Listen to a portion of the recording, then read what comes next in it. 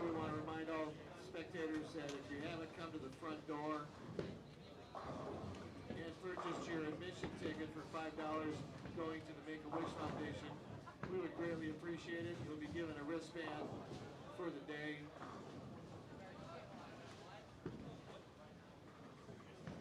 People will be checking. Make sure you have a wristband. So please help us out by contributing $5 to the Make-A-Wish Foundation as your admission to the event. Thank you.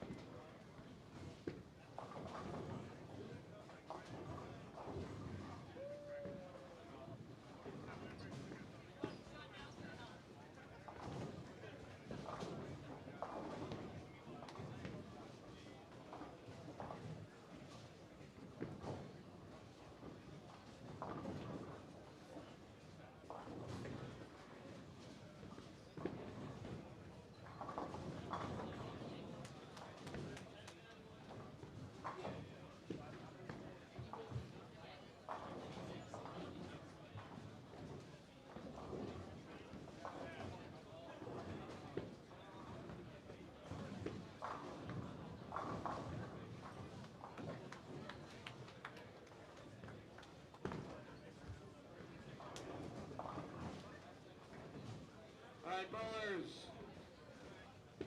Bowlers, hold up on your practice. Please hold up on your practice. Play will begin in approximately 20 seconds. Pay attention to the screen above. Play will begin in approximately 15 seconds. Reset your machines. Hold up on your practice, please. Score sheets are coming up. Scores are coming up on the screen. As soon as you see the arrows flashing in their highlighted first bowler, you may begin tournament play. Good luck and high scores. And thank you for participating in the 48th annual Hoosier Classic.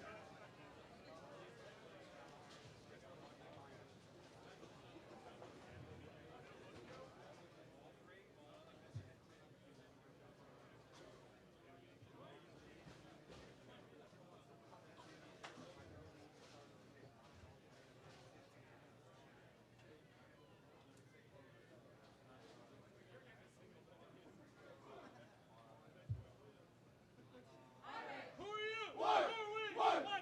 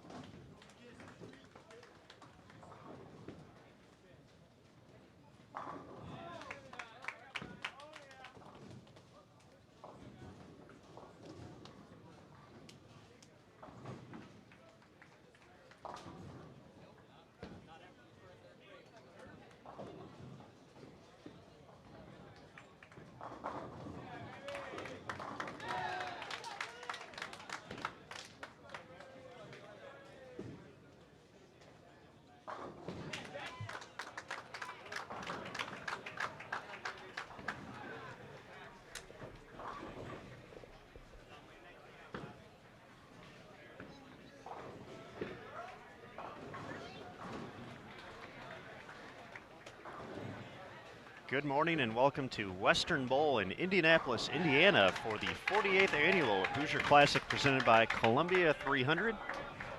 I am Marian Smith with USBC Communications alongside Emil Williams Jr.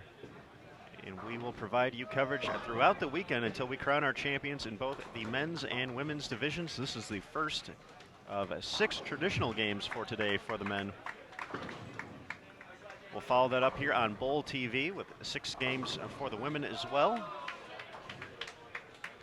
Tomorrow's competition will kick off with 15 Baker games for both the men and the women.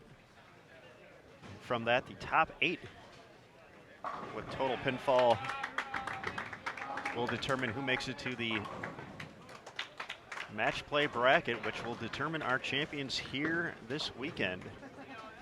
This is the final Tier 1 of the 2016-2017 USBC collegiate season. Really a great tune-up for sectionals coming up in March, just about a month away. And of course, from sectionals, we figure out who's going to be making it to the show. The ITCs and ISCs taking place in April in Baton Rouge, Louisiana. This is an 80-lane facility. We are behind lanes 71 through 74, and for the men's side, we are using all but one pair, so 79 and 80, the only down pair here. So that's how big of a tournament this is. Got all the best USBC collegiate teams in the country making their way out here for this event. So we're going to sit back, relax. 3 different patterns this week.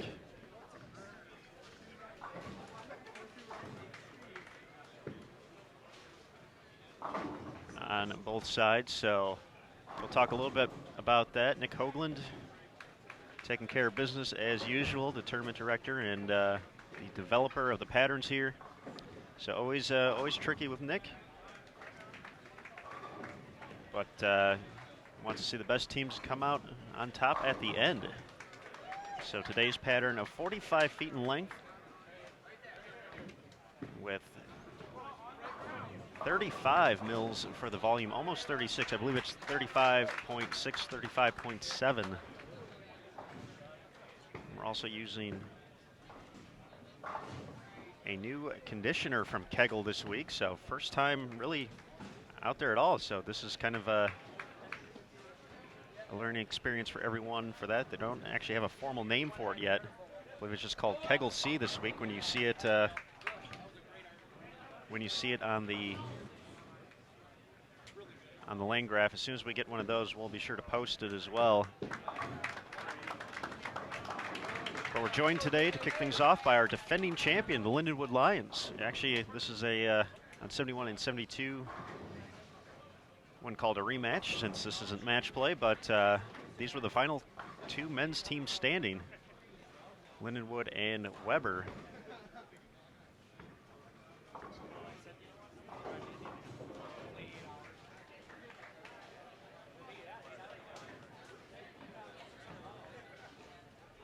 Lindenwood last year qualified 2nd overall, ended up recording a 4-2 victory over Weber in the final round.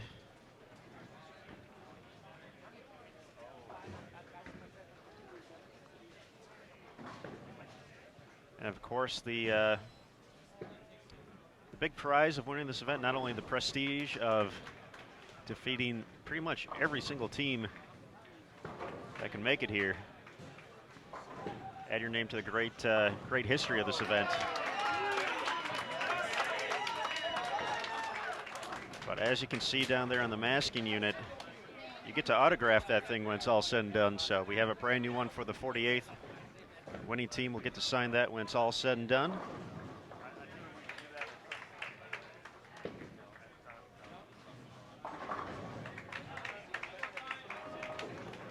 Also joining us on our featured pairs on 73 and 74, we have Adrian and Indiana.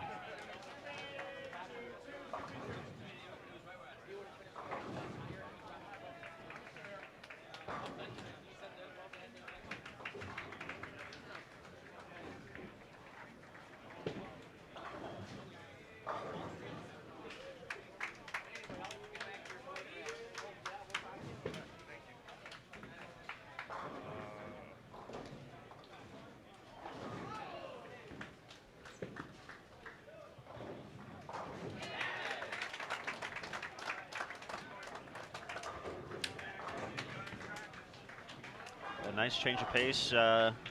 Staff here at Western Bowl getting us names up there. I realize it's hard for everyone to possibly read them there. It's a little tough here, but I can definitely run through the lineups here. We'll get going with that right now. For Weber, stepping up to the far left of your screen, that is Corey Lenz. Delivering the strike. The rest of their team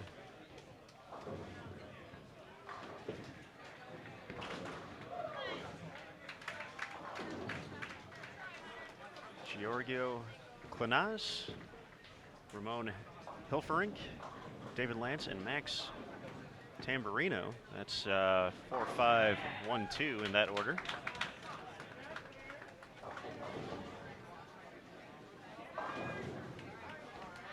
The lineup from 1 to 5 for Lindenwood: Jason Robarge, Brian Dragotta, Jacob Klein, who just picked up the washout there, Rodolfo Madriz, and Michael Coffey, the reigning Player of the Year.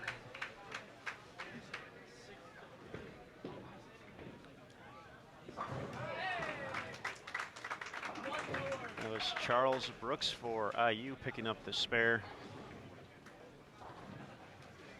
The rest of his teammates starting off this game: Joshua Miller, Caleb Nunn, Jack McGuinn, and Josh Vaughn.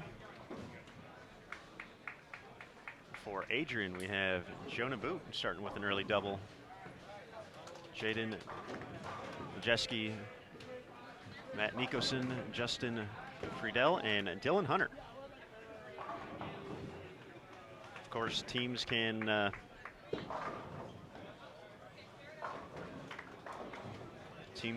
change their lineups throughout the course of the game and the week. So usually you have a few extra substitutes out there in case a player just doesn't have the look out there. For Weber, for instance, no Matt Russo or Aaron Uratovich in the lineup to start. Russo had a big performance in Las Vegas just about a month ago, claiming the U.S. Amateur title on his way to earning a spot on Team USA and Junior Team USA for 2017.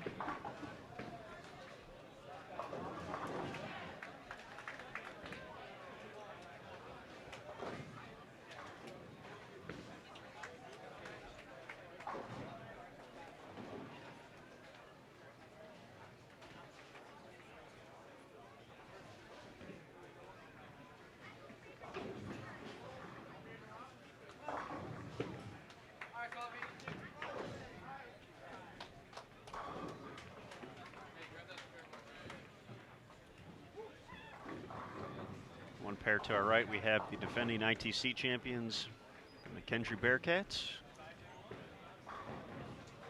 If you want to see the lineup of teams joining us throughout the day, be sure to scroll down a little bit here on YouTube. You can go into the description below the video, and we actually have the full schedule for today. So if you see your favorite team, be sure to tune in. We've also posted the lineup on the Sport of Bowling USBC Facebook page, so you can check it out there as well. Game 2 will feature Ball State, Toledo, McKendree, and William Paterson. So McKendree and William Paterson will be once again, not necessarily a rematch, but was the title match in the 2016 ITCs. So it'll be cool to see those teams back at it again in Game 3. Urbana, Wisconsin-Whitewater, Highland Community College, and South Florida. In Game 4, West Texas A&M, Notre Dame, Ohio, Indiana Tech, and St. John's. Game 5, Cumberland, Kansas Wesleyan, Wichita State, and Newman. And finally, Game 6 for the men, Purdue, Calumet, Robert Morris, Illinois, and Marian.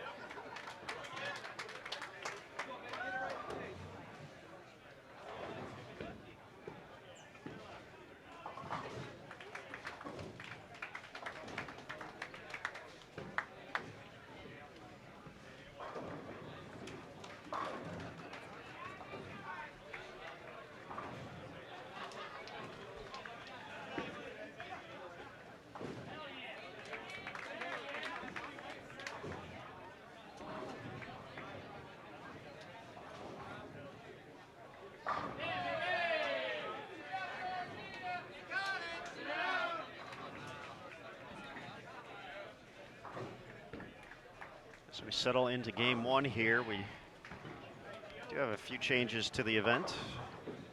As we already mentioned, this is the 48th running, but always tinkering and finding new ways just to kind of even things out. So as we mentioned for today, 6 traditional games for both the men and the women. Tomorrow will include Baker games. So traditionally, or at least the past few years, they bowl 6 traditional games today. Teams will come back and bowl 3 more on Sunday to determine the 8 teams, as well as the all-tournament team on the individual side.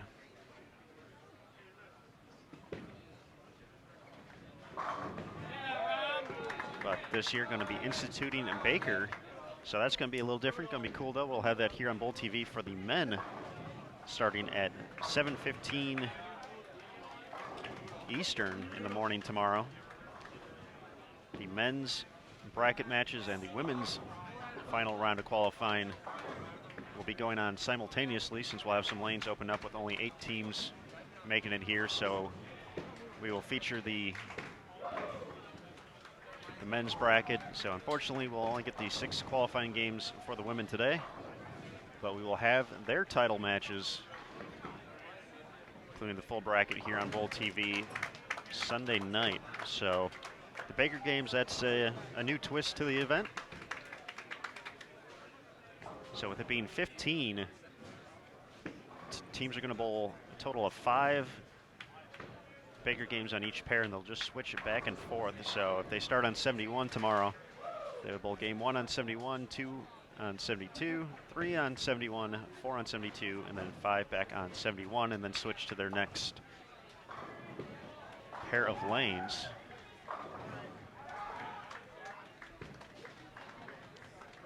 And then in the bracket, the first 2 rounds will consist of a best of 3 Baker games, or best of 3 Baker matches, I should say, to determine who advances. And the championship round will be best of 5.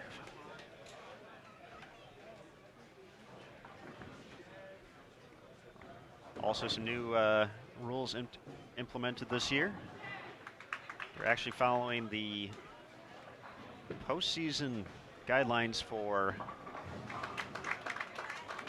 a few of the rules. So one of the new twists, teams could not alter surface once practice began. So they had the opportunity to see the lane graph 1 hour prior to the start of competition if they had their ball cards turned in for their team. So they had to make their selections.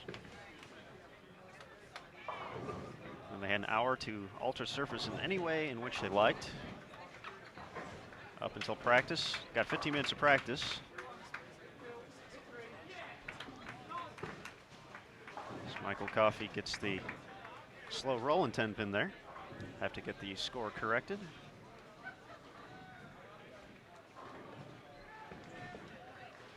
But once practice started, have to put the Abralon away. So that was something new. So not only seen the pattern for the first time, Nick Hoagland always does a great job in creating these patterns and giving these competitors something new and different each and every year. So brand new pattern, kind of had to guess on surface, and then once practice got underway, had to go with your game plan. No adjustments after that. So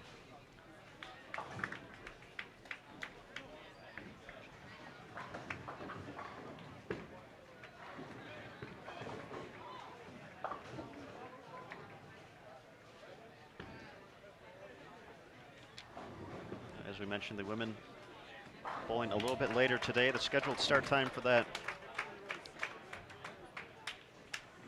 3:45 p.m. Eastern time, so that's probably practice.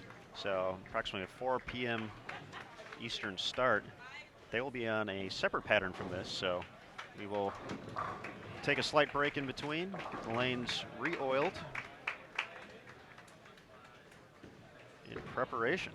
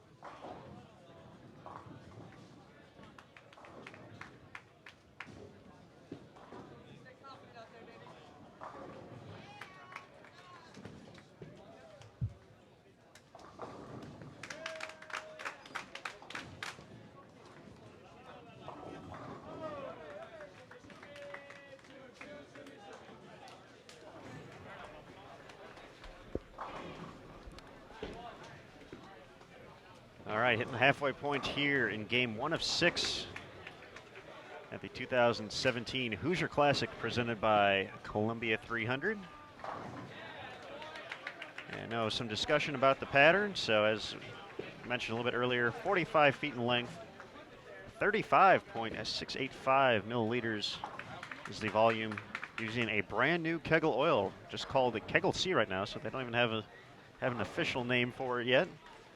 So this is the first time pretty much anyone has gotten the opportunity to compete on this. And we have posted the graph, or at least a photo of the graph on the Sport of Bowling USBC Facebook page. So if you go and visit that, be sure to like it if you haven't already. You can see it in the comment section announcing this broadcast that there's a picture of it. So hopefully that's everyone can get a look. Definitely something different, as to be expected with Mr. Nick Hoagland.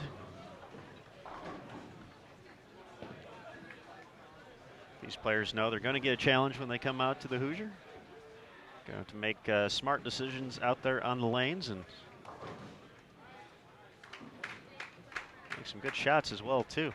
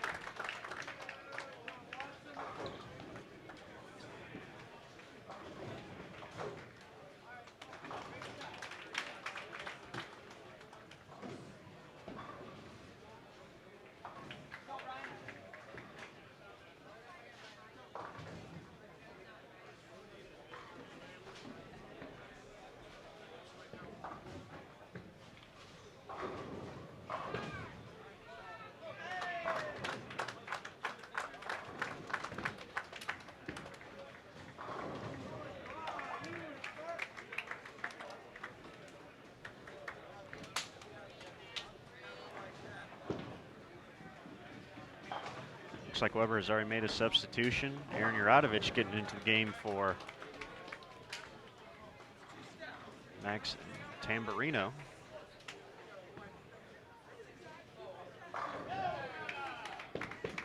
Corey Lenz lined up 5 out of 6 so far. Jacob Klein looking to match the effort for Lindenwood, working on 3 in a row.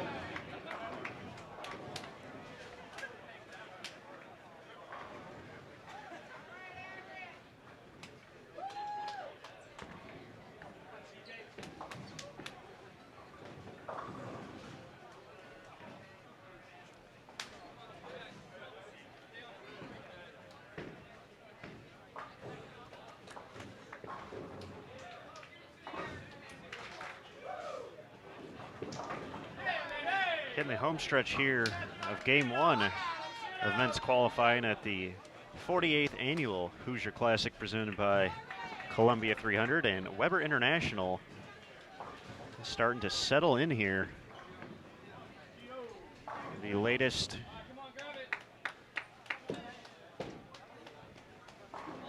collegiate bowling ranking, Weber leads the standings overall, ranked number 1 in the country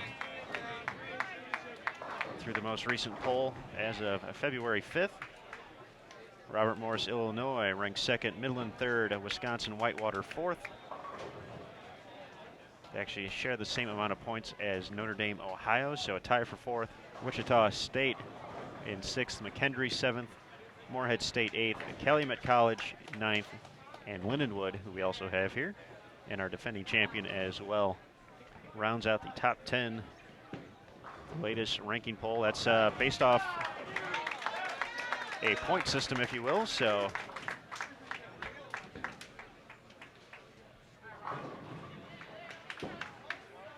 that's why we have a tie for 4th. Giorgio's run of strikes ends at 6. I think I owe him an apology for the first time I said his name, so I don't think I was close, but I think we got that corrected. So 3-6-10 there. No problem on the spare.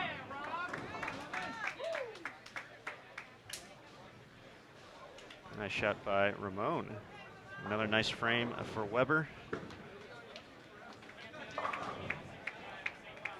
I figured out there's something on the right side here on this 45-foot pattern.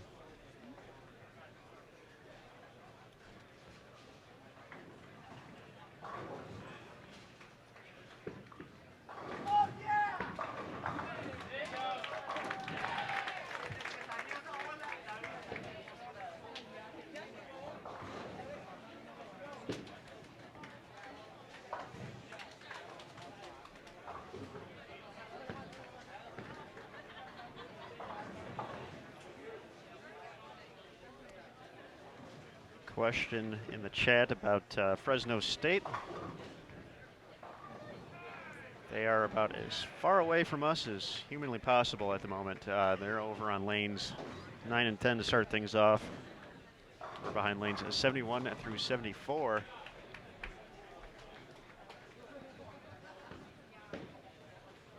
But we will see Fresno tomorrow during the Baker portion of the event.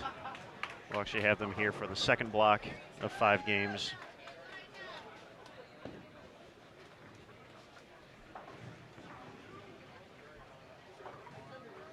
But we will not see them here today.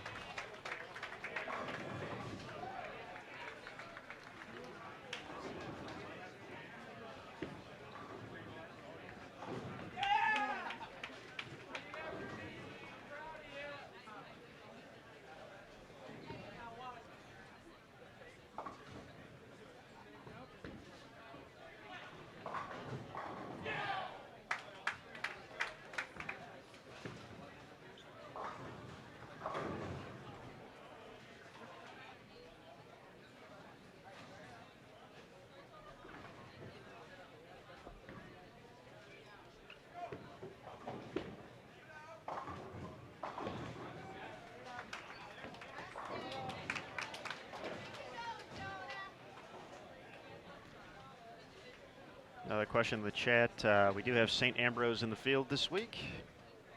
We have no idea on standing so far. This is the very first game of the event, so they're trying to get as much as they can and get out to a good start.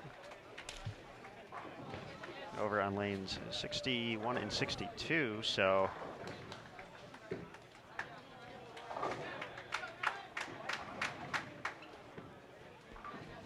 will not see St. Ambrose today either here on Bowl TV, so they do not hit our featured pairs.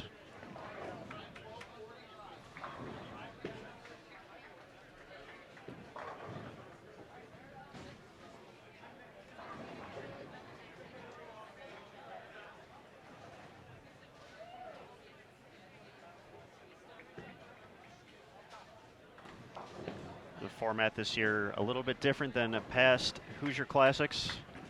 Today is the same, 6 traditional games for both the men and the women. For tomorrow, though, there will be 15 Baker games instead of 3 traditional games, so a little bit different to determine the 8 teams in both the men's and women's portion to advance to the match play bracket.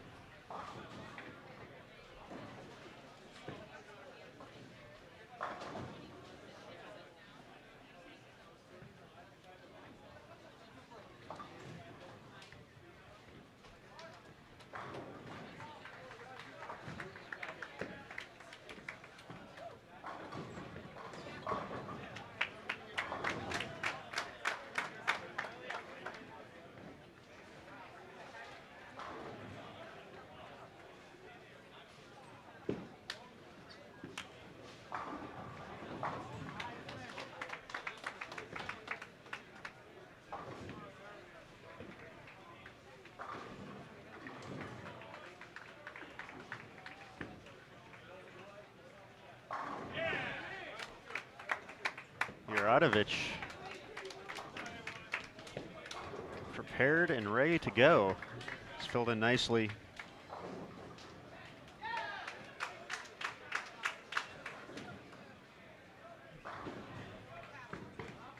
For Tamburino.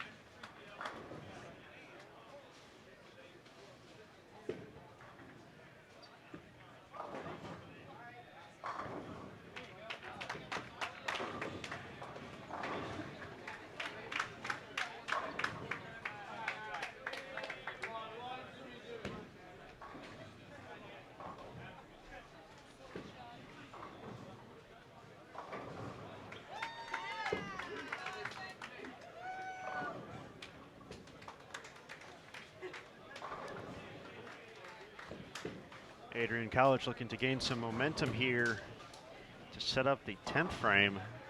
3 for 3 so far. Jonah Boot having a nice game. As their leadoff bowler, working on 3 in a row here is Justin Friedel. Looking to keep it going. Connects.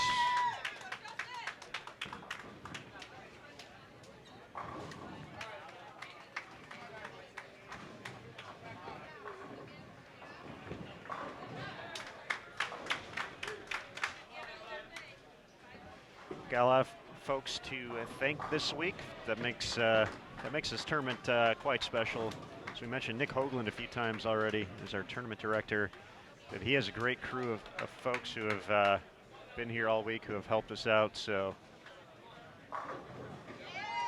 Dylan Murphy, Nick Harishny, Steve Harmon, Bo Shipley, just to name a few. Of course, the staff here at Western Bowl, always very accommodating. We've gotten to do quite a few events here over the past few years outside the Hoosier. We were here for Junior Gold last year, so they always do a great job. Always great to come back here. Some of the other sponsors this week, Logo Infusion. Actually have a booth set up here as well. Brandon Allred in the house. And Kegel as well.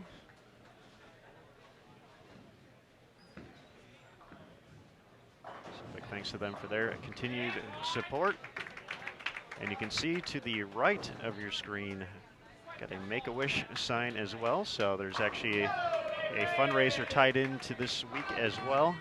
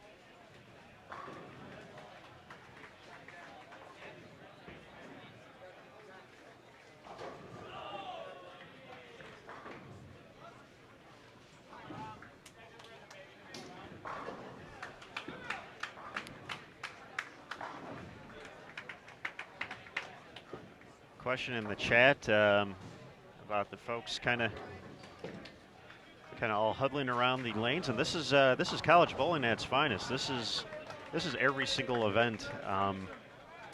So there's a lot going on there, not only for the players competing, but their teammates as well.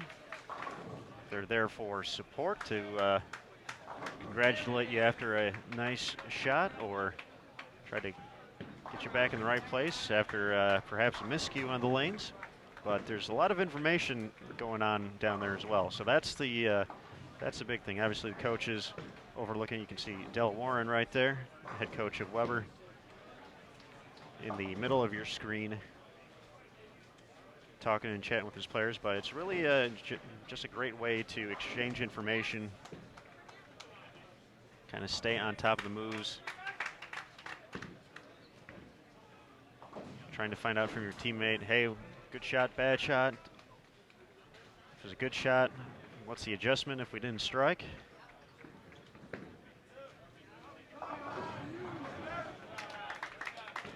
So it's all about the team aspect here. Of course, when strikes start piling up and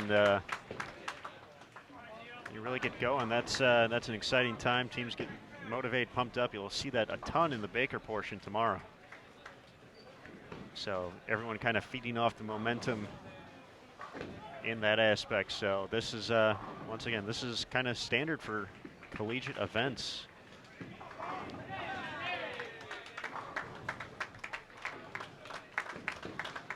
Now in the 10th frame here of game one, Weber definitely putting on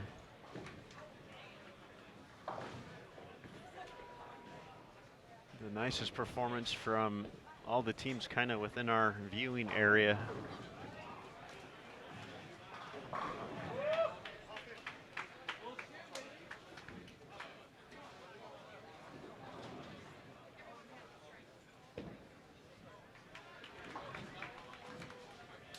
Saginaw Valley off to a pretty solid start. One pair to our left. Not quite at the pace that Weber has, but they had a strong 9th frame, so they can definitely add on to that.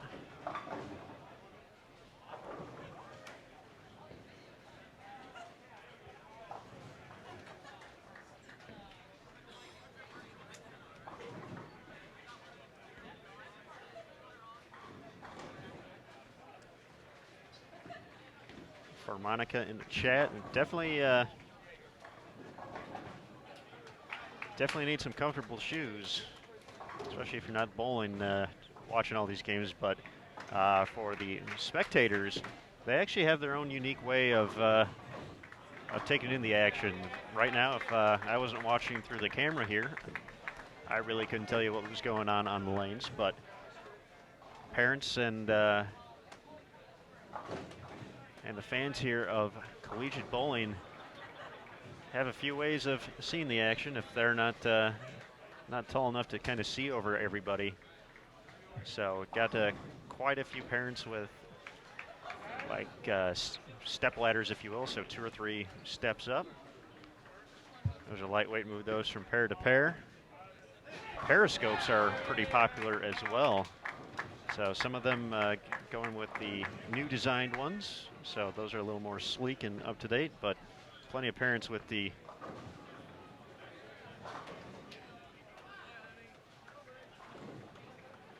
old school periscopes, those decorated in the school colors. So always fun to see those as well. So they have adapted as well.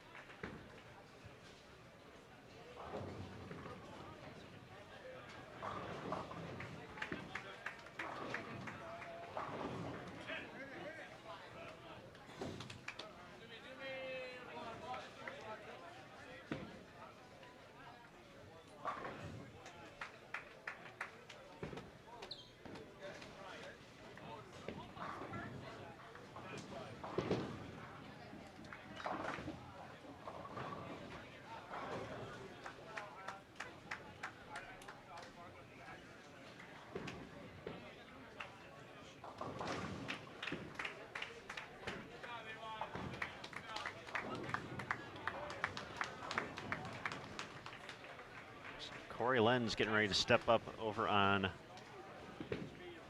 lane 71 to the far left of your screen. Wow. Tough break there for Brian Dragoda of Lindenwood. About the quickest 7-9 you'll ever see there. Wow. Tough break. Corey Lenz.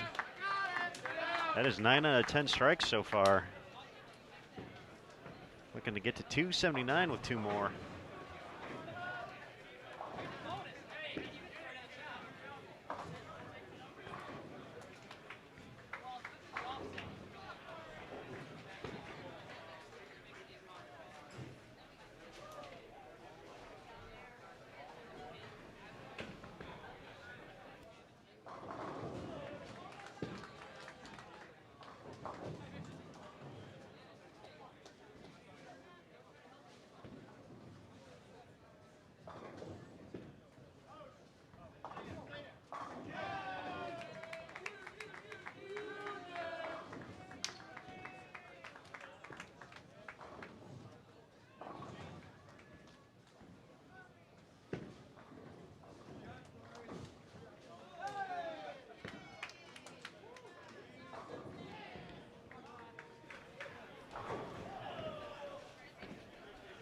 Corey Lenz makes it another strike, so in the 270s, and Coach Del Warren going to make a substitution here for the fill ball. So once again, Coach is allowed to substitute at any point. As we mentioned, Aaron Uratovich coming in for Max Tamburino earlier in the game for Weber.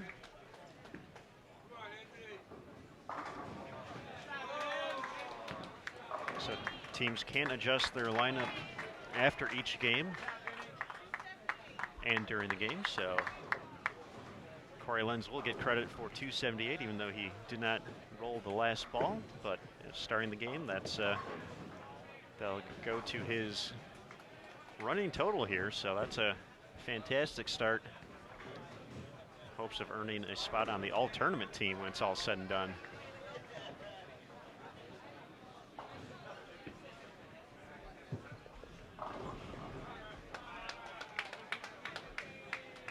Giorgio Quinaz got off to a strong start with the front six. Doesn't quite get that one all the way back. Sells for a two-pin. He can get into the 240s with a spare, so Weber already well ahead of the par mark here of 1,000 for a traditional team game.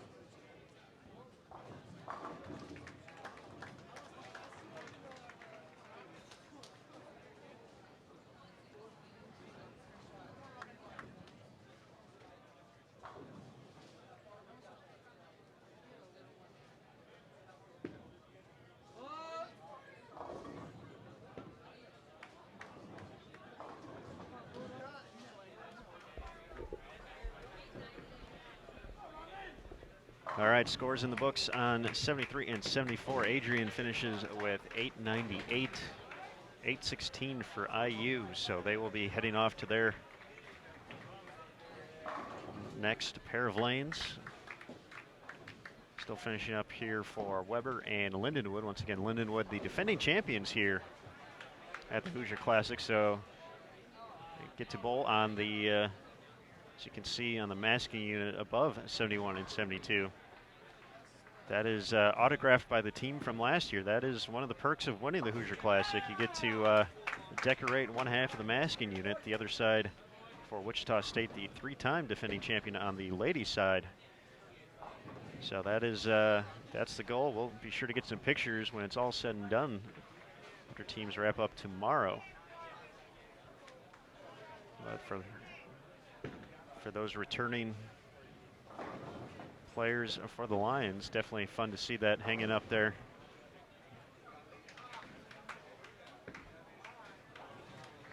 Jacob Klein got it going in game one for Lindenwood, 243.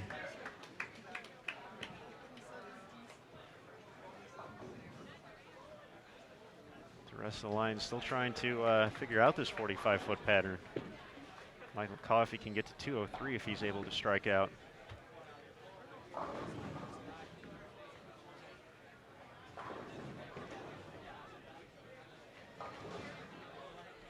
For Weber, it'll be a nice start led by Corey Lenz, 278 game.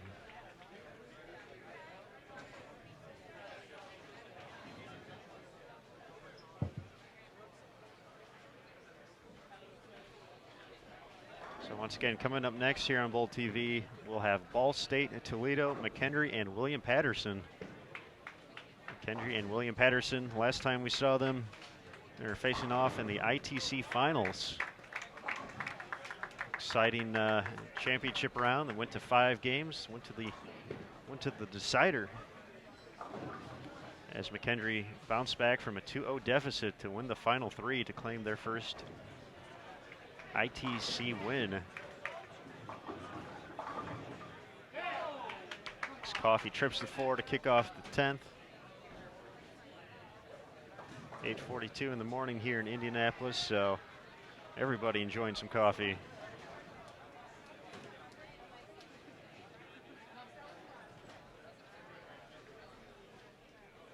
$1,077 the final total for Weber. We'll do our best to get you some standings after each game.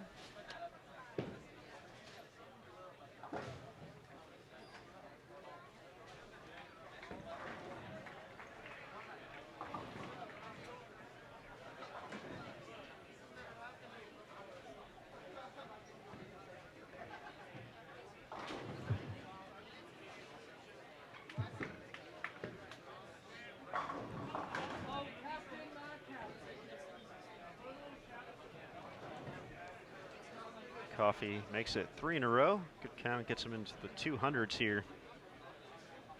Past Junior Team USA member. As we mentioned, his overall effort throughout last year's collegiate season earned him Player of the Year recognition.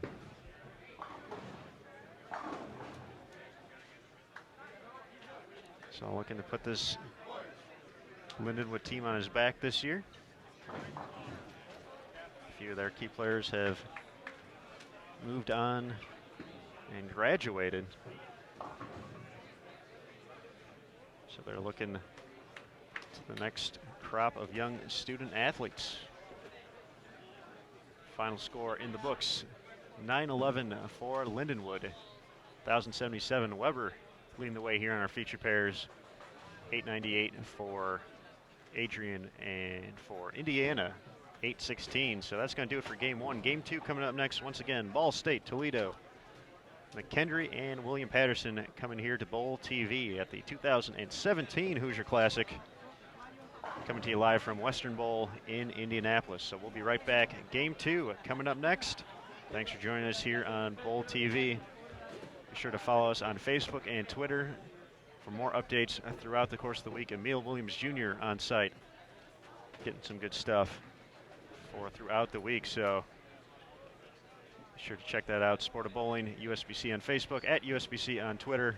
Of course, we'll have recaps daily on bowl.com. But right now, we'll wait for teams to move around. Game 2 coming up next. Don't go too far.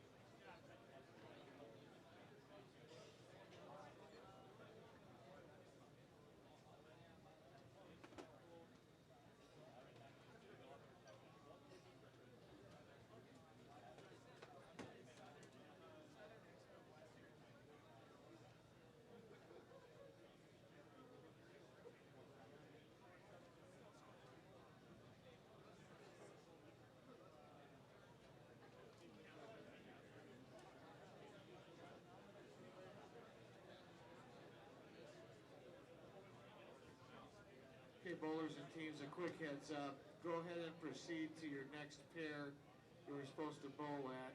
When everybody is done, we will reboot the system and hopefully have a solution and try to speed the scoring up. We apologize for any inconvenience, but we're working on it. Thank you for your patience.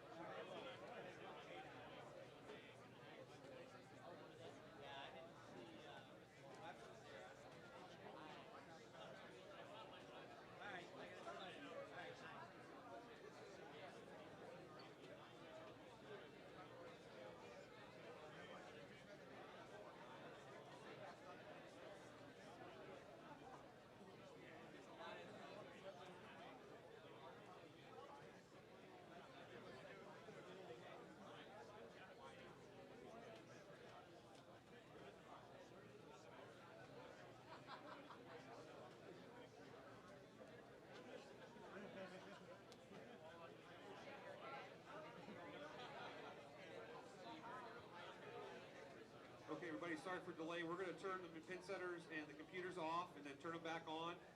And we'll come up with your correct lane and names. We're going to have to do this for every game, so we'll keep an eye on it. As soon as you're done on a pair, we'll take the scores down and re-put them back up. Again, you'll get no practice, so just keep an eye on it.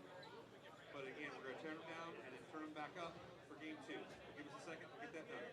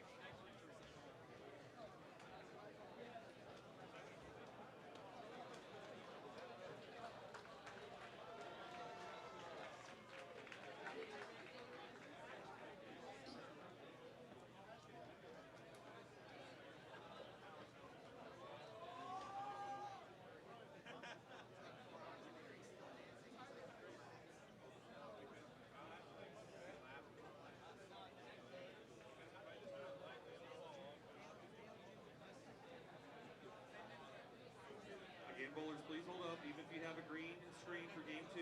Please do not bowl. We appreciate your patience. Thank you.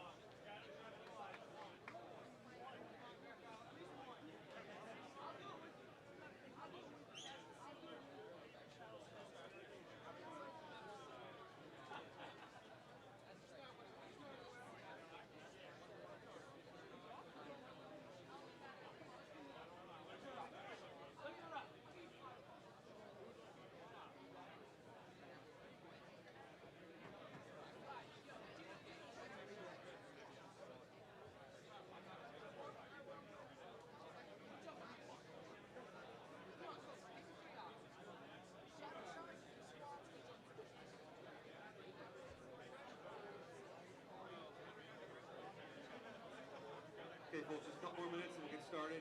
We're trying one more item, and I appreciate your patience. Thank you.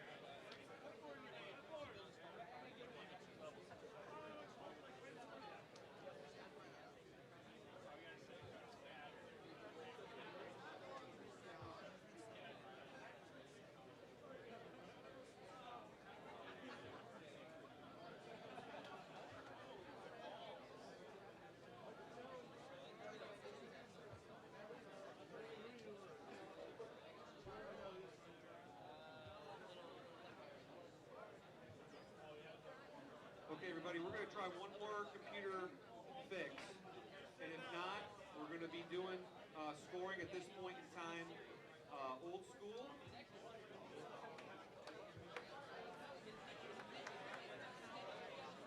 So what that's going to mean is, coaches, most of you have a tablet or some sort of a device that keeps your score for your bowlers. You're free to use that. We're also going to pass out recap sheets and actual score sheets. We're going to have to keep score by hand at this time. Give it a few more minutes, and we'll give you an update. Just prepare for that. A few more minutes, and we'll give you another update.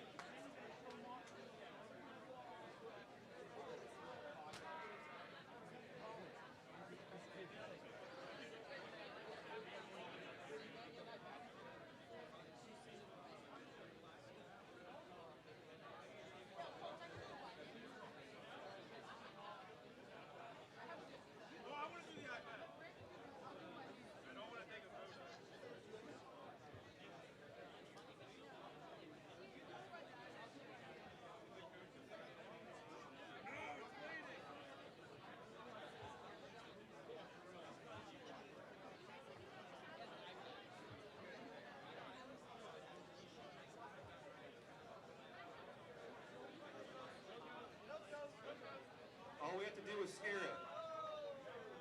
Hold on 1 second. Please do not bowl. Let's make sure they all pop up. Hold on.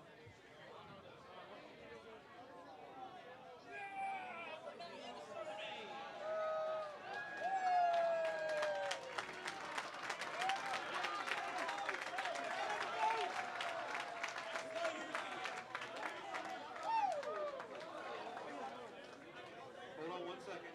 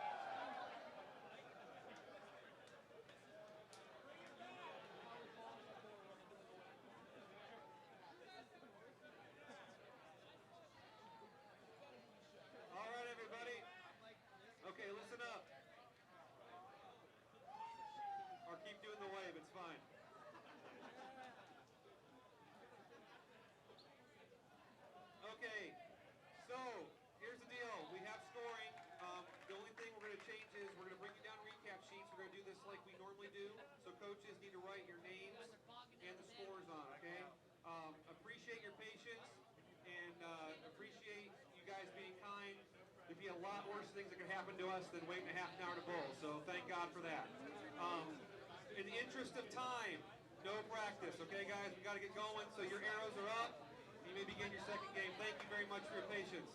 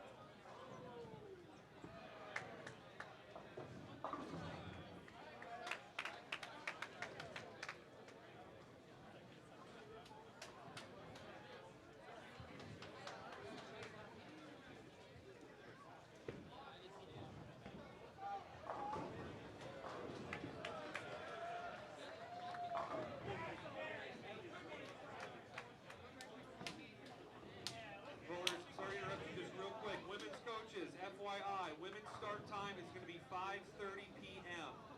Please pass that on to your ladies because we're delayed. 5:30 p.m. start time. Thank you.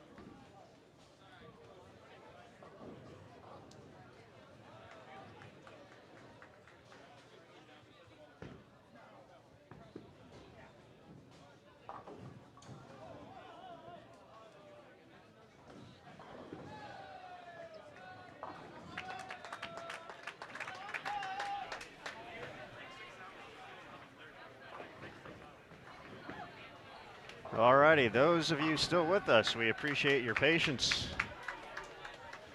For those of you just joining us, welcome to Game 2 here at the 48th Annual Hoosier Classic presented by 300, taking place at Western Bowl in Indianapolis, Indiana. I'm Aaron Smith, alongside Emil Williams Jr. This is Game 2 of 6 today for men's qualifying. Had some issues with the scoring system, so we had the names the first game. Unfortunately, we don't have them anymore, so we'll see how that affects getting standings and such throughout the rest of the day. But right now, we are back to bowling, so that's the fun part. Over on 71 and 72 to your left, we have Ball State in the red, along with Toledo in the navy and gold, navy and yellow. I'm not sure the official colors there, but. And over on 73 and 74, we have William Paterson and McKendree. So if those two sound familiar, that's because they squared off in the ITC championship match last year. So cool to get to see them together again. Definitely an epic way to wrap up the USBC collegiate season last year, going to a fifth and deciding game. McKendree edging out the win to take home its first national championship.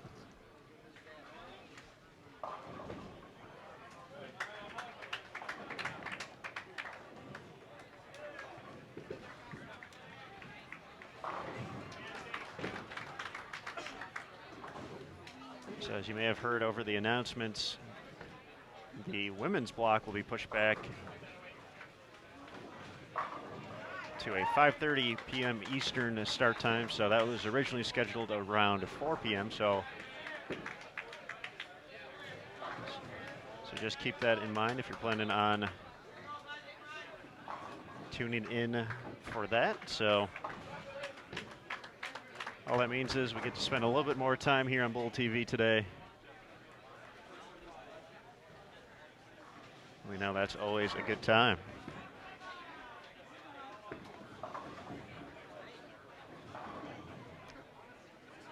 Today's oil pattern for these 6 games, a Nick Hoagland one-of-a-kind creation. 45 feet in length, 35.685 milliliters for the volume. Using a brand new conditioner, not even named yet, so it's called just Kegel C for this week. If you see it on the lane graph, definitely a unique shape looking at the graph as well. So we'll talk about that down the road here on Bull TV a little bit, but if you want to see a picture of the graph,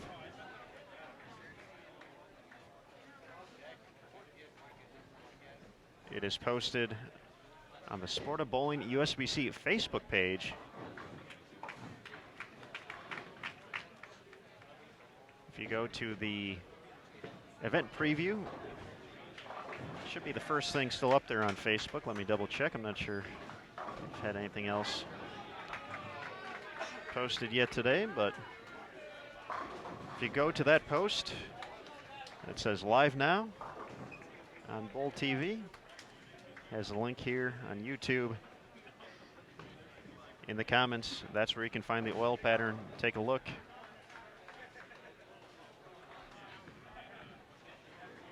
I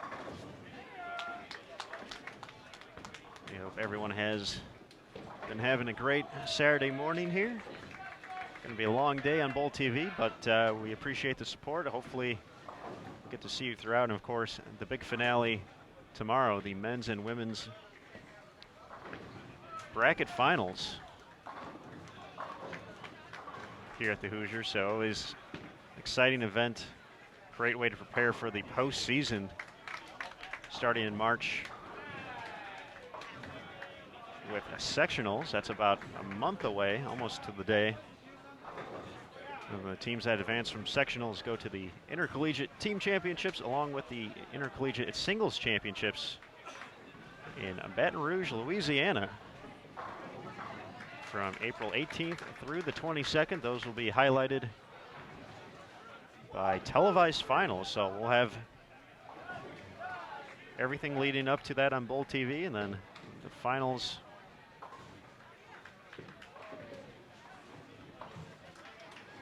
televised. So always exciting to see. 2017 ITC and ISC will be taking place at the Raising Cane's River Center. So that facility is actually being built out as we speak in preparation for the USBC Women's Championships heading to Baton Rouge. But before that kicks off, a lot of collegiate bowling going on in the capital city.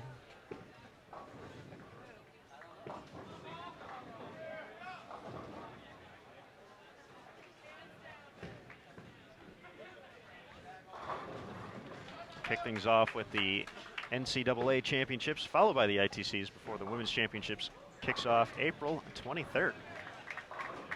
So everybody hang tight.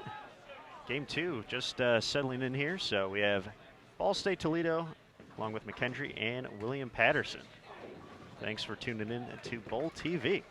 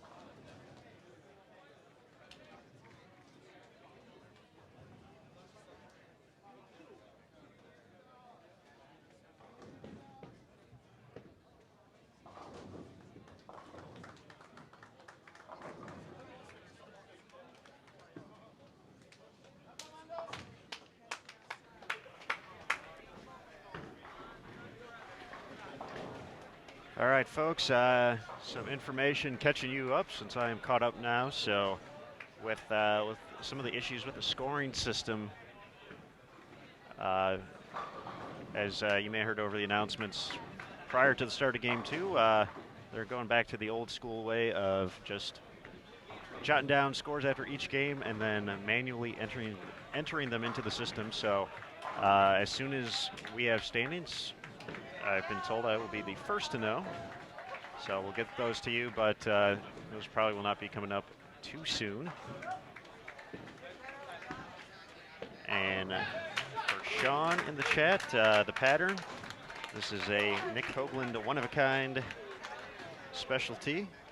45 feet in length, 35.685 mils for the volume, and we're using a brand new Kegel conditioner, not even named yet. Just called Kegel C for this week, so that's what it is on the graph. So they're actually using 2 new oils this week for the first time pretty much outside of the training facility. So be definitely interesting to see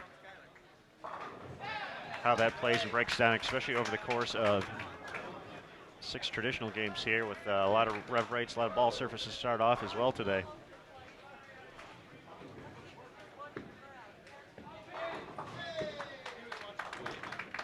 But you can find a picture of the graph on the official Facebook page of USBC, the Sport of Bowling USBC, in the video preview, essentially, the live now on Bowl TV about the Hoosier Classic. It's in the comments there, so be sure to check that out.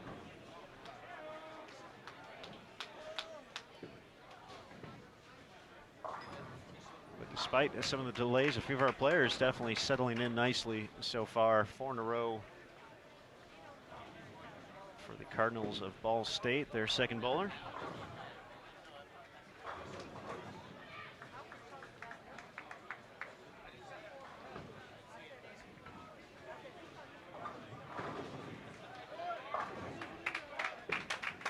McKendree's Greg Young takes care of the 3-6-9-10.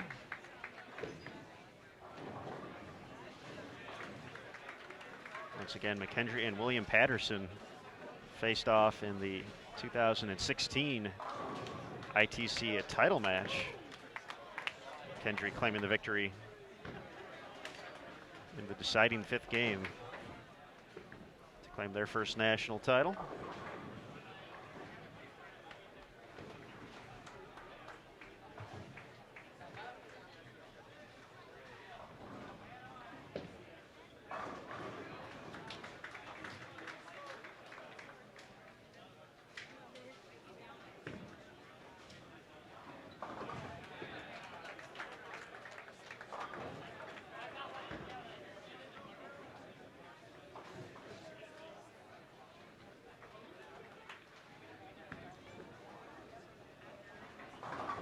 If you're interested to see who's going to be joining us on our featured pairs throughout the rest of the day, you can find that in the description below the video here on YouTube.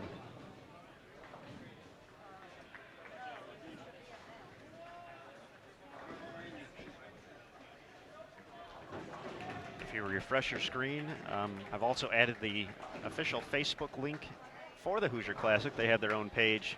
You can search that as well. So they'll have standings posted there too once we get them. So a few different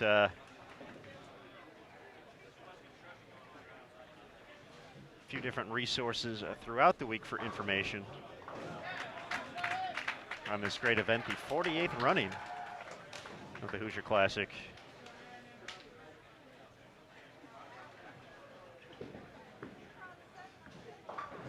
So again, big thanks to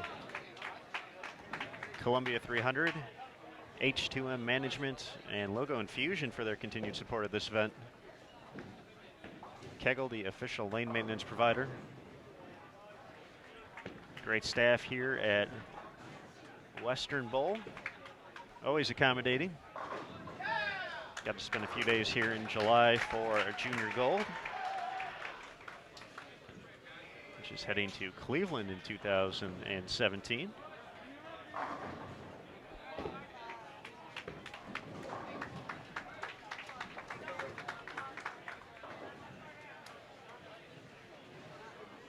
course, all the volunteers who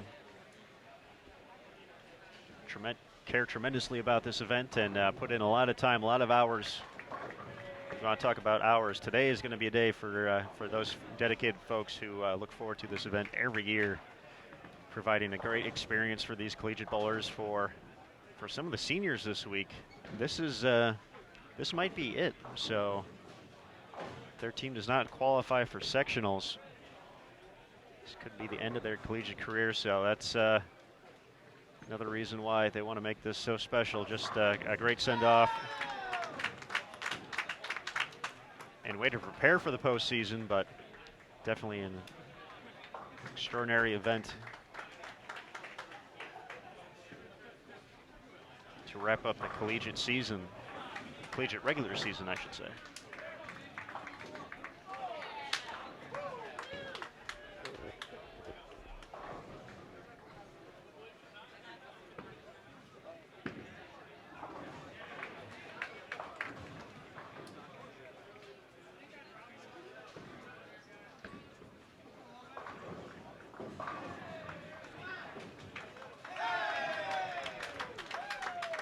Billy Goodman gets the late trip there.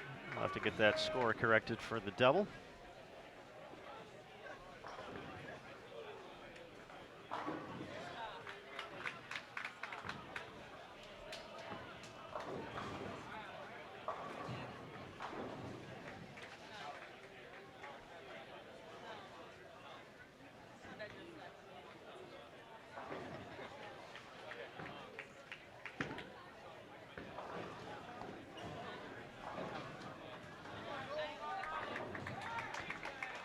For any of the folks tuning in who will be bowling the women's squad later today, just a note, if you haven't heard already, start time is going to be pushed back to 5:30 p.m. Eastern. So we'll have that here on Bowl TV as well. We've already adjusted the start time, so that's just a heads up for everyone. So once again, all I see that is more time to spend with us on Bowl TV. So a long day for everybody, but we're going to make it happen. As I mentioned, the staff that really makes this happen every year. Just a big shout out to Nick Hoagland, Nick Harishny, Dylan Murphy, Bo Shipley, Steve Harmon. Time they put in to prepare for this event each year and then to execute. Something they care about deeply, and we appreciate their support every year, and definitely one of the big events that these competitors look forward to all season.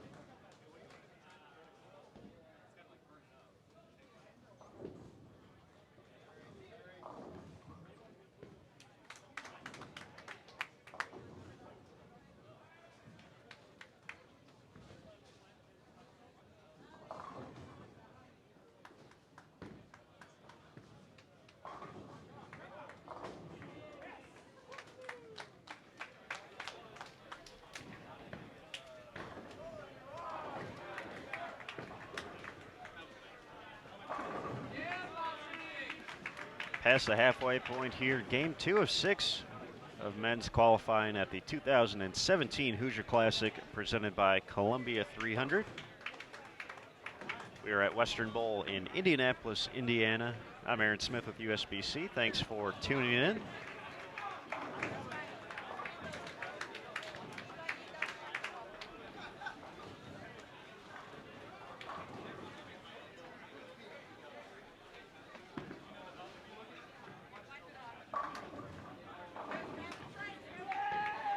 Ball State trips the 9-pin. Their teams are starting to settle in on this 45-foot condition being used for these 6 games. There's you definitely need to be versatile at this event if you want to end up in the top 8 for the bracket portion of the event. It's again only the top 8 teams on both the men's and women's side will make bracket play.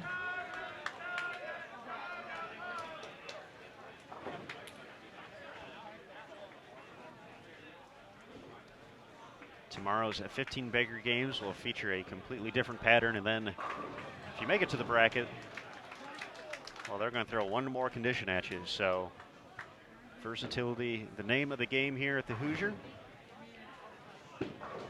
along with shot making. That's always at premium at collegiate events, especially tier 1s. You know they're going to be sport compliant. That's just for starters, and then especially here at the Hoosier, always a good variety of conditions as well. So it's definitely something competitors have never seen before.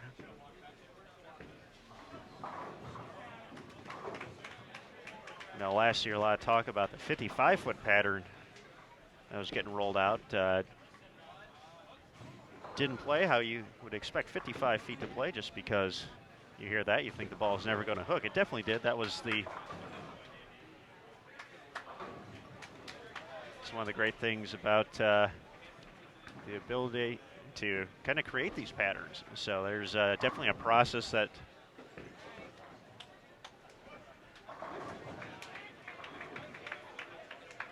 goes into creating these patterns, a testing process as well. So I'm talking with Nick Hoagland, who created the patterns for this week. I think he said this was it only took him 2 tries to get this pattern where he wanted it. So that's pretty good out of the gates for something that just comes out of thin air. So the process definitely an interesting one, how they get from a blank canvas of 60 feet to the invisible opponent each of these competitors face.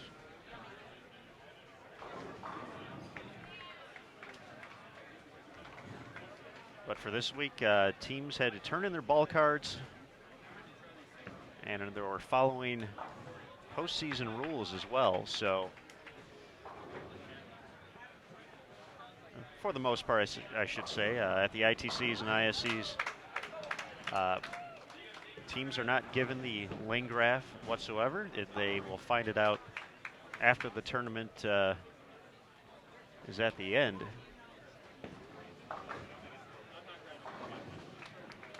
Here at the Hoosier, teams were given the pattern 1 hour before practice started, and then following the postseason rules, they were in essentially within that hour. They could make any surface changes they wanted, but once practice started, had to put the Abralon away.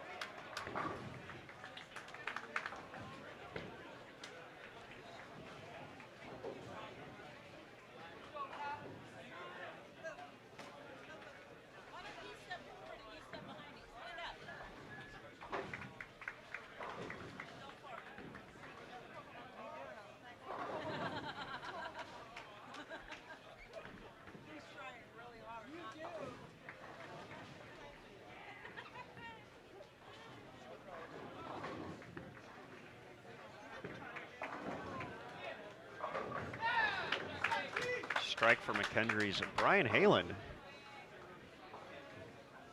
Had a nice performance at the Team USA trials in Las Vegas last month, earning a spot on the junior team for the first time in his young career.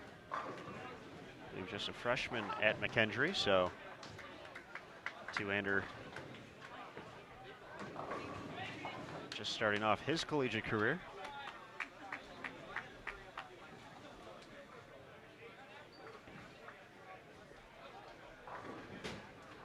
One of his teammates, Greg Young, spent some time on Junior Team USA as well.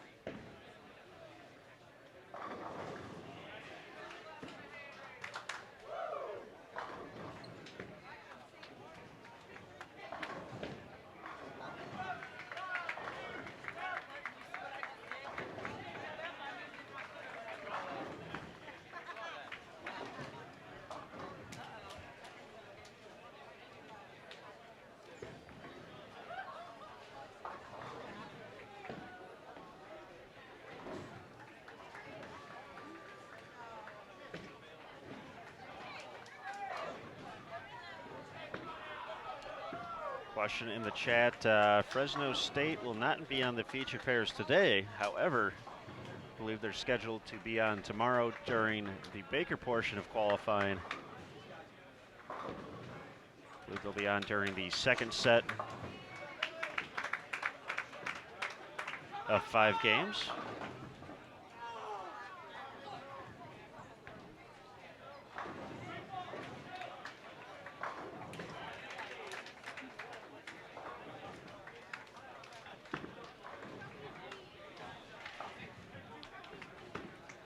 Far right of your screen, you're going to see Jake Rollins step up for William Paterson in a moment. Rollins was named the ITC's most valuable player for his efforts in leading William Paterson to a runner-up finish.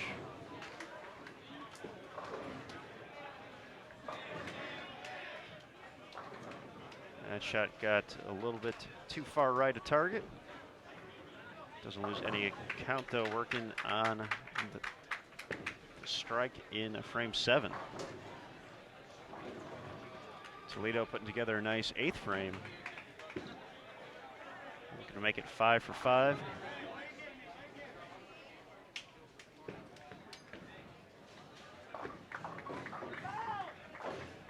But not yet. Make sure everything's right. Toledo, coached by Aaron Hawkins.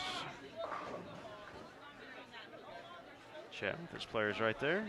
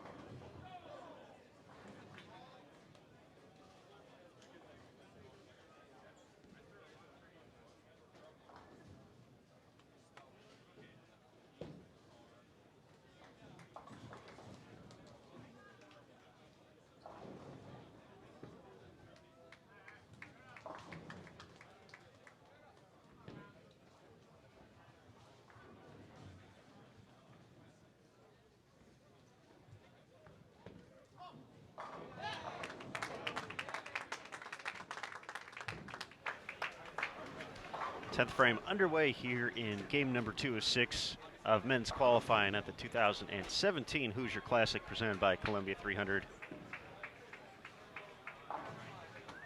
Total pinfall, the name of the game here until we get to the match play bracket.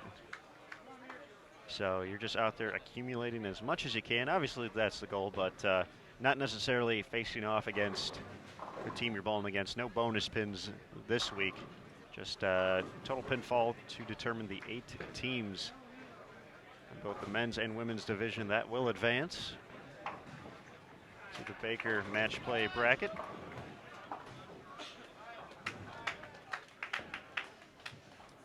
Again, we had some issues with the scoring system here, so as soon as we have standings, we will, you folks will be the first to know.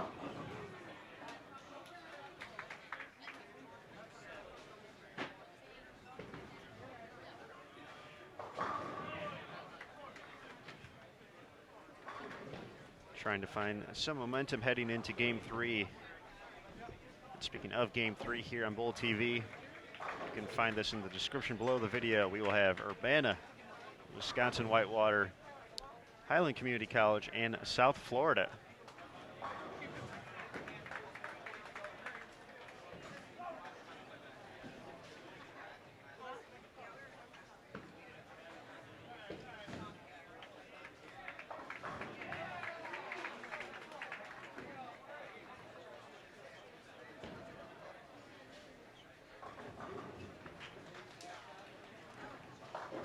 Few questions in the chat.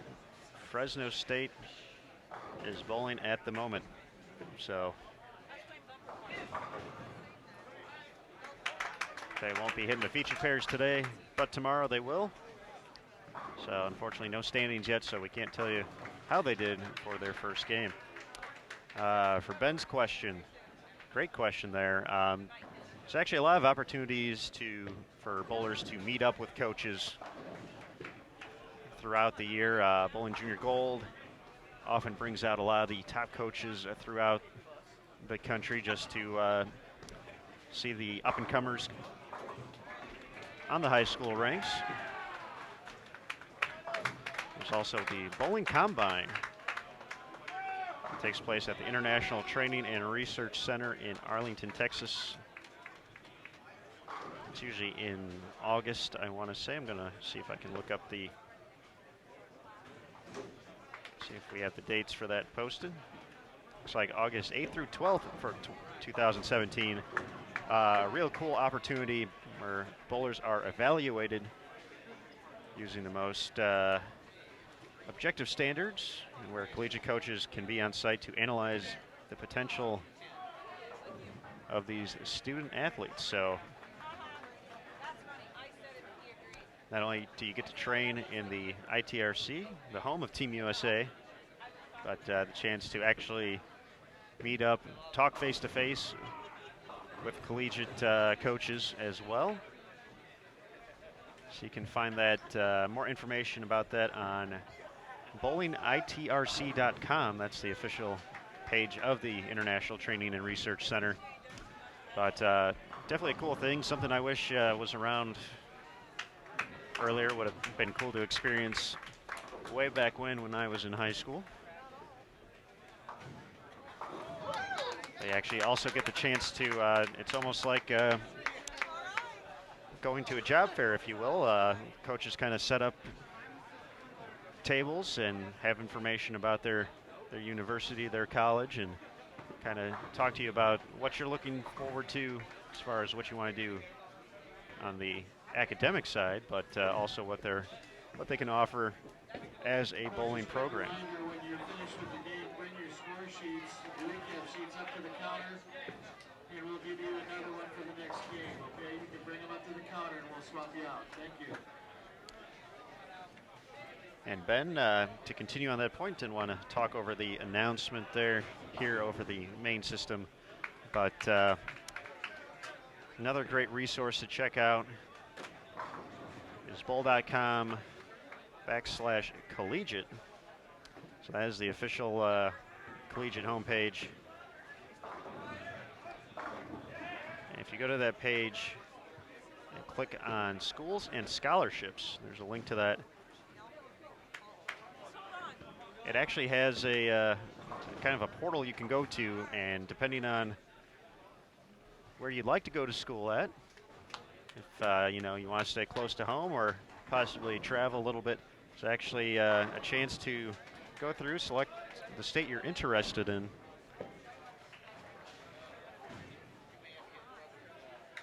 And then see a list of the available schools throughout each state, along with some contact information, whether it's the head of the program, the coaches perhaps. But definitely a great way to get in touch with colleges. And then, of course, obviously you want to look ahead to your studies as well. So if you find a college that has a program, I got to make sure it has those majors you're looking for too.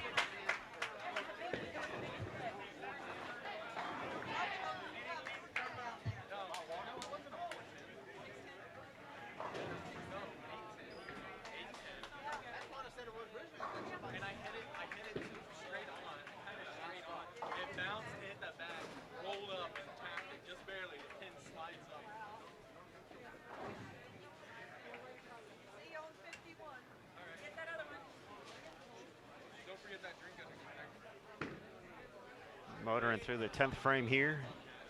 McKendree's Billy Goodman looking for a double after the split in the 9th frame. Can get to 187 still.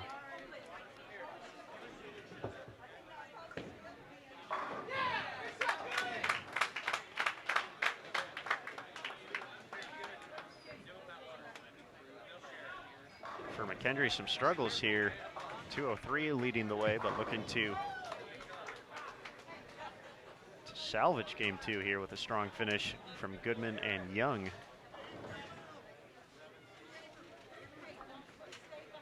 William Paterson on a similar pace.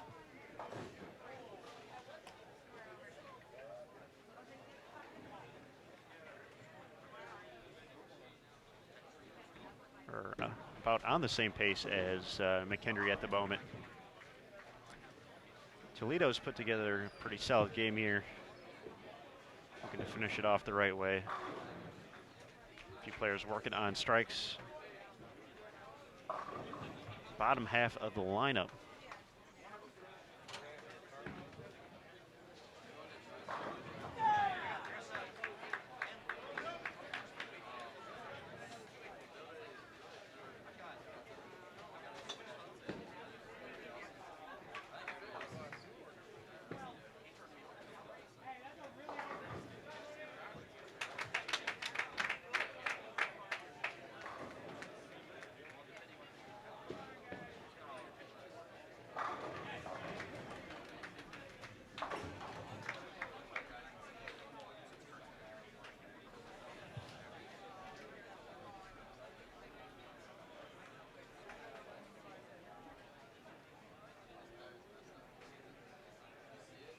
So I got some teams moving around already. It's going to be, or I should say, should be a much quicker transition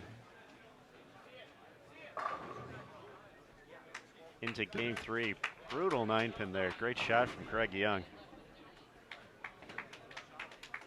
Terrible result, however. I shouldn't say terrible, but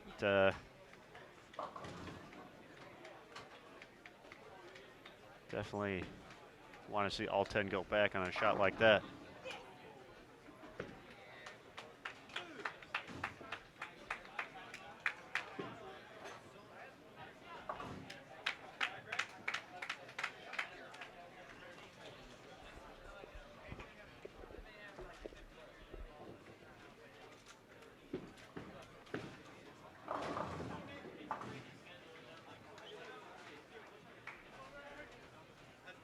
'73 and '74 proved tricky for both teams.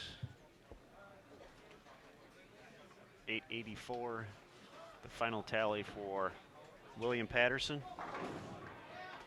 McKendree can get to 882 with all 10 back here. That they do.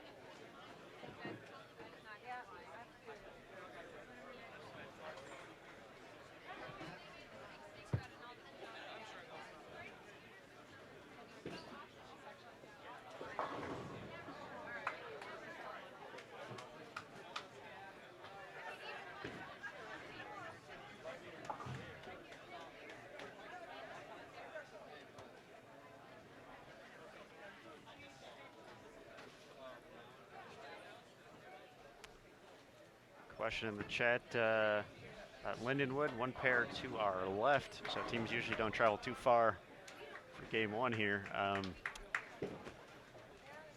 They can max out, it looks like, at 967. They got a fill ball to go for their fourth bowler, and then presumably Michael Coffey finishing it up. He had an open in the ninth frame, so can only add 30 from there.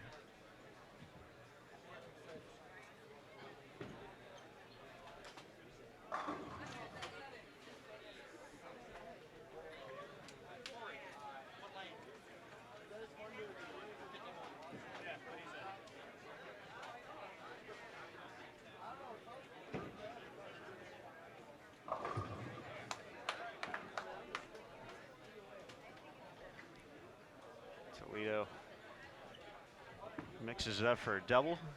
Actually 3 in a row from the anchor, double in the 10th.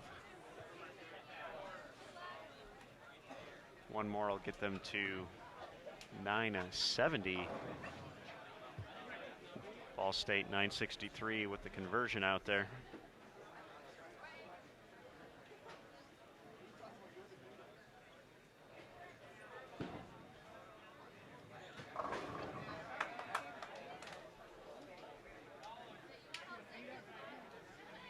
Question in the chat, today's condition for the men, a one-of-a-kind condition courtesy of Nick Hoagland.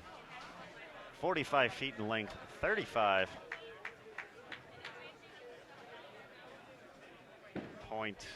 .6, got it here somewhere. 0.685 mils for the volume, using a brand new, never before seen, not even named yet, conditioner from Kegel.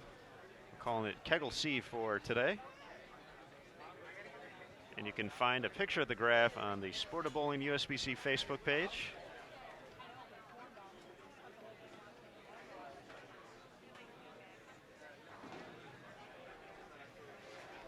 In the comments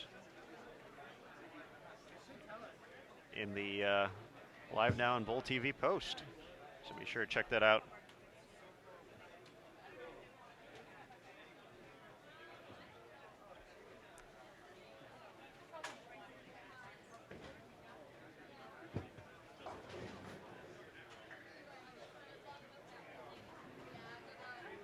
Question in the chat. We actually had Adrian College on in game one today, so you can watch that in the archive by going back and checking that out after you're done here, or you can rewind now.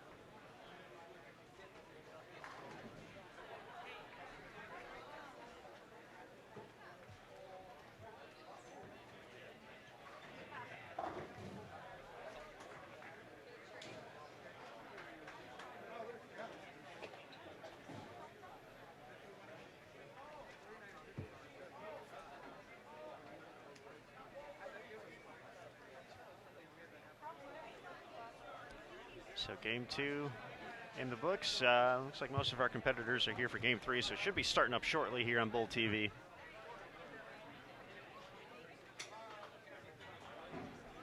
This is extremely live coverage of the 2017 Hoosier Classic presented by Columbia 300, H2M Management, and Logo Infusion. We are at Western Bowl in Indianapolis. I'm Aaron Smith alongside Emil Williams Jr. We'll be here all weekend until we crown champions on both the men's and women's field. The women will be bowling their 6 games of qualifying in a few hours, 5:30 p.m. Eastern start time for the ladies to hit the lanes.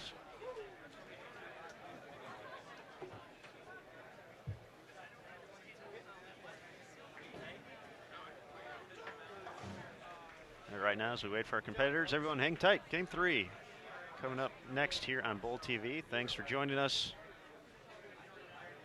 We appreciate the support.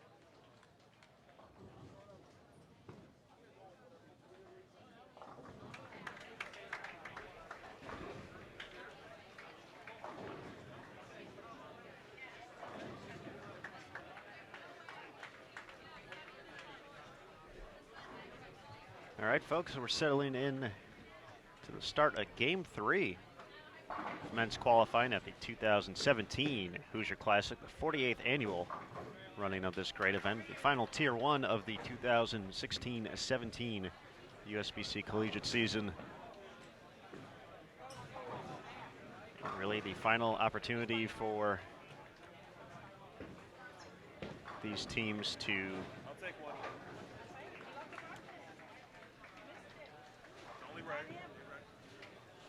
prepare for the collegiate postseason coming up just about a month from today. Sectionals taking place at 4 locations throughout the country, and from those events,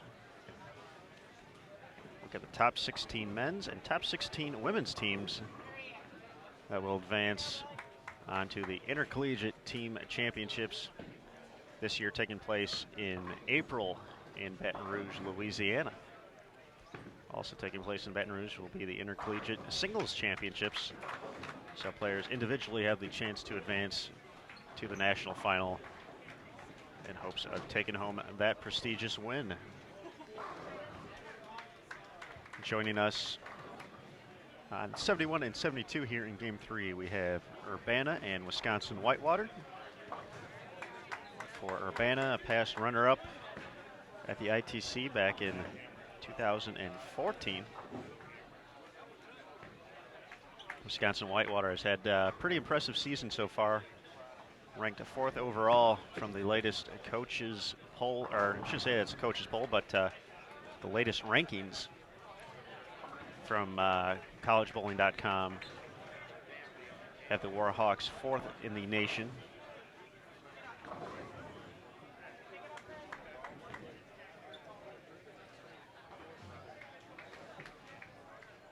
Over on 73 and 74, we have Highland Community College and South Florida joining us here. Highland Community College, coached by Gail Myers Jr., one of the most prolific players in the history of the USBC Open Championships. The owner of 2 Eagles, held the average mark for a few years as well. Now given back to the sport here on the coaching aspect.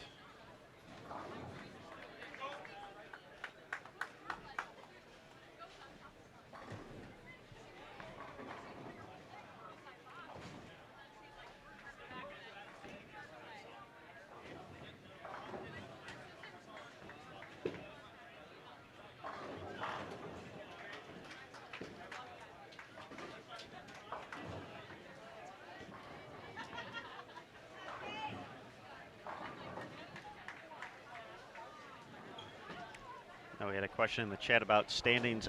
Those have not been passed along to me as of yet. We did have some issues to kick things off today with the scoring system, so we're going old school. So they are manually being put in after each game, so that process definitely takes a little bit of time, but staff here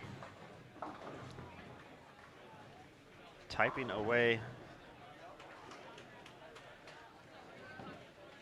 As soon as we know, you'll know here on Bowl TV. So, and as we mentioned, I'm not on my own this week. We have Emil Williams Jr. as well in the house. Not only taking care of some stuff here for social media, but for the core as well.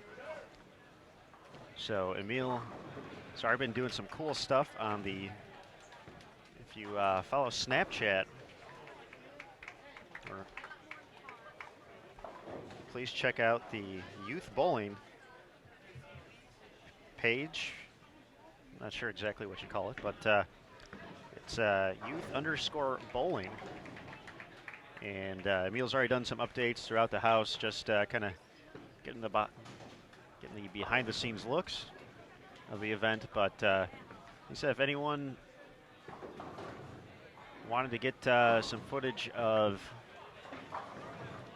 some of their team. You know, someone getting a strike, getting a few tosses.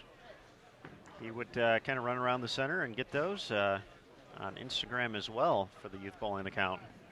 So feel free to leave those in the chat. We'll make a list, and Emil will add those when he can. So this place, 80 lanes, a lot of real estate to cover. But Mr. Williams is well rested, ready to do some work. So feel free to leave those in the chat. Once again, that's for Snapchat and Instagram.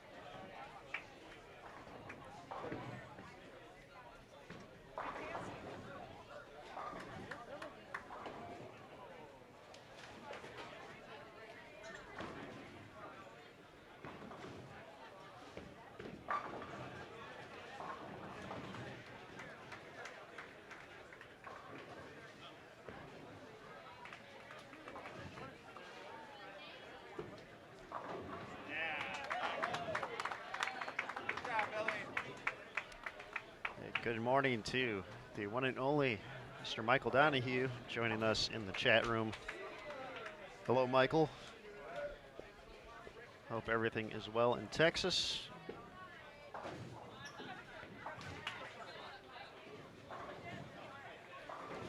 Mike is the Association Development Manager for USBC.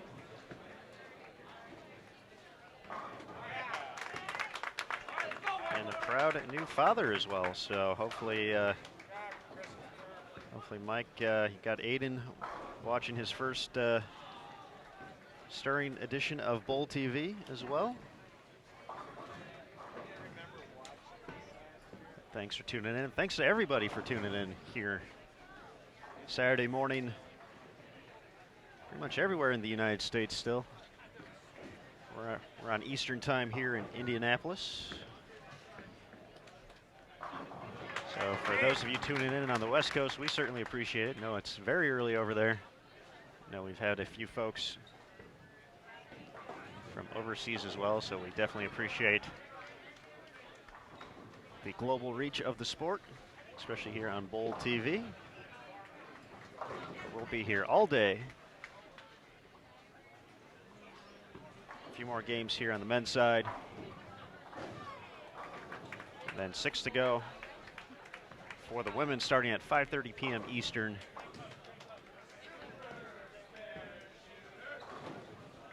So if you like watching bowling, enjoy seeing the next generation of talented young stars, and possibly just enjoy the sound of pinfall, today is your day to be on Bowl TV.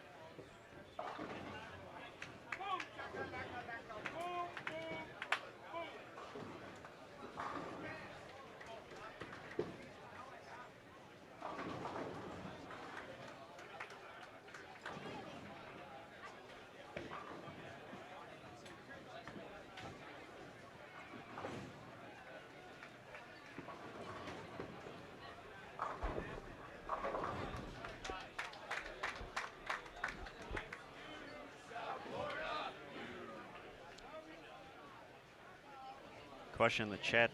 We actually already had the Lindenwood men's team on the live stream to start today. However, if you need to get your Lindenwood fix a little bit later as well, the women will be on our featured pair.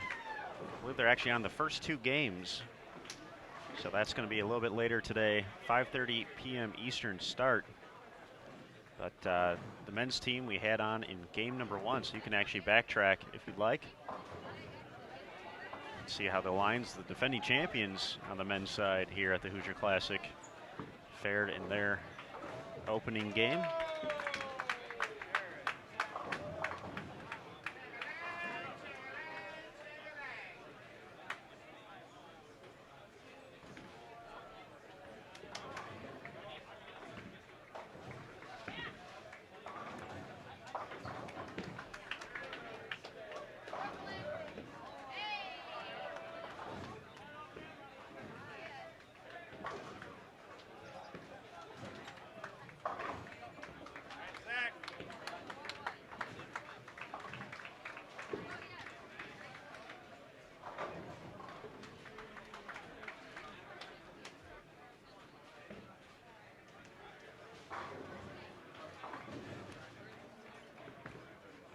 Few early miscues in the first. Wisconsin-Whitewater has collected a few strikes. 3 players working on doubles heading into the 4th frame, including the leadoff bowler Marian Winters, who's stepping up on the far left of your screen.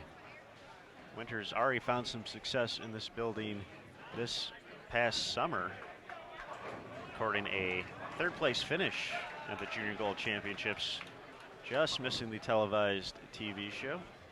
I guess the televised TV show is kind of redundant. I probably didn't need to say that twice, but hopefully by saying it twice, everyone knows it was on TV. So there we go.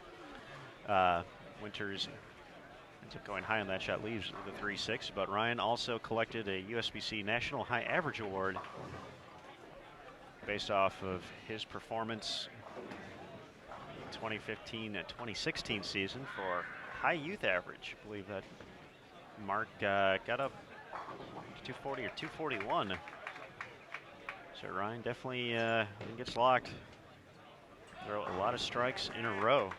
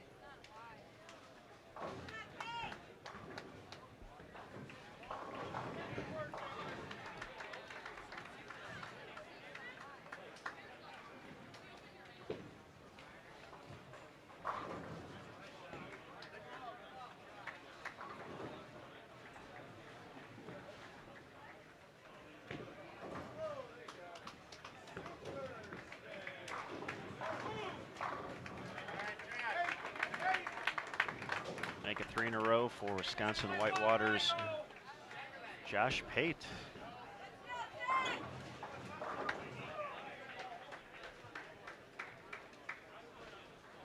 The Pate family quite enriched in the collegiate bowling scene at the moment. Josh's brother Nick, part of the Midland team, competing here this week. Nick, a past ITC MVP, and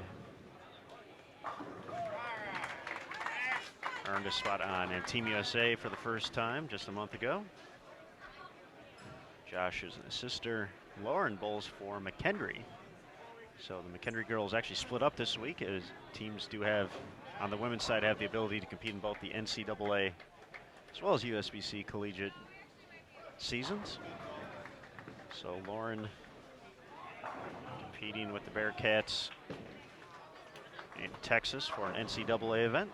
So McKendree also has a female team competing here this week.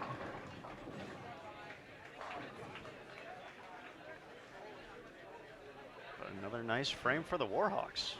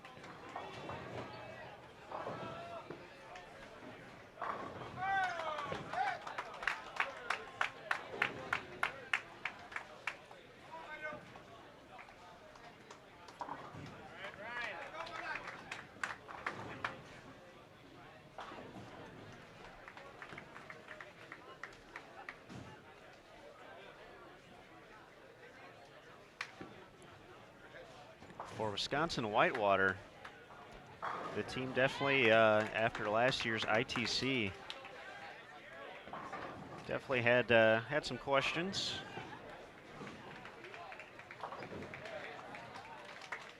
As they had 6 seniors on the team.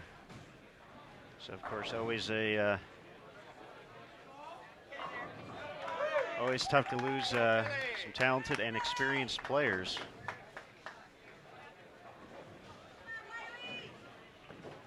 Including Nick Crummel, who's actually, you can see Nick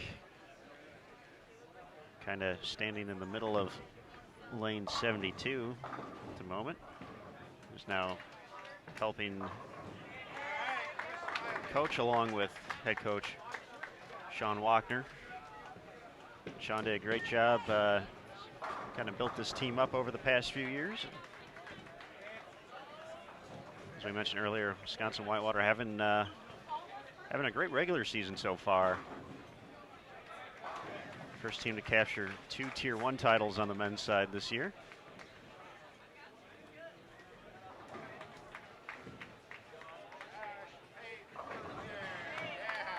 And I'm not going to lie, they had some homemade cookies as well that they let us partake in here in the Bowl TV booth, and I challenge anyone to defeat those. I'll gladly be your taste tester for that, but given an A+ from Wisconsin-Whitewater in the cookie game, so certainly appreciate that. Get some energy to get going here. So Wisconsin-Whitewater looking to harness what they got right now. Gonna need some help there. Zach Wolfel will take the Brooklyn hit, but 8 out of the last 10 for the Warhawks.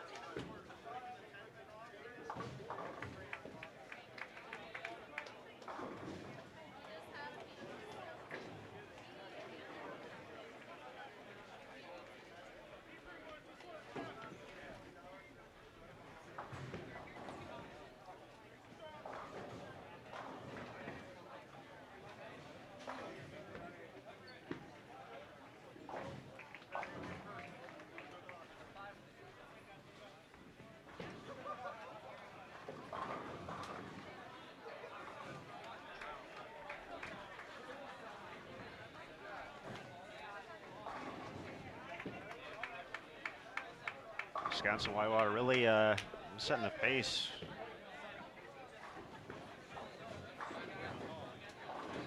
At least the pairs around us. No one quite putting together as complete of an effort as the Warhawks at the moment.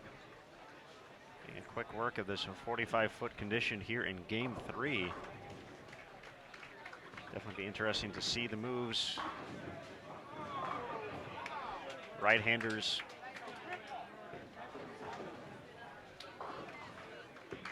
seen them play pretty direct so far. That's definitely to be expected between the length and the volume as well.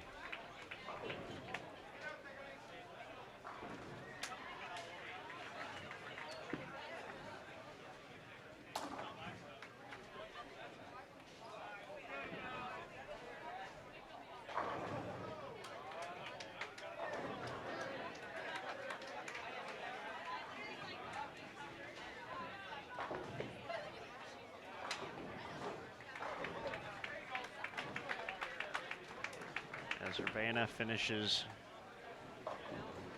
up frame at number 5. Last year at this event, the Blue Knights,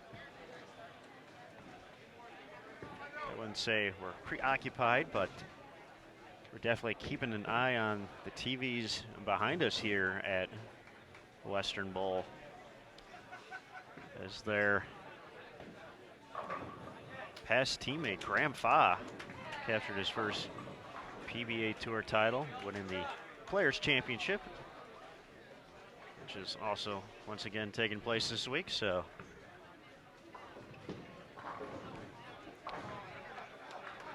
a lot of the guys on the team had the opportunity to bowl with Graham. Graham was part of that 2014 team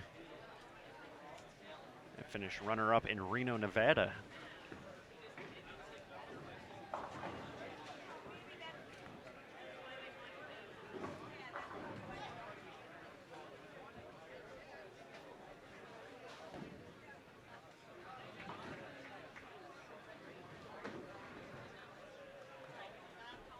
See if Highland, CC, and South Florida can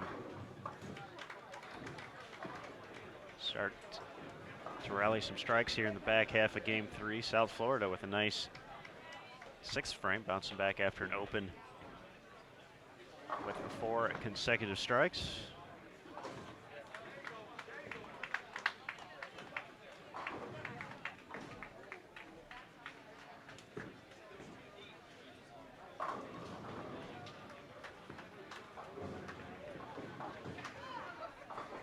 Nice shot there for the Cougars.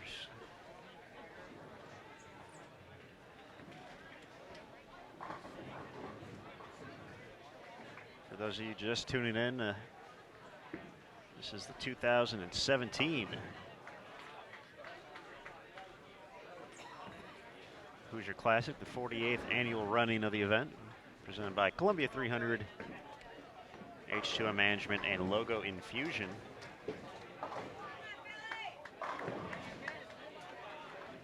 We are at Western Bowl in Indianapolis.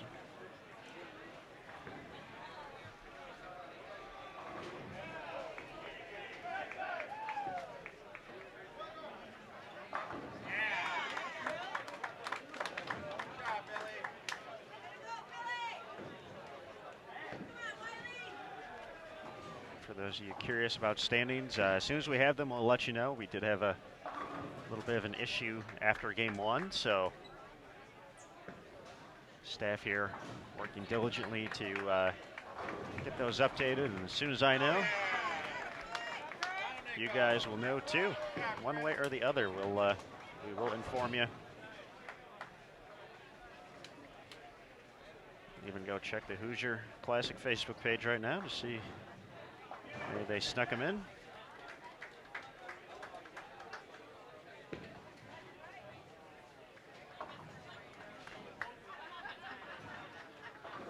Doesn't appear up yet, but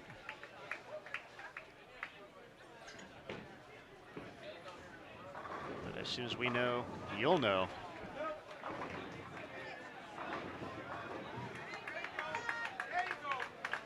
Wisconsin-Whitewater keeps putting together strikes the way they have been. I'm surprised to see them at the top of the standings near the end of the day. Just impressive performance here in game 3. Be curious to see their scores from earlier as well, but sometimes those things happen.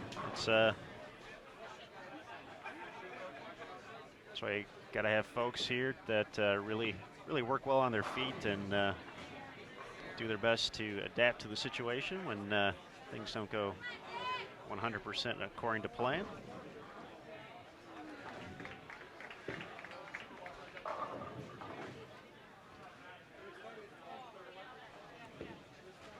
It's kind of like tackling these tough lane conditions. You see something like 45 feet, generally longer the pattern, especially on the right side. The further left you'll get to start. Kind of want to keep the 1-3 in play, but so most teams playing out to start.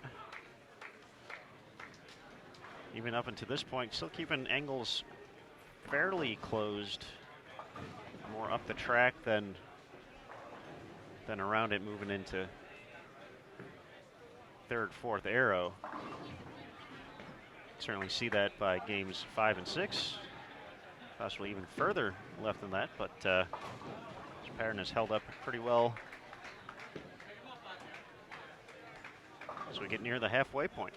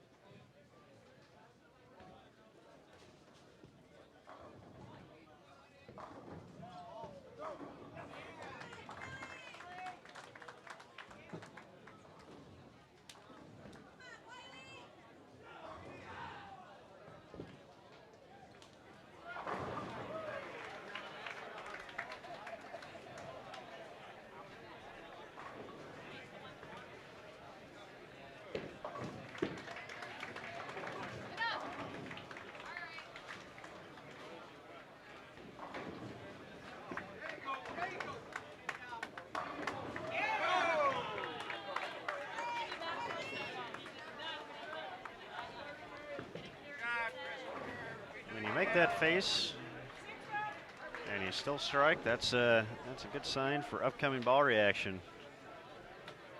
6 in a row.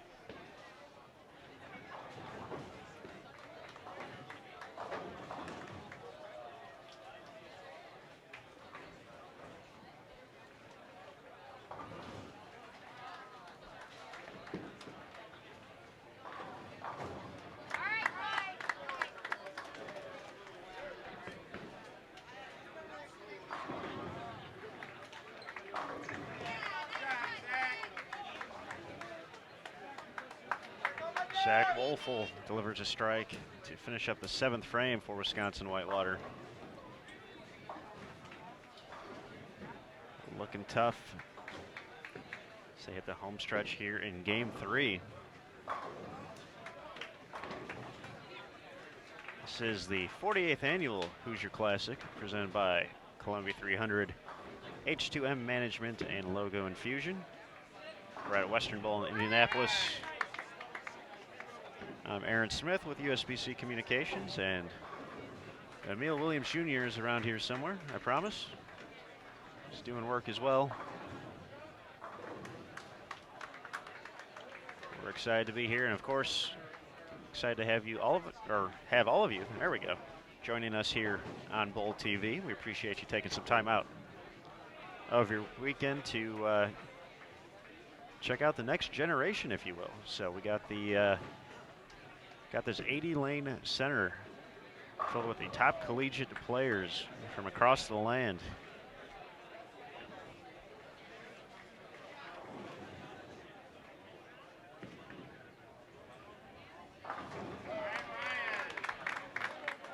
We're going to see more of them later tonight as the women hit the lanes for their 6 games of qualifying, starting at 5:30 p.m. Eastern, right here on Bowl TV. So cameras getting a workout today, double shift.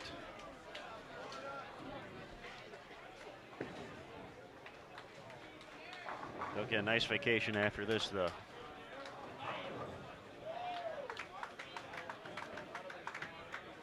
Highland CC looking to find some momentum here.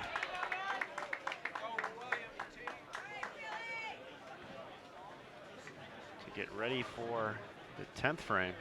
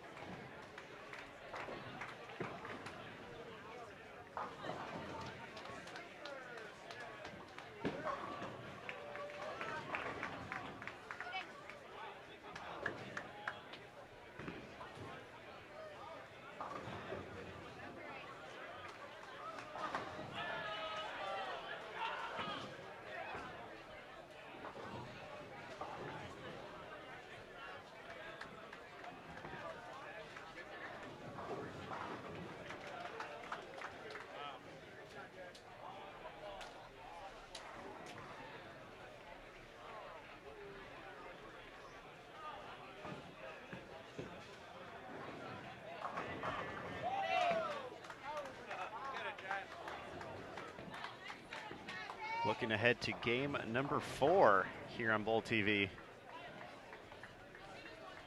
We'll be joined by West Texas A&M, Notre Dame, Ohio, Indiana Tech, and St. John's.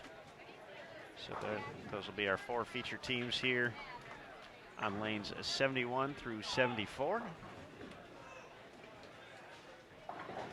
Looking ahead to the rest of the block.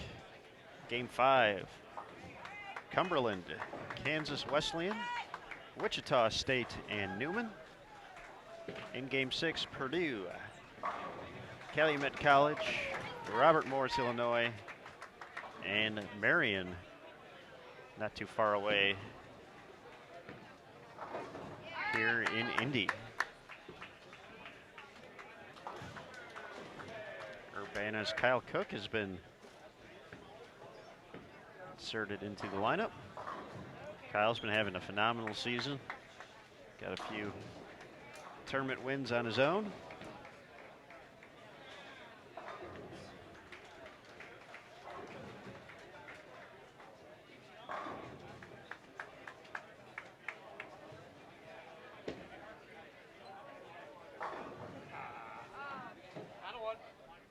Including most recently at the ISBPA Midwest collegiate event, leading the way out of a field of 482 bowlers. So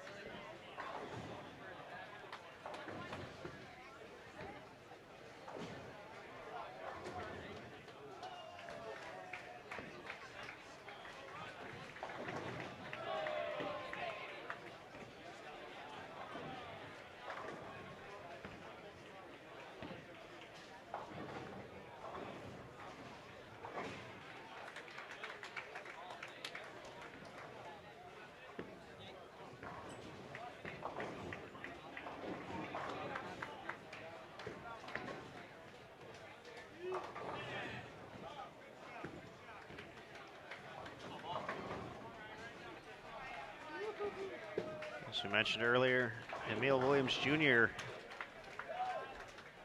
someone gave him a hold of the Youth Bowling Snapchat account, so just checked on that. So already had a good collection of stuff from the first 2 games today.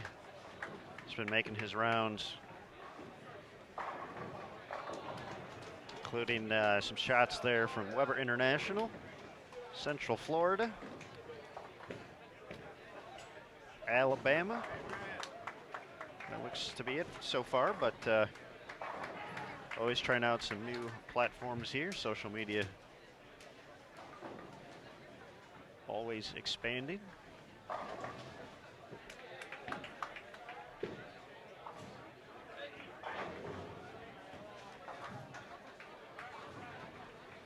Of course, the traditional ways of following. We're not here on Bowl TV. The Sport of Bowling USBC on Facebook, at USBC on Twitter. And of course, bowl.com as well.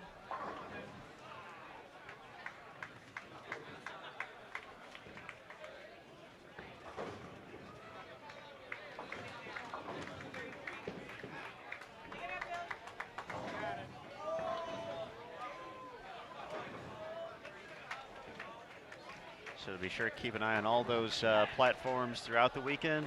If you're not following or liking those pages, please do. If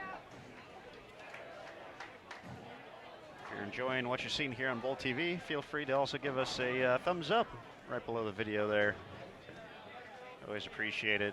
Of course, when you're all done, feel free to subscribe to our YouTube channel here on Bowl TV. Get updates of all the new content coming out.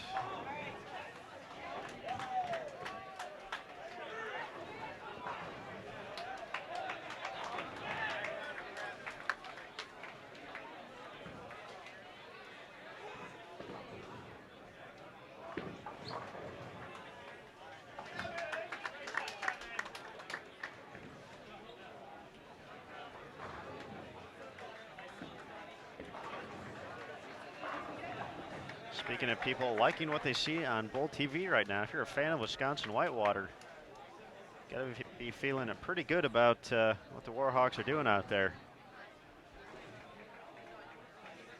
Have it on cruise control here.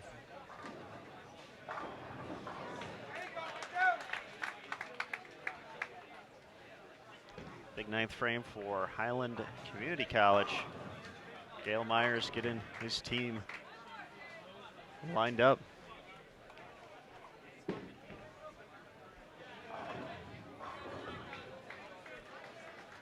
make up a lot of pins here. After a little bit of a slower start out of the gates, Cougars have really found their stride here in the last 3 frames.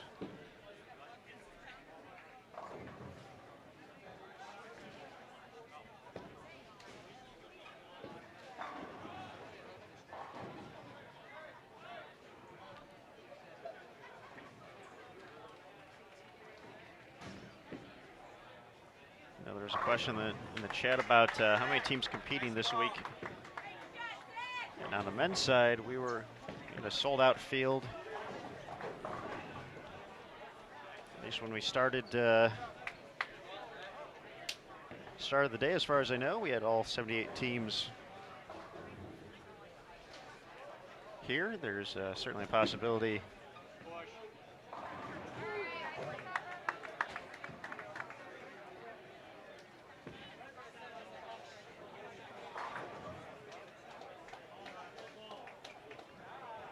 but hopefully everyone's here, all 78 teams.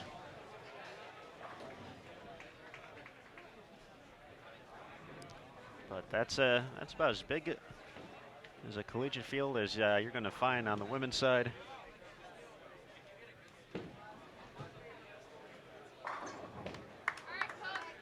They will be bowling on lanes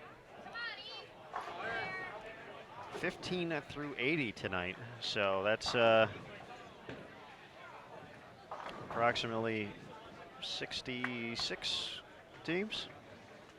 Quick math there. Getting a workout.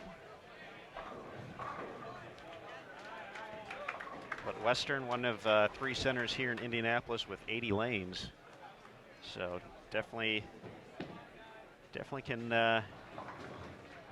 get your bowling on here in Indy.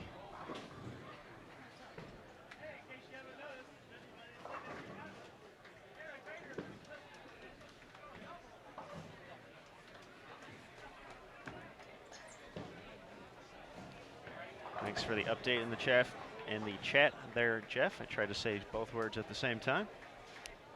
But definitely have come back nicely here. If game number 2 did not go according to plan, we are still waiting on standings. As soon as I have them, you will know, and I will gladly read those off one by one for you guys. But until I have them, fortunately, I'm playing the waiting game as well.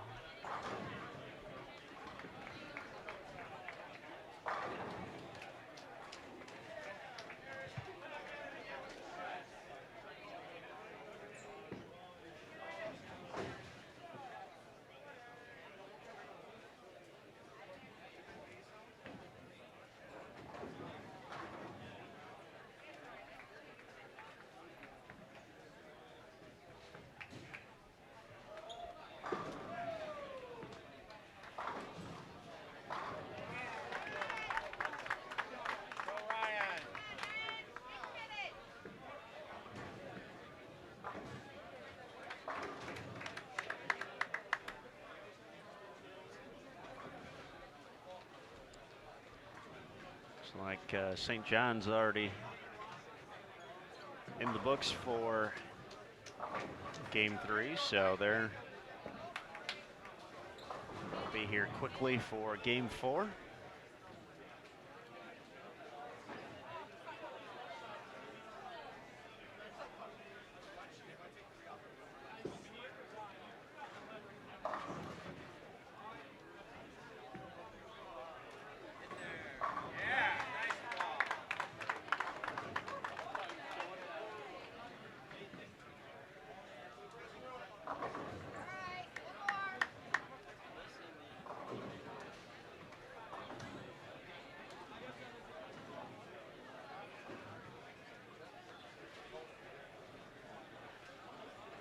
Few opens for Marian winners this game, but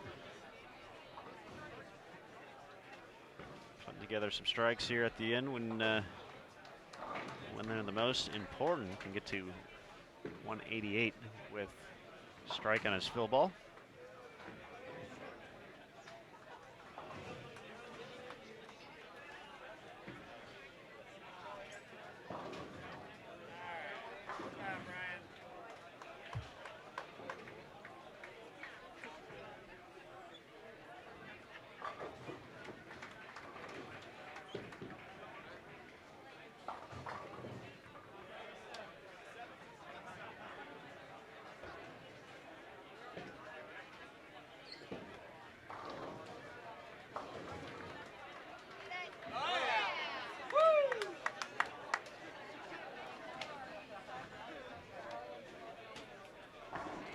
Question about the pattern, 45 feet in length, 35.685 mils for the volume, so that's they're definitely a little soupy out there, or at least they were at 6 a.m. this morning.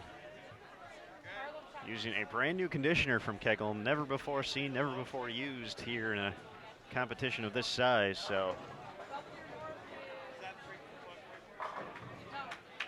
seeing how that holds up over the course of 6 games. Bit of surface and quite a few revolutions.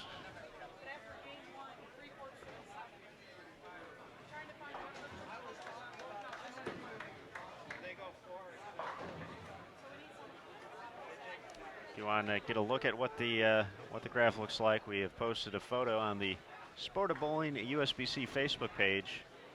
In the comments of the post, kind of letting everyone know that we're live here on Bowl TV. So if you see live now on Bowl TV, the opening round of men's qualifying at the 2017 Hoosier Classic, check the comments there.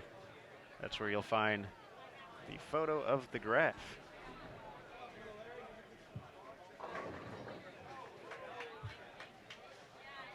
And then you'll look at it and you'll say, whoa, that looks a little different.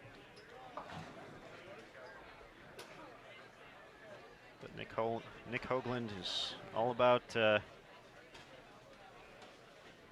making the players think out here, see things a little bit differently, and maybe even think a little bit outside the box on how to find ways to topple as many pins as possible.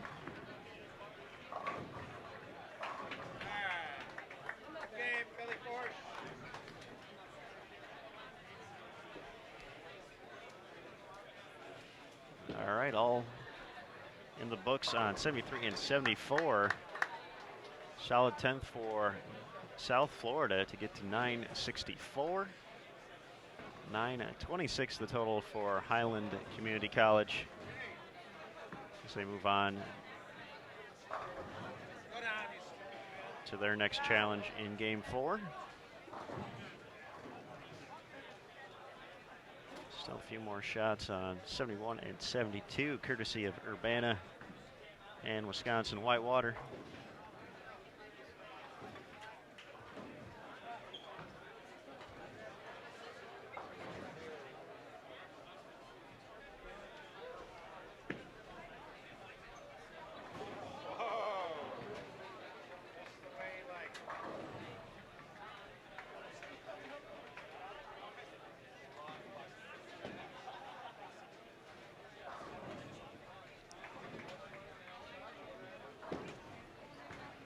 Wisconsin-Whitewater already has surpassed the 1,000 mark.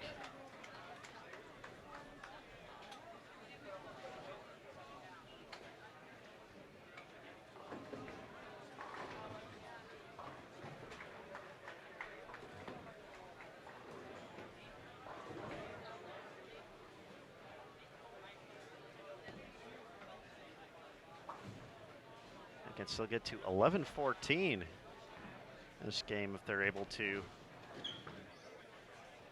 connect on the last 7 here.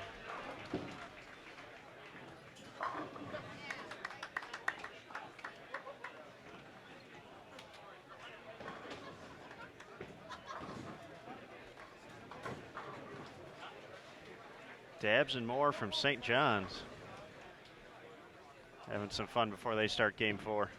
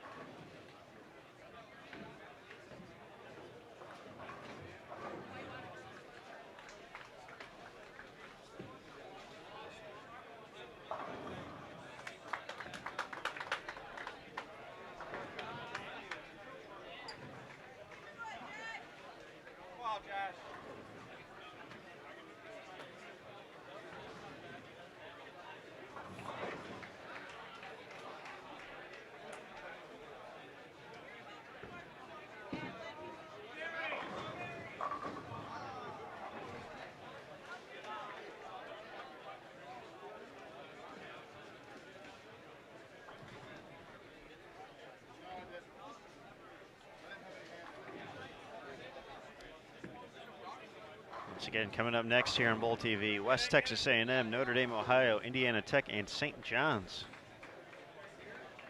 Here on lanes 71 through 74.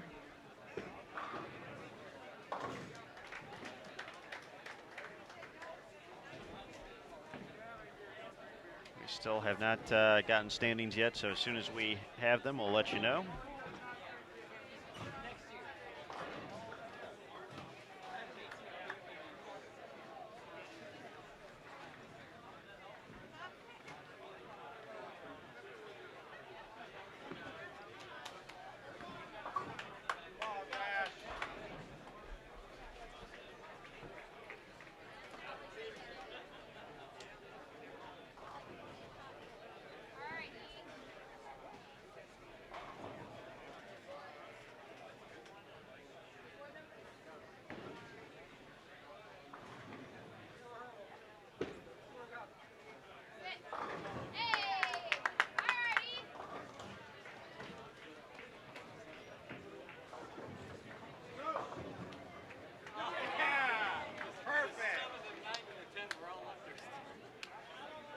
Just how they planned it to start the 10th for Zach Wolfel.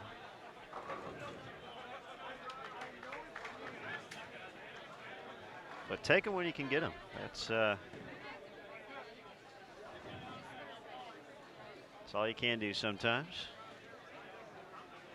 Take advantage of the hit and move on from there. 1100 still out there for Whitewater, but we'll need this one. So now they are just going to be a little bit short of 1100. 1092 with the conversion.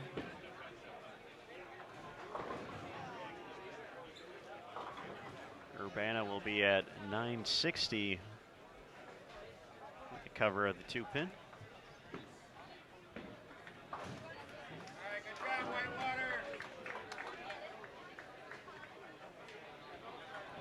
Nice game for the Warhawks. Highest one we've seen so far today on Bowl TV. 1,092.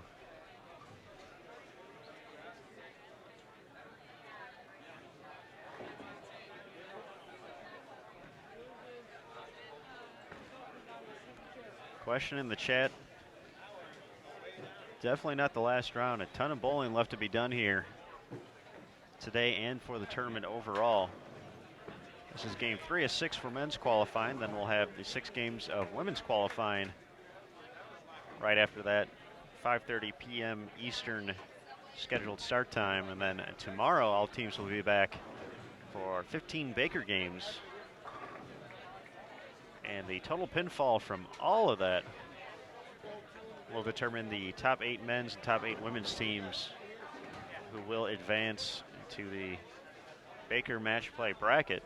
Once we get through all that, then we'll know who's taking home the top spot at the 48th annual Hoosier Classic. Right now, game 4 of 6 coming up next year on Bowl TV.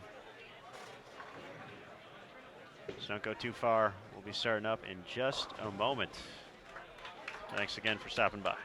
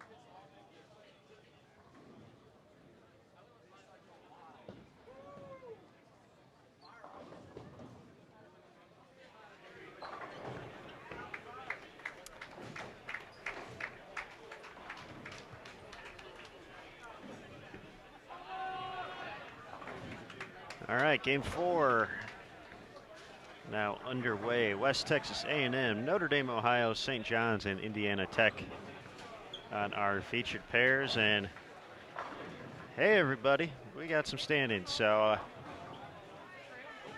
or at least we got the first page of the standings here. Grabbed a quick photo. They're actually running them on site here. So I was able to grab a photo. We got them through 2. Obviously, we just finished up game 3, so those will be coming up shortly. But through 2, we only had 2 teams plus so far. Robert Morris, Illinois, and Weber International leading the way through 2 games. Robert Morris at 2016, Weber International at 2007. Wichita State in 3rd, 1996. Midland in 4th, 1995. St. John's in 5th, 1976. St. Ambrose in 6th, 1944. William Paterson in 7th, 1943. Grandview in 8th, 1924. Calumet in 9th, 1923. And Waldorf rounding out the top 10 in 1909. They just had Wisconsin-Whitewater that last game. They were in 12th place with 1902, so they made a big jump.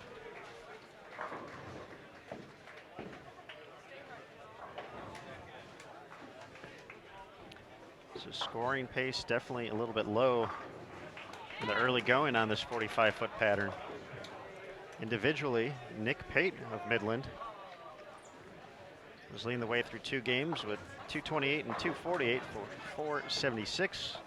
Corey Lenz, who we saw shoot 278 here on Bowl TV, sitting in second at 475. Alex Denton of St. Ambrose, 469. Jake Klein of Lindenwood, 466. Michael Davison of Calumet, 451 to round out the top 5. Joshua Taylor of Fresno State, and I know we had a few folks asking about that, off to a good start, 450 in 6th. Ryan Winters at 449 from Wisconsin-Whitewater. Aaron Applegate from Illinois State, 448. Nathan Majeski from Grandview, 447, along with Tyler Scott of Saginaw Valley. Cameron Doyle, 446. So there's a few of the big individual performances so far.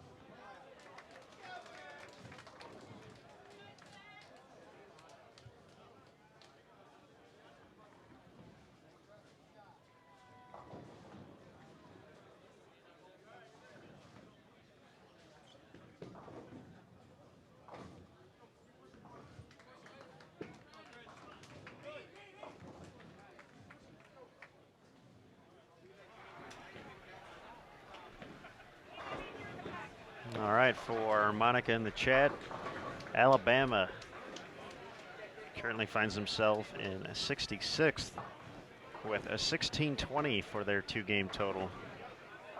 A few other questions. Cameron Doyle bowls for Wichita State. I see someone got to that already.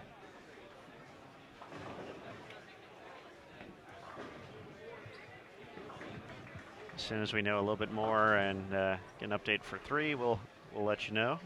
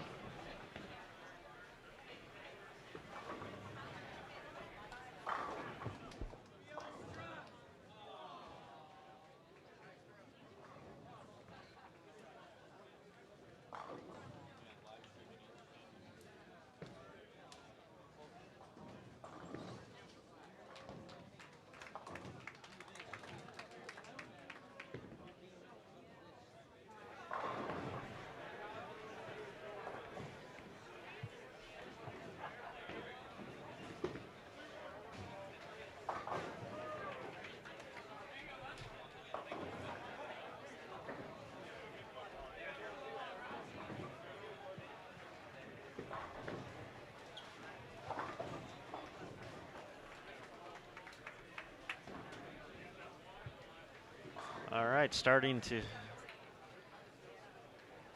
settle in here to game number 4 and settling into the live stream booth after running around all day is Emil Williams Jr. What's up, guy? What is happening? AA run. Bowling, lots of it. That is correct. 2017 Hoosier Classic here at Western Bowl.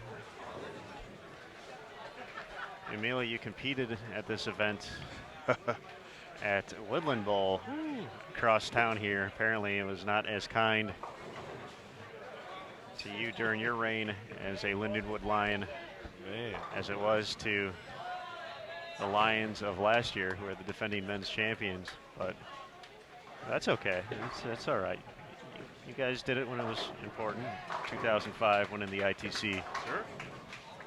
But other than some of those possibly not so happy finishes, talk about some memories you've had at this tournament over the years, and now getting to be on the other side of the settee area, if you will, getting the chance to experience it in this environment here on Bowl TV. You know, really just the opportunity to bowl against and really with a sold-out field every year. So you know, when it gets down to the Hoosier, every team generally will be involved from all across the country. It's the kind of that last tune-up before sectionals.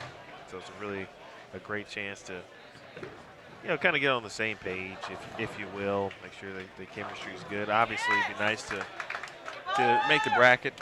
Obviously, win it, of course, as well. But if you don't do either of those, it's still a great chance just to get one last event in against the best teams in the country. Really an opportunity to measure up. So really, you know, that part of it was certainly something that we look forward to all the time. As you prefaced, and I certainly don't shy away from it. We didn't really bowl well, to say the least. during my time bowling collegiately, but it was still fun nonetheless, and the challenge, of course, as well. You knew when you came to the Hoosier, you're going to have to earn it because of the pattern difficulties, the different patterns. And at the time, it was 9 games as well. That recently just changed. But so 6 games on Saturday and then another 3 on Sunday. So it was definitely a challenge to wake up in the morning and then come bowl 6 games, depending on how you bowl on Saturday. Probably might play a role in how you bowl on Sunday. But yeah, I mean, it was phenomenal. And then to watch it continue to grow, Nick has done a great job as well. Nick Hoagland, not only, of course, with his pattern creation, of course, to keep things difficult and keep the bowlers guessing, but to really kind of bring the event up another notch and making sure that the Hoosier Classic kind of continues the legacy that it already has. It's definitely something those guys hold near and dear to their heart. Nick, of course, competed at Indiana University collegiatally. We talked about that a little bit earlier today. Nick actually kind of made a comeback. I believe it was, what'd you say, about 2008 or so? 2009, went back to school and still had some eligibility left. So was joking around that, if he wasn't so busy running tournaments and like keeping his day job while going back to school, that says I probably would have ran down that Dan McClellan guy. I tell you what, my first time seeing him was, I believe I was done bowling. I was in grad school at that point, but still coaching and with the team. And I remember seeing him, and I mentioned earlier, he was like 2 or 3 stepping, which is now so normal. But at that point, especially as someone who was still learning about the game still, it's like, oh, what's that guy doing? And then there were other situations where he just wasn't doing it when he was playing in. He was doing it, when he was playing to the right. So it's like, wow, he caught me off guard. And then, he was a little older than everyone else, to put it lightly. So, but he came back, and then I understood after doing a little research, oh, that's Nick Hoagland. That guy's still pretty good. Still pretty good indeed. Eagle winner at the Open Championships, won singles, and if I got this wrong, Matt Canizaro would be mad at me. Without looking, I'm going to say it was 2001 at the stadium. Sounds about right. But I may be wrong. He would be upset at you. He would be mad. So I'm going to double check that right now to make sure we're not shortchanging the 2001 champion. Otherwise, if I'm incorrect, but.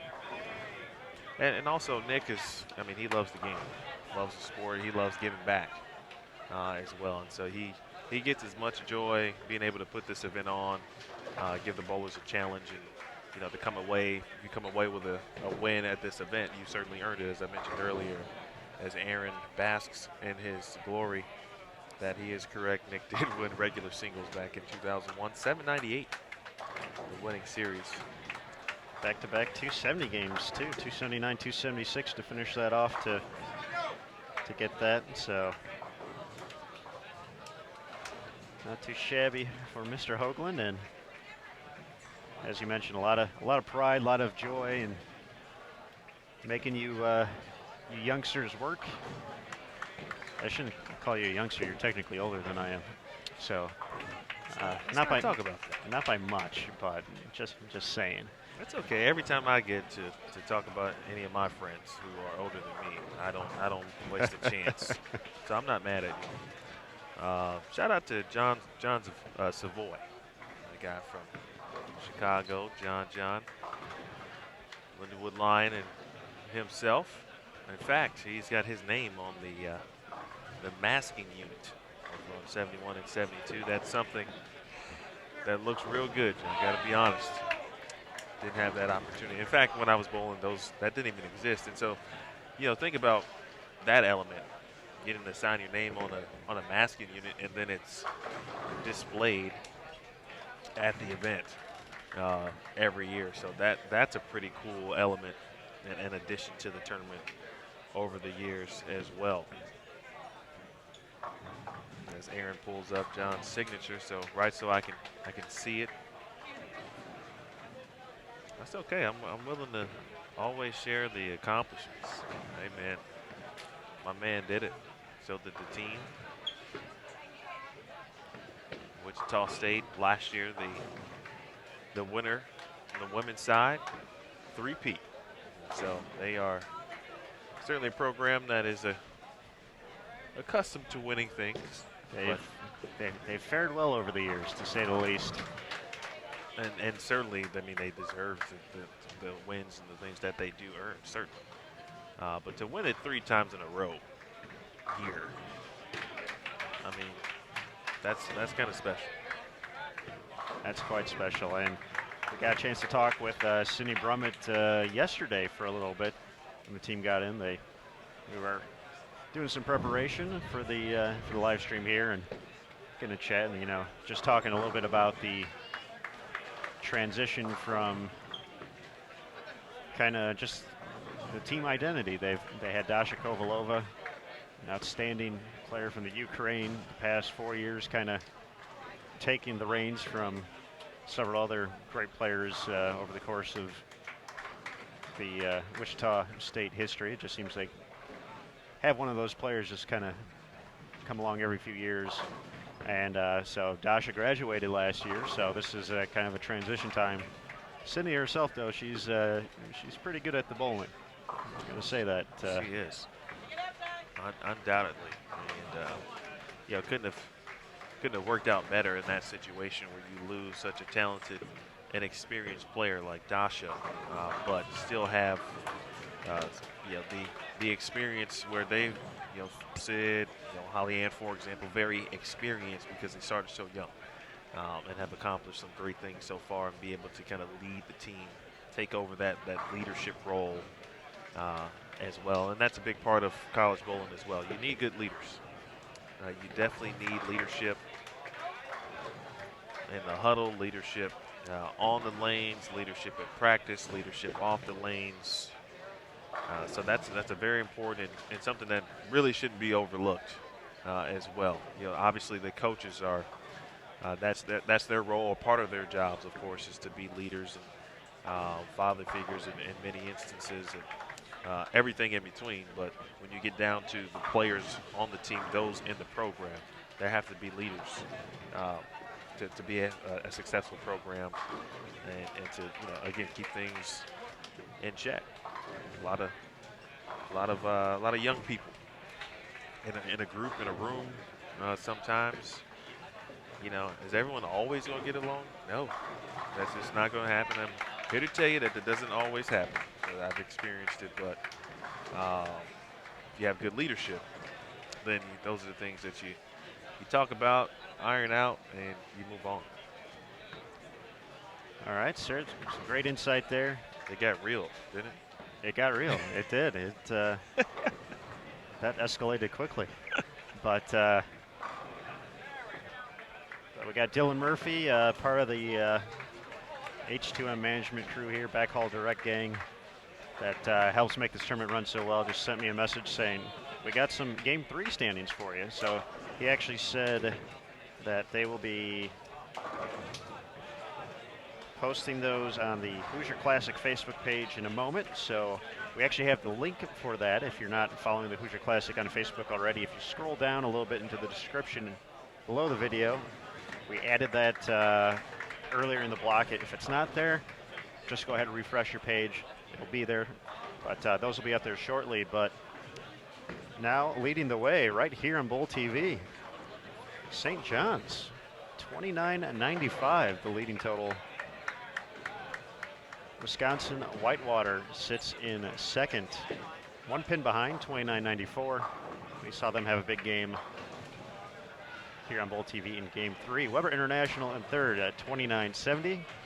St. Francis, Illinois, 29-39. Robert Morris, Illinois. Try to say both words at the same time. That doesn't work.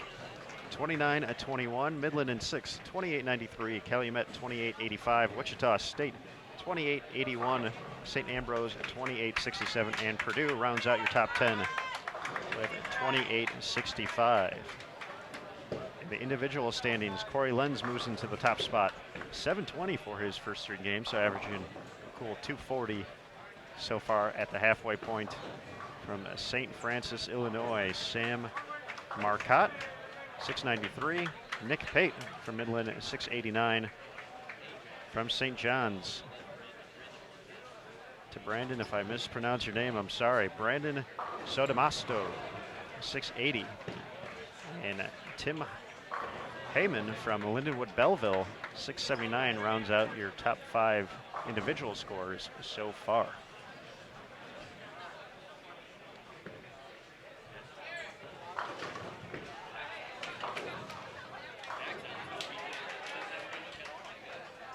Nice job from St. John's.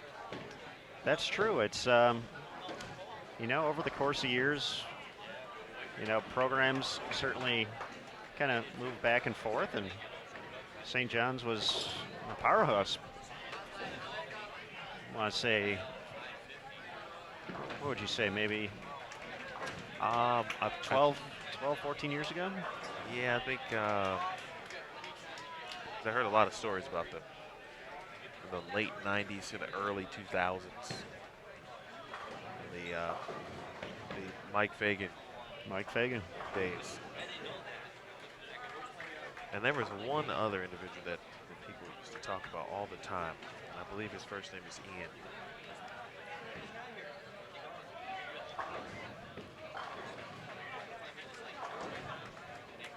And to collegebowling.com, Emil goes to look that up. Still a very valuable resource. Absolutely. Always. Carl Nikolai Shout out to Carl. does an amazing job putting all of that together. Believe it or not, this is collegebowling.com is where I actually started my college bowling journey. Really? At that point in time, there was a section on the site where you could essentially kind of write a recruitment letter, if you will. Kind of give a little background of yourself, a bio, so to speak, and then that bio could then be viewed by all of the coaches, etc. The form is still available for that too, as well. But it was also more of a directory where you could look up and see what coaches coach where, and if you were proactive, went out there and maybe sent some correspondence to some of those coaches, which is exactly what I did. Every single one of them I sent an email to. Due diligence goes a long way. We were talking about that a little bit earlier on Bowl TV today. Just you know, folks kind of wondering different ways to find out more about the next step for folks in high school. There's definitely the options have definitely grown. There's camps out there. The bowling combine, which is taking place in August in Arlington, Texas. And of course, on bowl.com/collegiate, there's actually a section where you can kind of look up all the schools that offer programs, and you can actually go state by state is how it works. Yep. And you can go through there. You'll find program information, and also a contact for each school. So whether it's the head coach or the program director, it might vary from institution to institution, if you will, but definitely a great resource. A lot of information on there. That's bowl.com/collegiate. You can also get there. If you just go to bowl.com, at the top, there's a few different tabs. If you go over youth, there'll be something to link you to the collegiate page from there. And then that's where all that information is housed. I would definitely check out the directory at bowl.com. Yeah, that's by state. If you get an idea maybe where you want to go to school,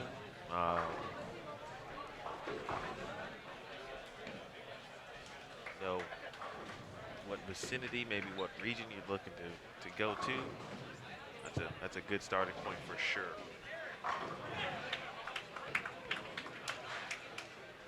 A lot of schools when you visit their website, they'll now have a kind of an athletic questionnaire or recruiting questionnaire as well to kind of give you that same information. Maybe, what are you looking to do, major, where you're from, so you can get some information in the mail. So several ways, certainly, to get involved. All right, quick question in the chat about the standings. It did not appear they were up on the Hoosier Classic page yet, but they are up on the H2M management page, so I'm actually going to throw that link in the description below the video as well. So bear with us for a quick second as we do that.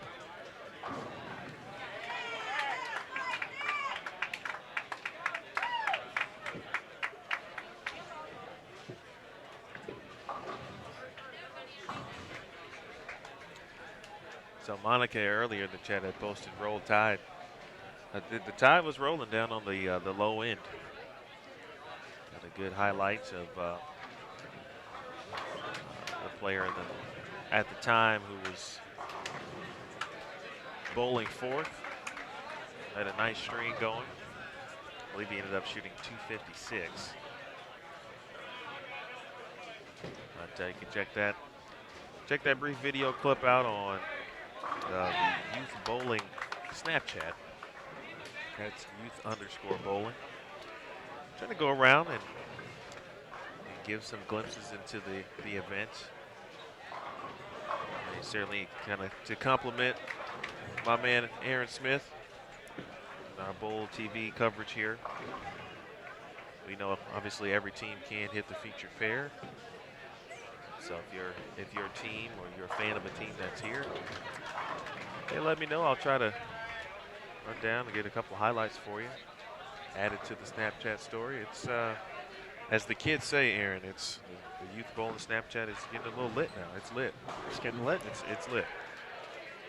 Fantastic. So some cool signs actually down there as well. Someone made a couple signs for a particular player on the Purdue men's team. They got a little fan club going on down there. Hey, so that's all right. Cool. Over the years, we've seen some stuff here at these events. I believe it was Midland in 2015 had a cutout of Vern Troyer from his role in The Love Guru, Michael Myers movie that they kind of brought around with them, made an appearance on the TV show, and they made it to the finals. So never know what you're going to see. Just last year, we were talking about a little bit earlier, and we just had Urbana on. Graham Fa was winning the Players' Championship, a former player at Urbana just the year prior. And I know they had signs made up. I think they might have even had a little picture of Graham that when they hit the feature pair, they held up there every once in a while. So there's always some fun and excitement going on here on the collegiate bowling scene. And you get into these long days, and it's nice to have that kind of in your back pocket, whether it's the fans back here showing the support, the families, or just finding ways to keep your spirits up. Long days here. I mean, this is, you were talking about bus rides yesterday. We're hearing some stories about those, but yeah, just all of that kind of coming together. There's some long days, some long weekends, on top of the whole student part. Got to get back for that Monday morning back for class, but yeah, there's definitely got to have some fun while you're out here too. Very glad those days are over. That get back to class thing on Monday. I could imagine, but it's been kind of replaced with work, and so, but in this case, we'll have that luxury, I should say, this weekend. We will not be departing until Monday. But do recall those days. Bus ride back. Maybe you didn't get a chance to review that homework or do the homework or study for the quiz. You may or may not get that done on the way back on the bus ride because you're probably, the first thing you generally do is just first thing you do is eat. And then there's a a state of just comatose and just sleep for at least a couple hours, and then homework will probably have on the way back to kind of that last leg of the road trip back. And knowing you, I'm sure your homework is always already out of the way prior to that. Oh, so. man. You know it. Absolutely. Hey, Ron. Made the list, checked it twice. No, that's not true. I did a lot of homework on the bus, just like most of the students do. I can appreciate that though, because I feel I'd have such a rough time trying to do that. I'm very particular in my way things get done. Even now today when we're writing stories for bowl.com, it's kind of the same way where like the less chaos around me the better. And imagine a bus ride with 7, 8 other teammates, possibly the girls team as well, or another bus, but just that combination of all those folks. You almost have to plan it out like everyone else is sleeping. That's when you do your homework. That's what I would have to do. Just have to wait it out. So you would probably do your homework. Let's say you were on the way. We'll use the Hoosier since we're here, of course. You might do your homework maybe. You probably start about an hour, maybe an hour and a half into the trip, because a lot of the times, we get on the bus and then people would be asleep immediately. Couldn't even get, in our case, on 70. Couldn't even get on 70 good enough, or even 270 before it was lights out for a lot of players. I'd be that guy who would still be up because I have trouble sleeping on buses, trouble sleeping on planes. I'd have to wait for the complete 9-game grind to be over and be full exhaustion. Absolutely. Gotcha. Coming up to the end of game 4, 71 and 72. The strings going. That's true. Notre Dame, Ohio, and West Texas A&M have been both bowling pretty well here in Game 4. St. John's, our tournament leader, heading into Game 4. A few open frames up there, and not too many strikes in a row. So we're going to look to this back half of the game to really bring it together. See if they can keep that momentum going. Just a few pins under par. They were -5 heading into this game. Par in this instance, 1,000. It's a 200 average for 5-player teams. So anything above that, that's plus. Plus is good. We like plus.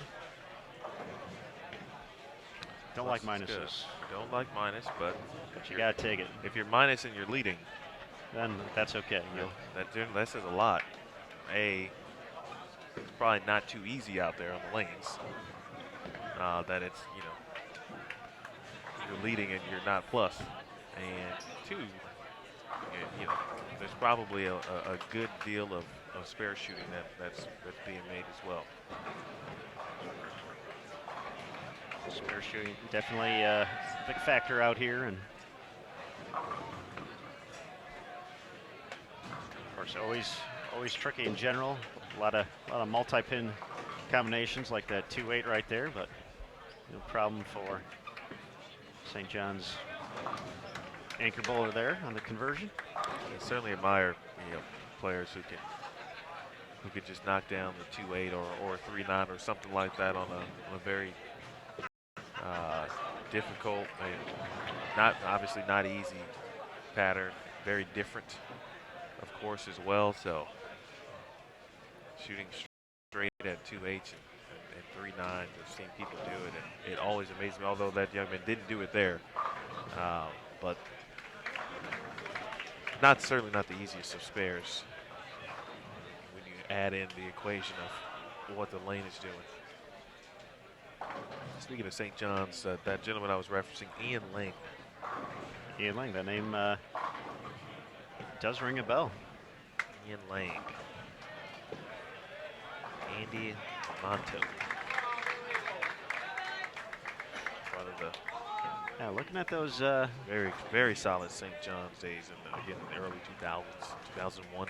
That's just an impressive looking average list right there. That's some heavy hitters for sure.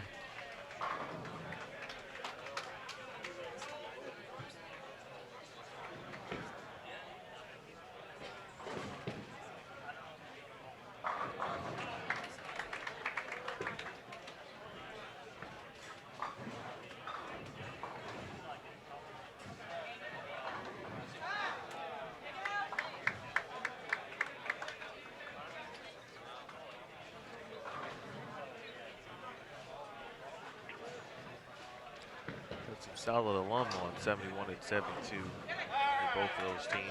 West Texas, of course. Mark Scroggins leading the way.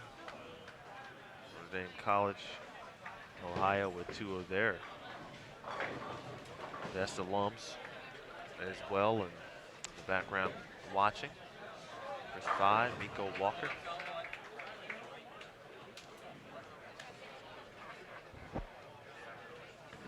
Quite a year for Chris Vi. After winning the 2016 U.S. Amateur, got to do quite a bit of travel with Team USA.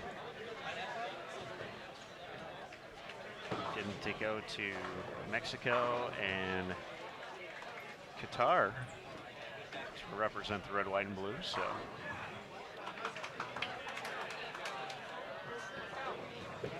Just another part kind of the stepping stone process, if you will, that's really available for all youth bowlers nowadays, and it's starting almost as young as you can, you know, if you're rolling the ball down the lane and you're competitive, you know, there's the opportunity to get into a junior gold membership and start bowling those tournaments, start bowling the qualifiers, and we've got an under 12 division now. That was a recent addition in 2014 to that tournament. But along with junior gold, high school continues to grow. Collegiate hit 200 teams for the first time ever in this very season. So think about that. We have 78 men's teams here this week, and that's barely a third of the collegiate programs and talent out there right now on the USBC collegiate side. So that is pretty cool as West Texas gets the mojo going there.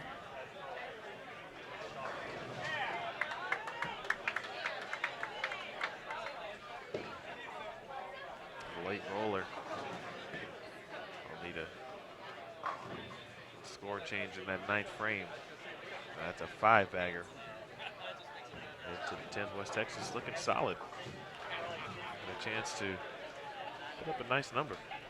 The Buffs have been, at least, you know, riding the collegiate ticker every week, or most weeks when you don't write it for me, which I appreciate. Which, by the way, if you want to write that Wednesday, you're more than welcome to. Okay.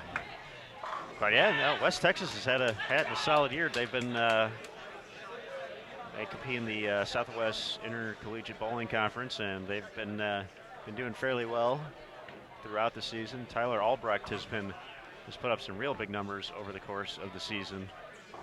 Has definitely been striking. Has found some conditions where he's just been averaging 240, 250, it seems like. Which last time I checked, pretty good. No doubt about that. Tyler, good player.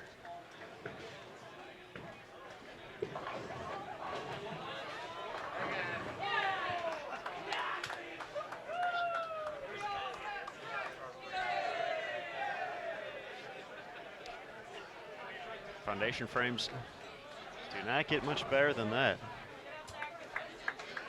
Yeah, West Texas was another program that was, obviously it's been prominent in a lot of great history. And sometimes I'm not sure if people know how good West Texas as a program has been. Yeah, I mean, well before my time, no doubt about that. I mean, we're talking about Carolyn Doran Ballard days, for example. So they have a deep history as well of championships and great players. Never heard of her.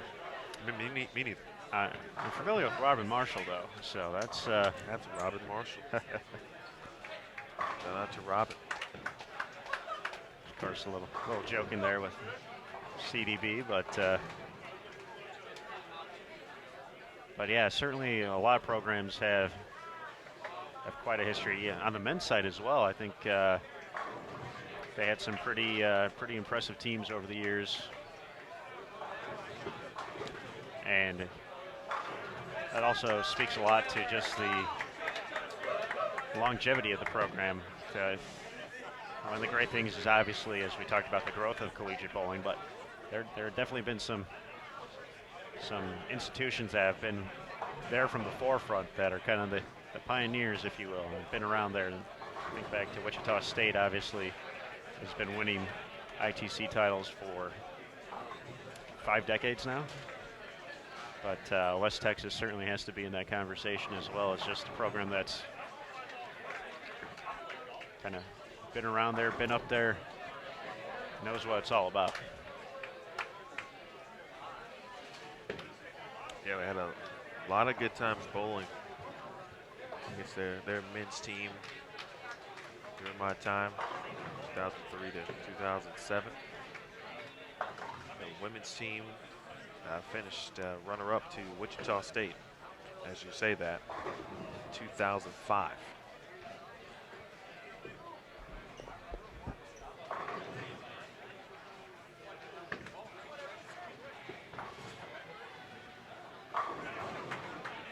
Question is, who will it be this year? Eric Smith, 2017 Intercollegiate Team Championships. At this point now, about a little more than 2 months away. It's gotta get here quick, but sectionals a month out, so this is kind of the final tune-up for a lot of these teams. I know some of them still have their conference matches. NAIA is coming up soon, but yeah, this is kind of the last chance. Of course, I think it's a good a good kind of just, I don't know how I want to say this, but just the fact that obviously with the talent here, you're preparing against everyone else, but also the rule changes that are getting prepared for the postseason are kind of getting implemented here. So this week, players could alter their surface prior to practice, but not during practice. So that's something new. So you only got that one chance to essentially guess right to scuff that ball. So you gotta make smart decisions out there. Just can't make an on-the-fly adjustment. You gotta do it the old school way now. You gotta do it with shot making. Those little tricks that make the ball go an extra 2 feet or hook 2 feet sooner. You gotta do that more on your own, and that's definitely one of the big goals with kind of some of the changes coming out here is just making an emphasis on shot making, being versatile, and being able to make your way across a tournament with a lot of games, a lot of patterns, a lot of variety, and just being that consistent, finding that happy medium to do it over the course of 6 games, 15 Baker games. And win a bracket too, so. Certainly not easy. Preemptively called Miko an alum. Well, we're not used to seeing them not bowling, so. Yeah, it threw me off.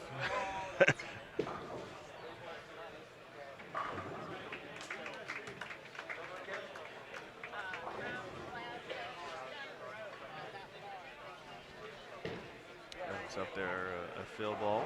See what is out there. Notre Dame College, another example of a young program. And certainly made strides in a hurry. Had a lot to do with that, of course, the couple individuals that we previously named. And now, of course, the talent pool continuing to grow, and you know that's exactly what you hope for. Start a program, have some early success. Hopefully, you get a couple players. That'd be great. Doesn't always happen. In many cases, obviously, college is about being or development. I mean, if you can develop those individuals to great players at some point, the program kind of continues to grow from there. People pay attention, people watch, and say, oh man, that's a program I didn't know, thought about. It's in an area maybe I'd like to go. And all of a sudden, you're perennial, ITC contenders.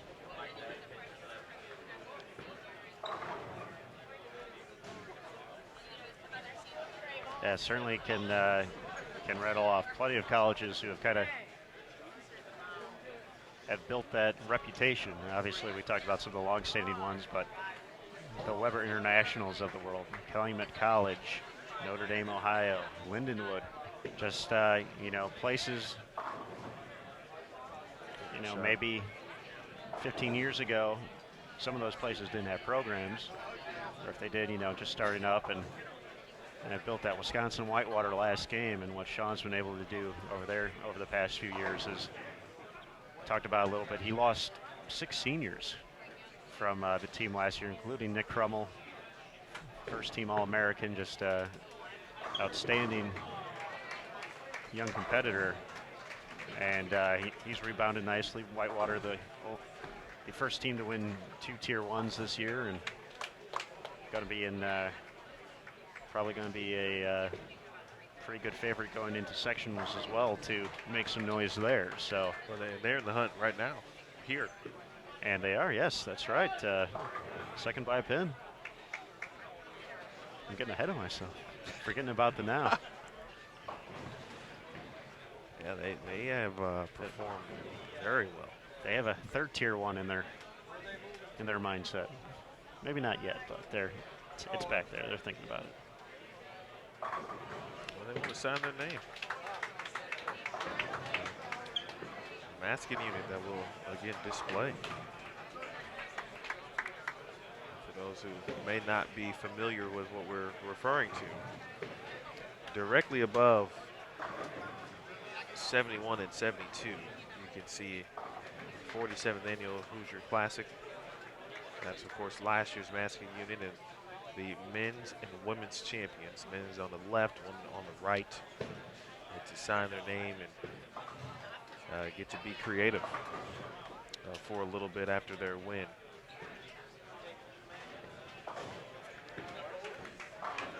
So how did you feel about that, the job Lindenwood did last year?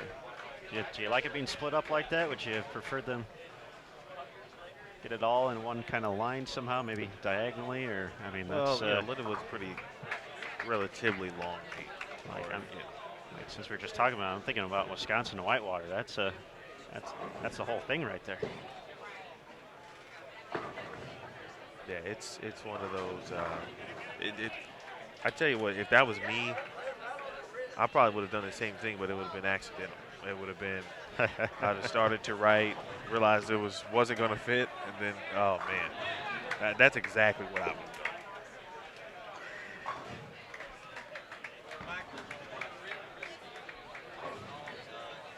The Lions certainly hoping for a chance to do that again here in 2017.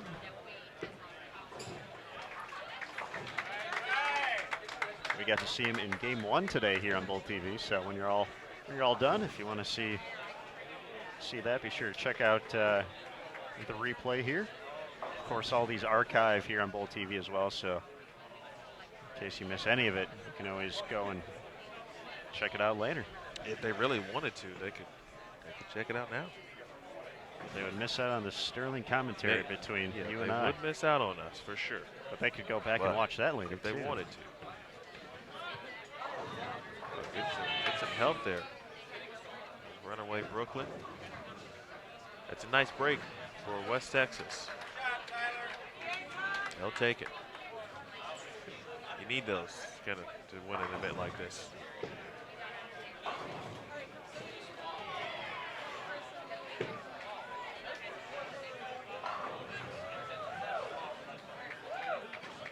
West Texas definitely has 1,000 plus in their sights.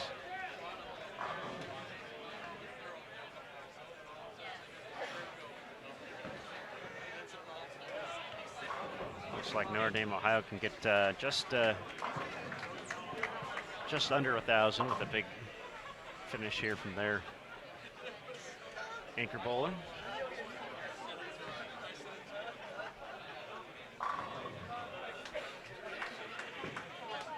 St. John's is looking like they're going to be a little bit further away from plus than what they started at this game. We're our leaders after 3 games at -5.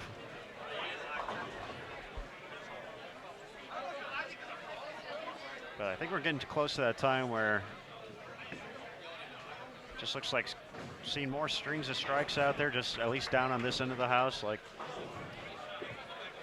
seeing a lot more 220s, 230s pop up here on the scoreboard, and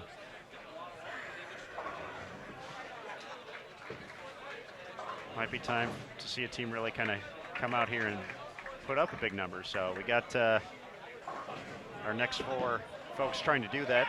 We're going to be Cumberland and Kansas Wesleyan on 71 and 72, along with Wichita State and Newman on 73 and 74.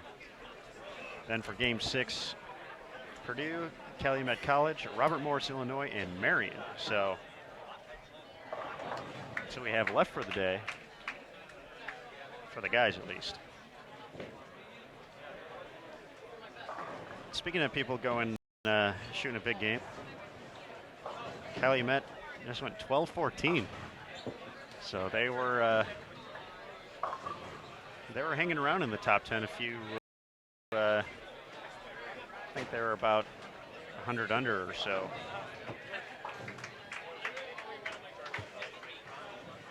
But yeah, 12-14 will certainly loosen up some arm swings there.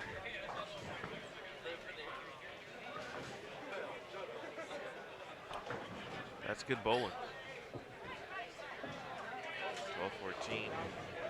A good shot making, maybe a little area Calumet that's created during that game as well. I always wonder with such a different pattern to put out how things could go with the latter end of the block.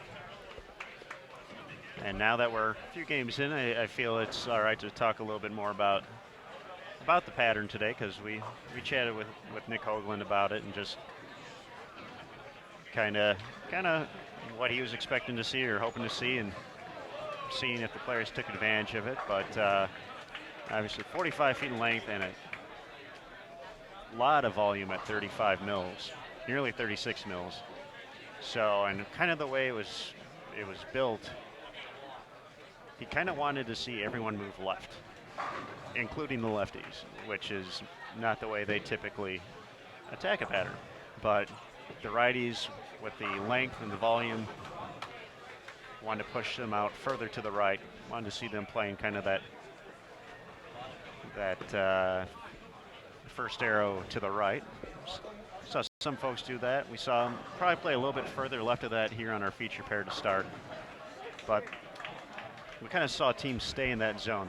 They moved left, but not significantly. There wasn't a big jump left. They were still kind of in that track area, and we've kind of finally seen the right-handers start migrating further left, getting into fourth arrow a little bit. As the pattern opens up a little bit for the left-handers, the way it was kind of shaped and built, he wanted to see it more, see if any coaches kind of took the opportunity to move their left-handers more into the middle of the lane to start, and then see them transition left, which is kind of backwards from what you would normally think. Obviously, especially on the right side, you see that once it breaks down, they start moving away from where it's hooking at and sending it more, but yeah, the left-handers, I try to say lefties and left-handers at the same time, that we saw mostly tried to play out. So we really didn't get to see that here on Bull TV, but that doesn't mean it wasn't happening around the center. So that's always an interesting aspect. West Texas A&M finishes with 1,014, 973 for Notre Dame, Ohio. 10 frames to go for St. John's and Indiana Tech.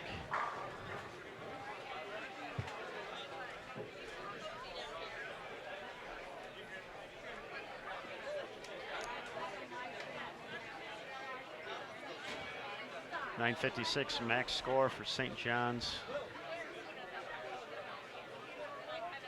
900 definitely out there for Indiana Tech. That's pretty much going to get him there.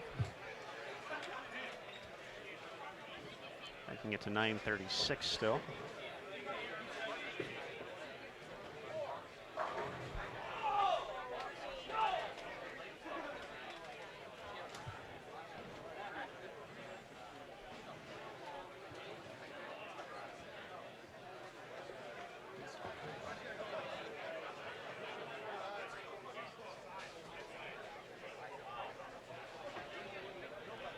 Battle of Kansas coming up. Battle of Wichita, to be exact.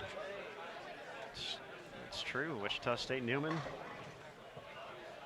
Practice at the same facility, I believe.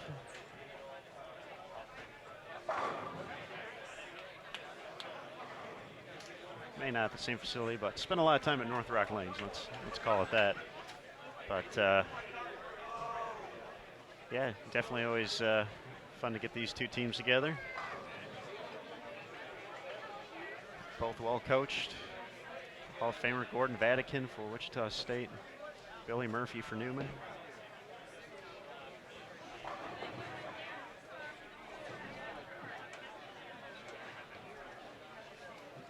Billy Murphy coaches the girls team, though.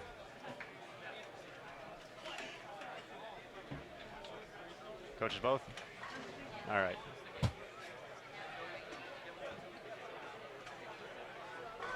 He is here. I saw him earlier. Talking to the squad. Coaching both teams, that's a long day. Yeah, we could be wrong, and perhaps maybe for his sake. we might, or we are wrong in that regard. It'd be a bit of a long day. I think that's kind of part of it too. You know, as far as the tournament's concerned, like you know, going in, it's going to be just a flat-out, grind on every level. You gotta know what you're doing from a lane play perspective. You have to grind with your teammates. It's not going to be a strike fest for sure. Spare shooting is at a premium, and strategy, lane play, of course, always important. You start early, especially if you're on the men's side. Start early. Of course, now you will get done early. You get a chance to get a little bite to eat and turn it in early. Most, of course, if they have a girls team, they will come support at some point a little bit as well.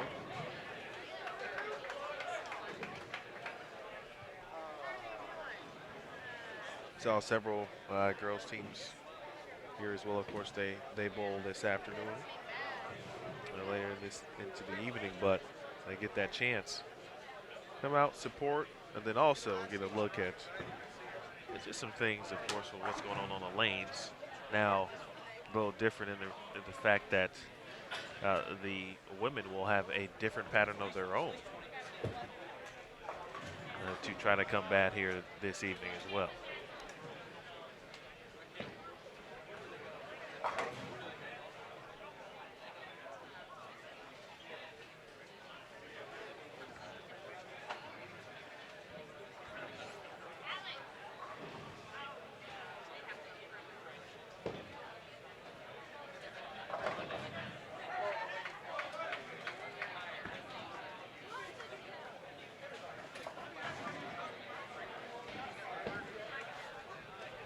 Thanks to everyone tuning in. Live on Bowl TV, 48th annual Hoosier Classic. Live from Indianapolis. Aaron Smith. Neil Williams Jr. here with you. A.A. Ron.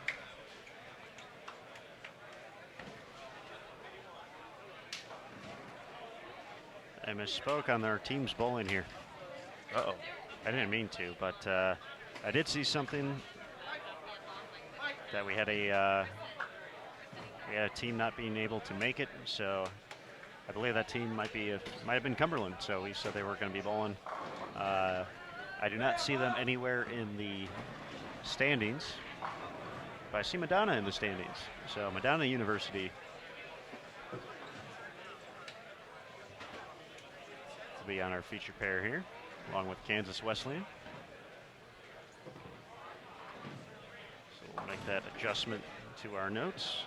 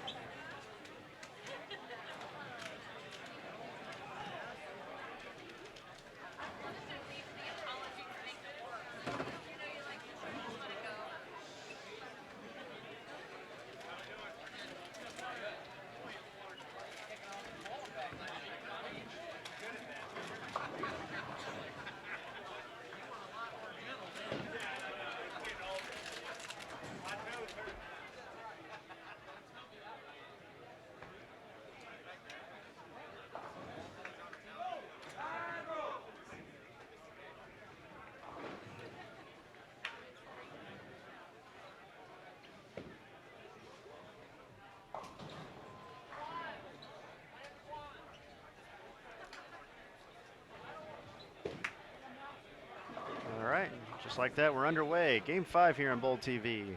Madonna, Kansas Wesleyan, Wichita State, and Newman.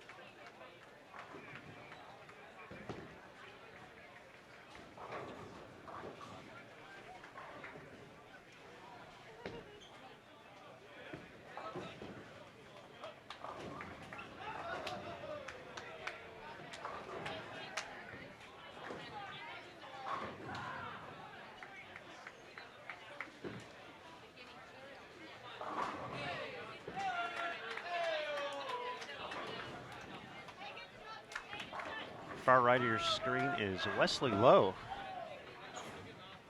Talented young two-hander.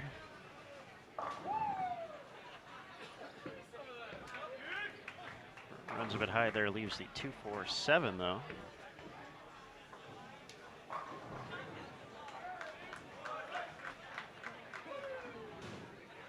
Wichita State, a good mix of some savvy vets and new kids on the block this year. Of course, a perennial powerhouse here in the collegiate game.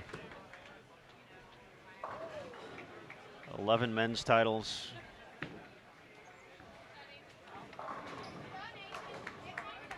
Over the years, and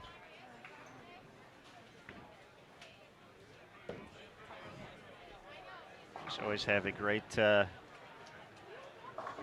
great system here that continues to bring folks in, and you can't argue with history and results, and that's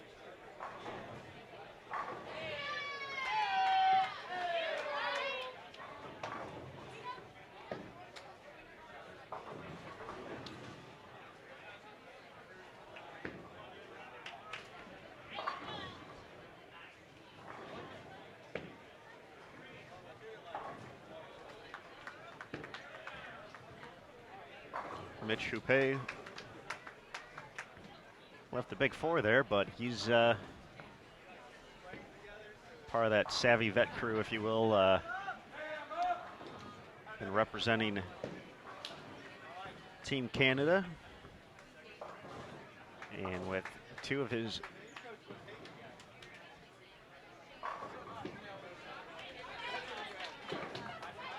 current Shocker teammates took home the team title at the USBC Open Championships this past year in Reno, Nevada.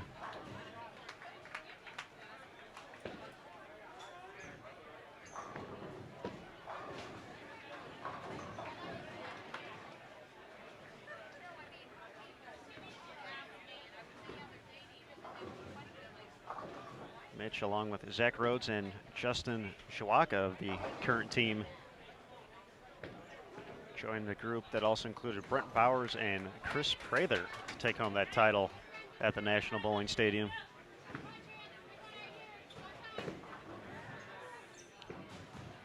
Brandon Biondo bowling third for Wichita State, leaves the 9-pin there.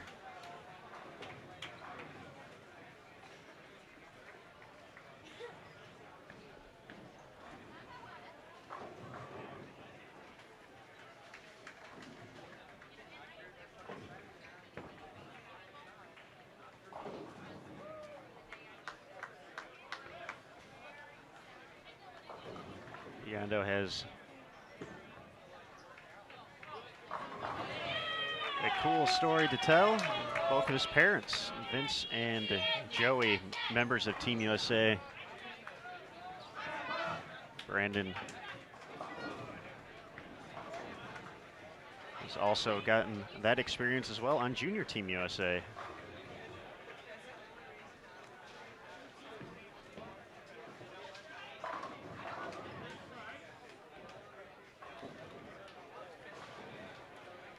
He's been on the team the past 2 years.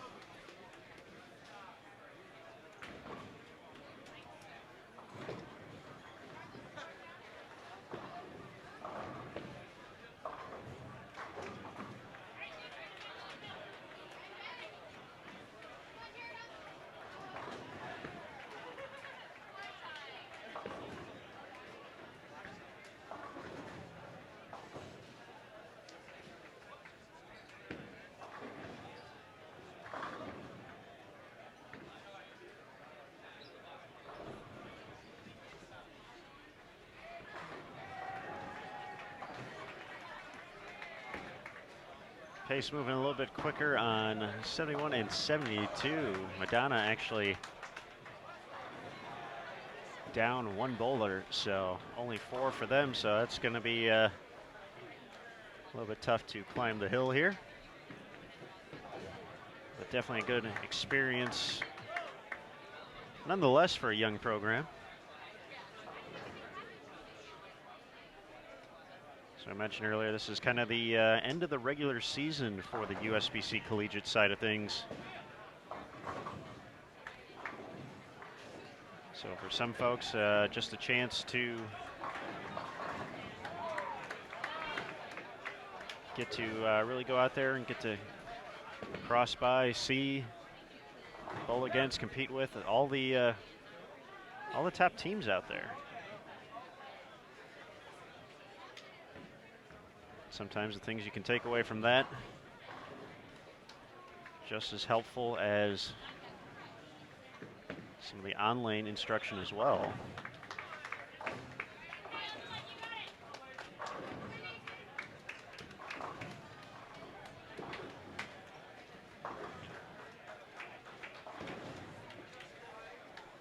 Calumet off that big 12-14 game in game 4, 1 pair to our left.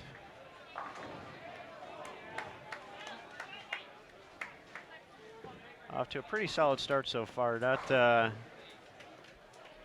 1200 pace at the moment, but just 2 opens so far for the Crimson Wave.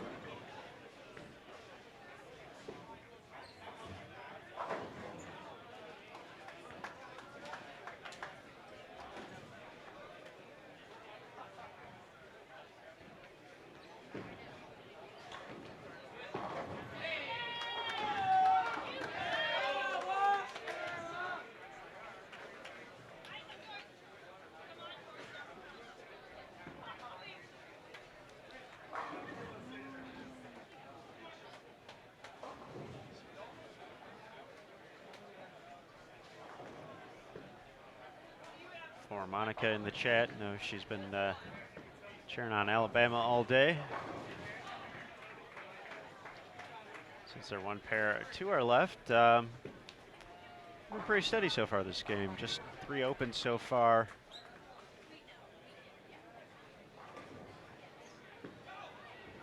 Through 6 frames, so.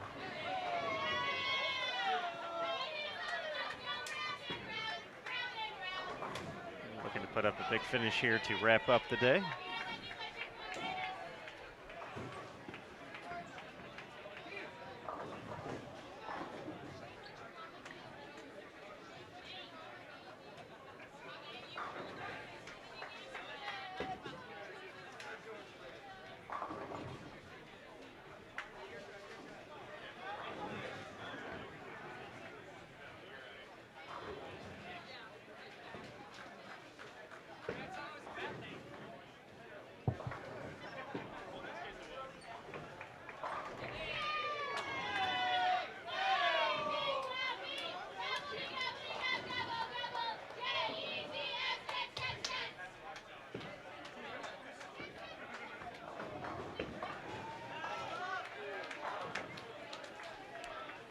All right, standings up after 4 games here at the 2017 Hoosier Classic, and talk about Calumet. That big 1200 catapulted them into the top spot. 4,099 through 4 games to lead the way. Wisconsin-Whitewater held on to second. They are the only other team plus at the moment. 40-38 for them. William Paterson moves into third at 39-88. St. Francis, Illinois, 39-72. Midland in fifth, 39-54. St. John's drops to sixth place with 39-51. Robert Morris, Illinois, who we will see next game, 39-35. Weber International, 39-29. Urbana, 38-95. And Davenport rounds out the top 10 at the moment with 38-51. So Calumet College, I believe they led qualifying here last year as well. Things did not go the way they would have hoped in the bracket.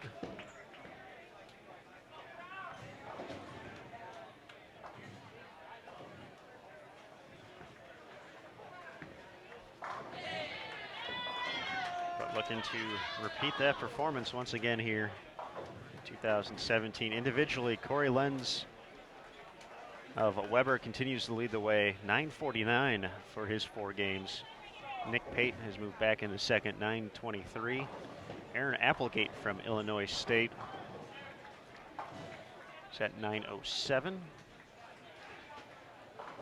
Tim Heyman from Lindenwood Belleville, 8:95. And Dylan Hunter from Adrian rounds out the top 5 with 8:94. Also in the top 10, Steve Katawaski from William Paterson, 8:82.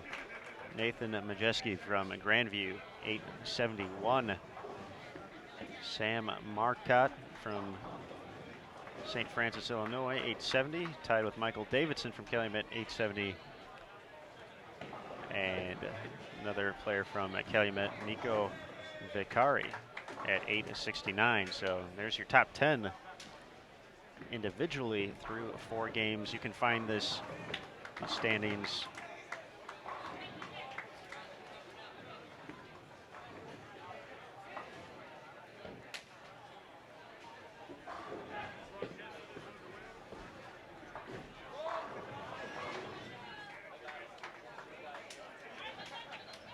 you can find that in 1 of 2 places, and we have both of those links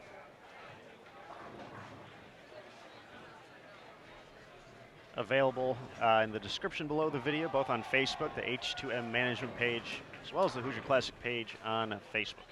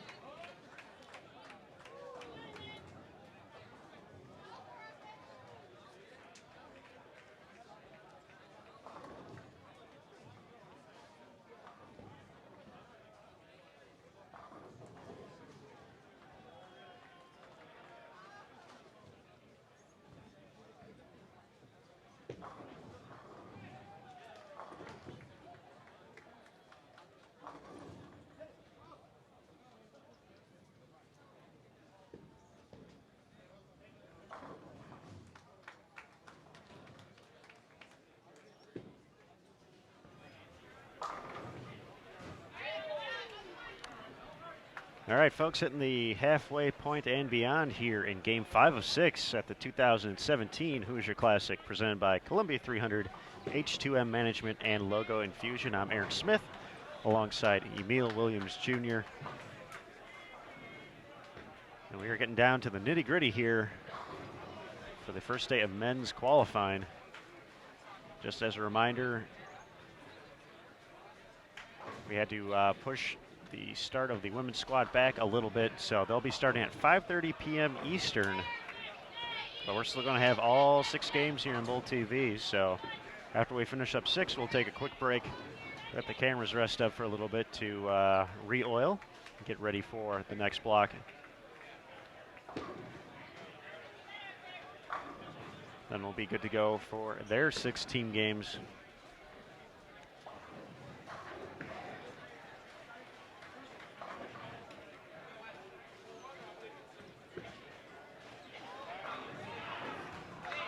With some discussion in the chat about just kind of everything that goes on in a collegiate event. I would have to say that this is just part of it. Folks adapt to it over time. It's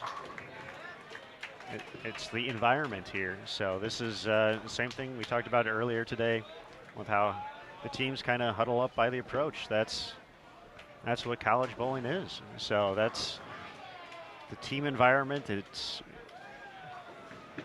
is deeply ingrained into these individual talented student athletes, but the team is what it's all about.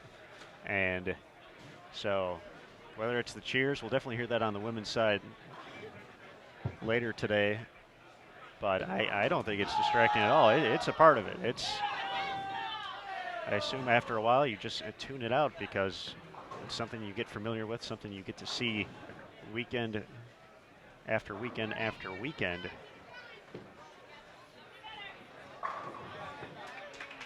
Wichita State making a substitution there, getting another left-hander out there. I think they took Mitch out after frame 4. So Coach Vatican going to the bench.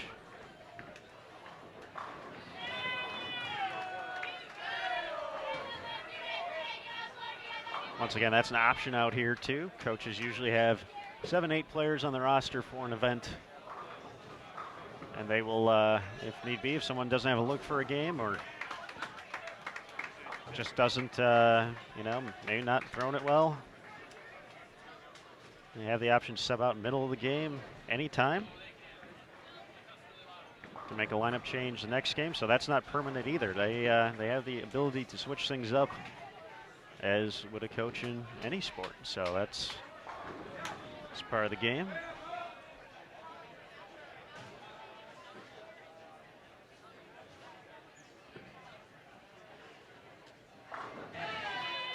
Question in the chat, Calumet will be on our featured pair in Game 6. They are our tournament leaders right now. Actually one pair to our left at the moment, so teams kind of make small moves and big moves, so they kind of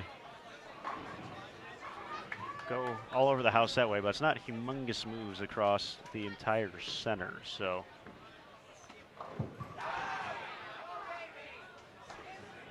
additional question, they can sub in the title match too. It's even though that's Baker, if they feel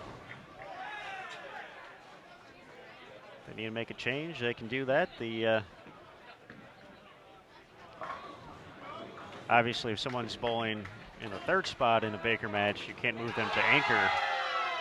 They would have to stay in that, but the next game coming up, you felt they were the best one to anchor the team, they could be moved into the 5th spot.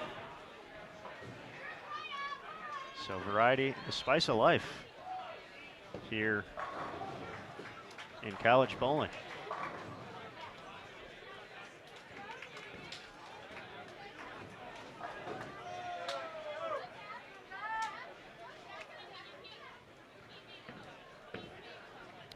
Wichita State, I believe, was in 16th place heading into this game, finding some momentum here in Game 5.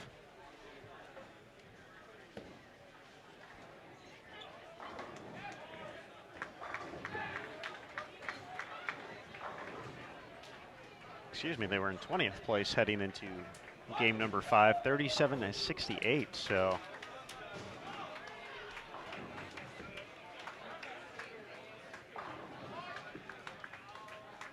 the Shockers looking to gain some steam for these final 2 games. As we saw with Calumet, they you can make a big jump with a big game here.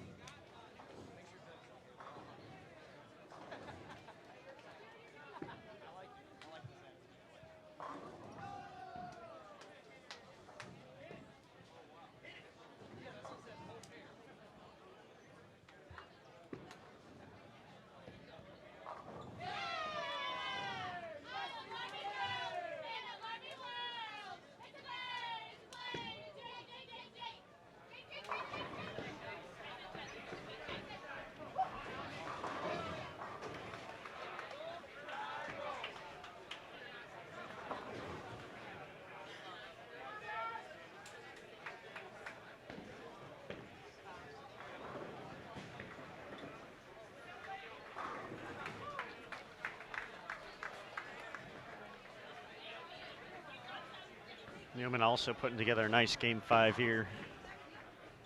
See where they were sitting at the standings. Newman was in 38th at 36.81, so about 80-90 pins between Newman and Wichita State, but 18 spots in the standings, so big games. Definitely swing the momentum here.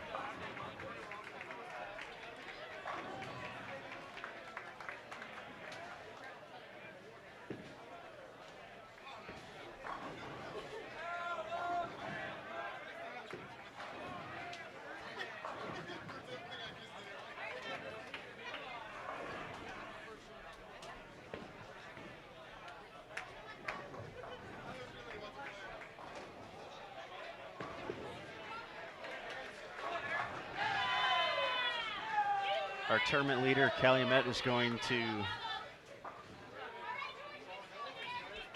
be better than 1,000 once again. They're looking solid. One pair to our left. We'll probably have a bit of a delay to start on 71 and. Oh wait, excuse me. Maybe we won't. I think 71 and 72 will be all right. It'll be a little bit behind on 73 and 74. Robert Morris, Illinois, coming to the pair next game. They're actually in the just starting the 7th frame, so they'll be. We'll have it staggered a little bit at the end here, if you will. See, as Newman looking to keep it going.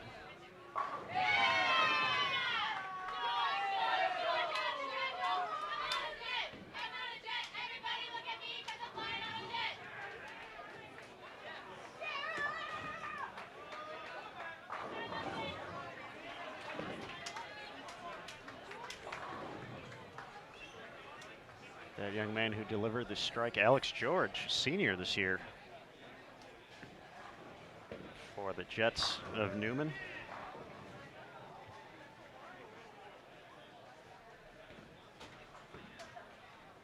Looking to make it 10 in a row as a team here. Perfect in the 7th. Add one more in the 8th.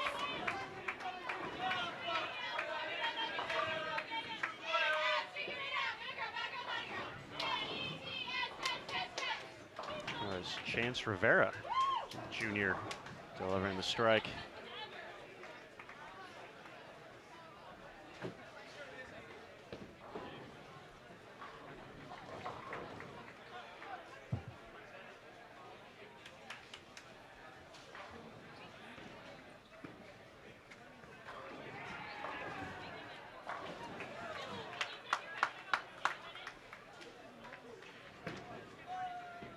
So we'll see if this is, saw the big 1200 from Calumet last game. Newman thinking a big number here to get themselves back into the mix.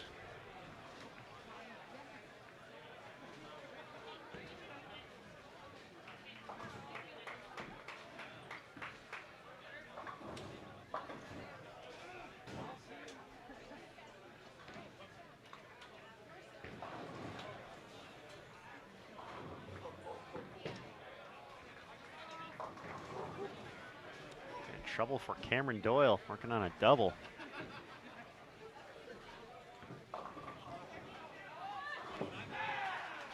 Leaves the 3, 4, 6, 9, 10.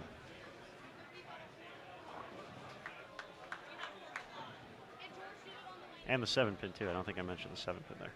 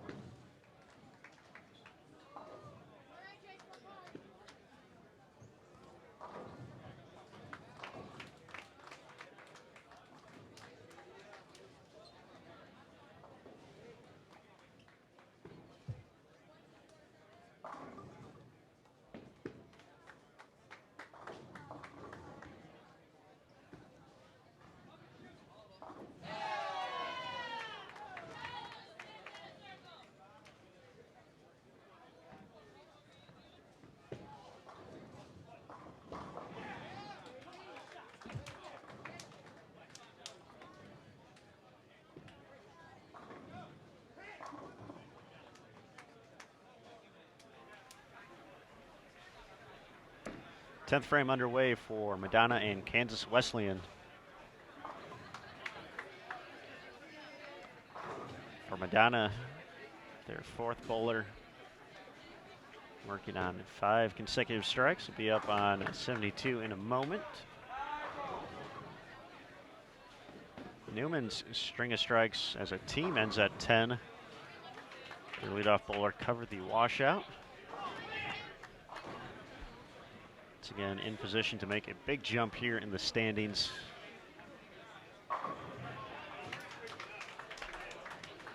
Wichita State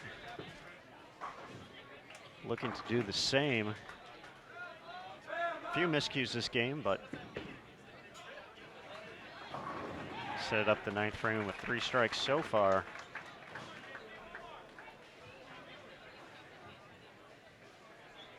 Including 6 in a row from Brandon Biondo, bowling in the 3rd spot.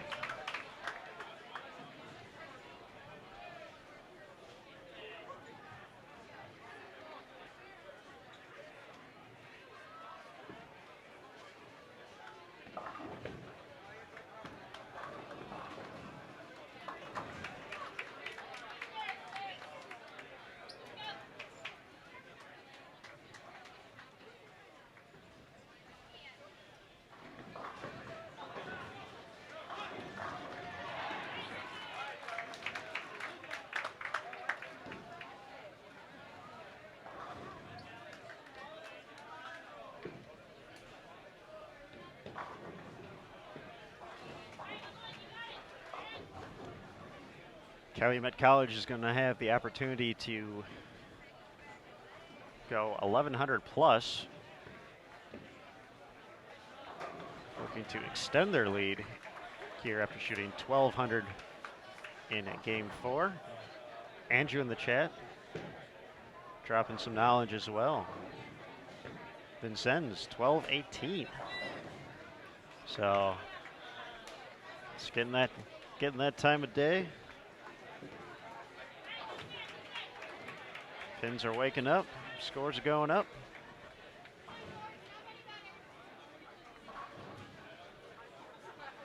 Newman looking for a big finish here.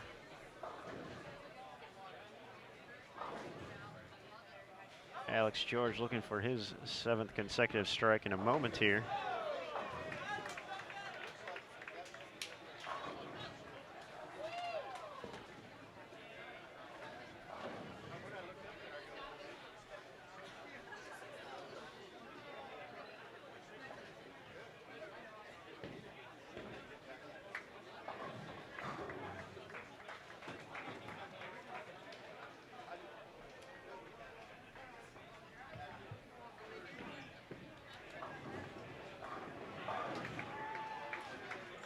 Alex asks for some hold, but only gets a little bit of it, leaving the 4-7. So Newman, after a perfect 7th and 8th frame, looking at 4 spares. Hoping to get 1 strike going into the final frame.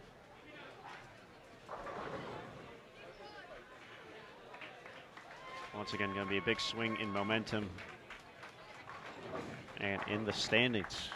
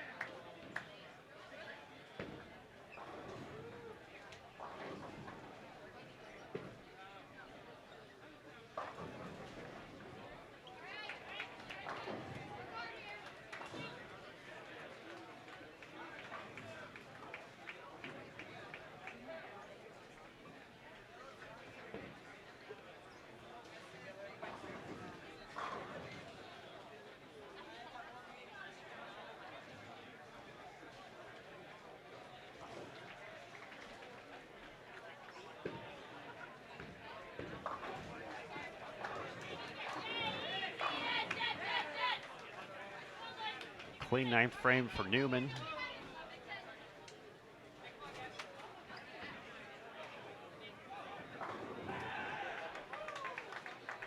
They all struck on lane 73 in the 8th frame. Hoping for that one more time here.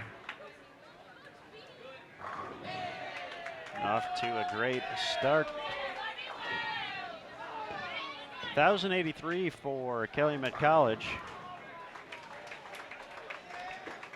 Let's see if that's enough to hold on to the lead.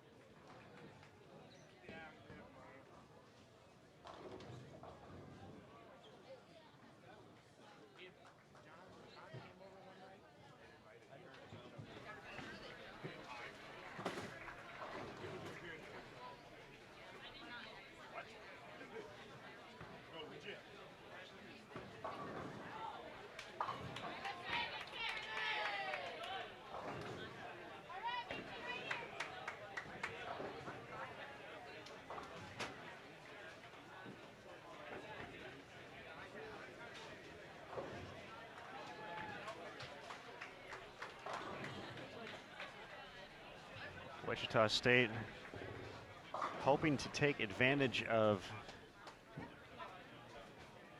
a few strikes here in frame 9. Add them on here in the 10th. Just going to start with Brandon Biondo in a moment. Shoot 269 this game. Wichita State got off to a strong start. Had some miscues down the stretch here.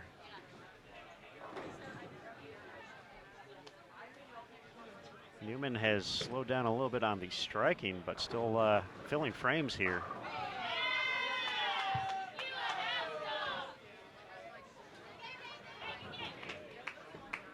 They can still get to 11:37. Their last 3 bowlers can strike out, so once again, they were in 38th to start this game.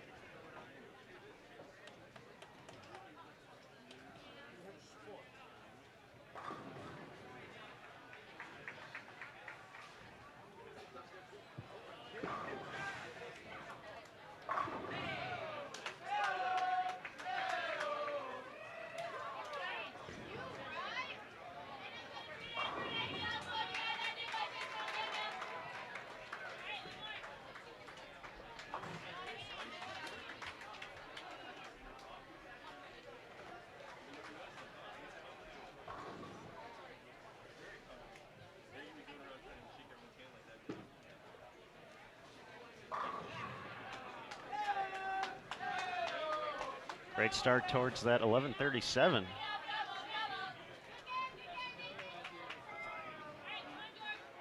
Billy Murphy finding the right combination for his team here.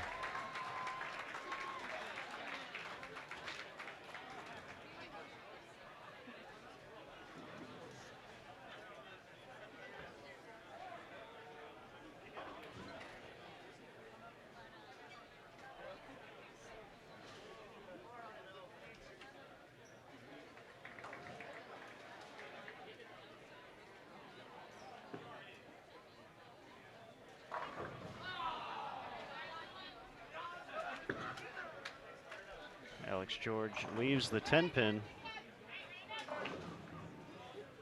to max at 236 now.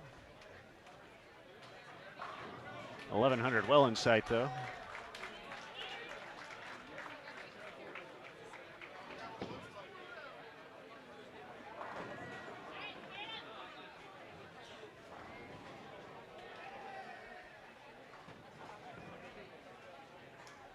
So one more game after this here on Bull TV for men's qualifying of 2017 Hoosier Classic, presented by Columbia 300 H2M Management and Logo Infusion. It's 80 lane facility, Western Bowl in Indianapolis. Always a great host.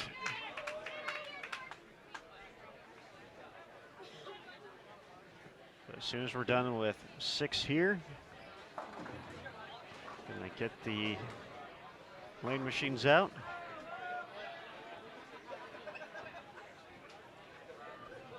A few Kegel Flex machines gonna get to go through the paces here. Oiling the lanes for the women's squad. Scheduled to start at 5:30 p.m. Eastern. Right here on Bull TV. They'll have their 6 games.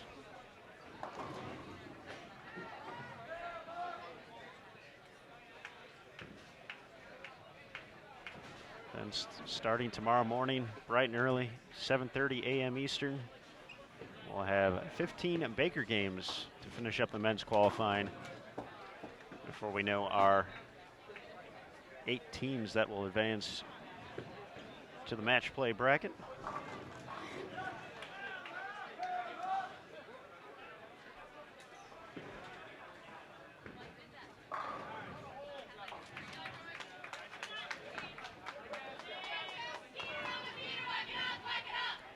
Alex George finishes up with 2:36.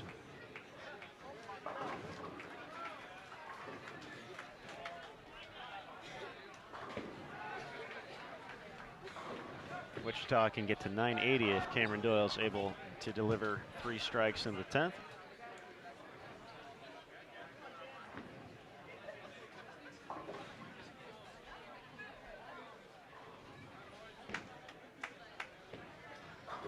Looks like Purdue and Calumet not going to waste any time and get into game 6 here.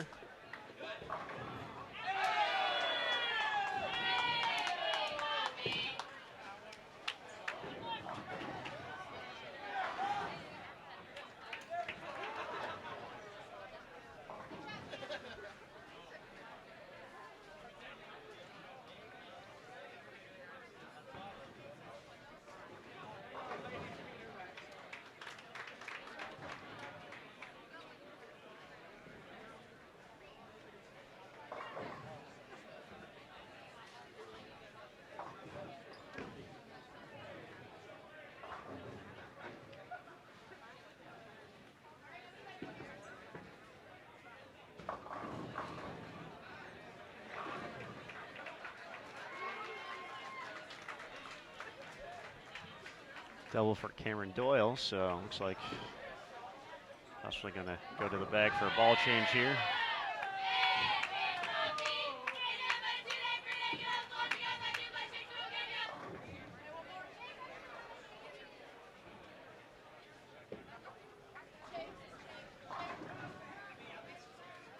For Newman, 11:26 with 1 more strike, so business has picked up here on Bowl TV. This 45-foot pattern, a unique, one-of-a-kind creation from Nick Hoagland, definitely slowed these competitors down through 3 games. Actually, no teams were plus. How quickly that has all changed, though.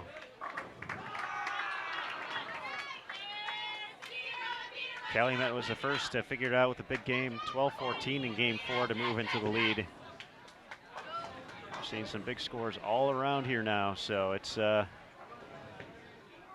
be interesting to see the standings after 5 and of course after 6 too.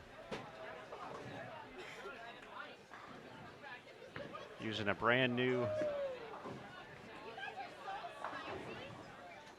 Kegel conditioner. Never before seen in competition quite like this.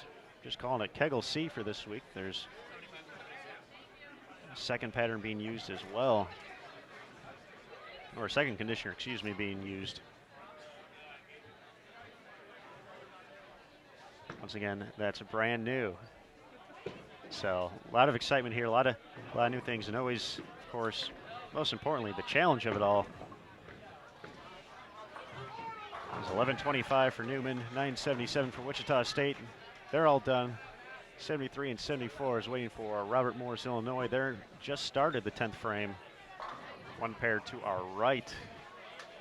They'll be joined by Marian, so we're going to wait for them. 73-74, going to be quiet for a sec. All eyes will go to Purdue and Calumet starting game 6. So once again, a big thanks to everybody for joining us here today. We certainly appreciate it. Hope to see you all weekend until we crown our champions. Someone's going to get to decorate the big board with the 48th annual Hoosier Classic logo on it. There's a masking unit in the middle of the house that is fresh, just as the logo is waiting to have some graffiti added to it throughout the house. We have the masking units since at least 2009.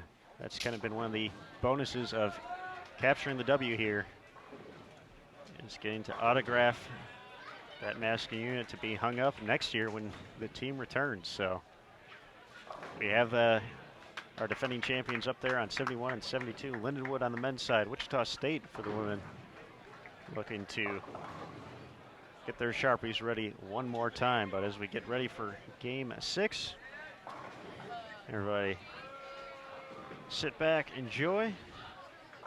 We'll be good to go on 73 and 74 in just a few minutes.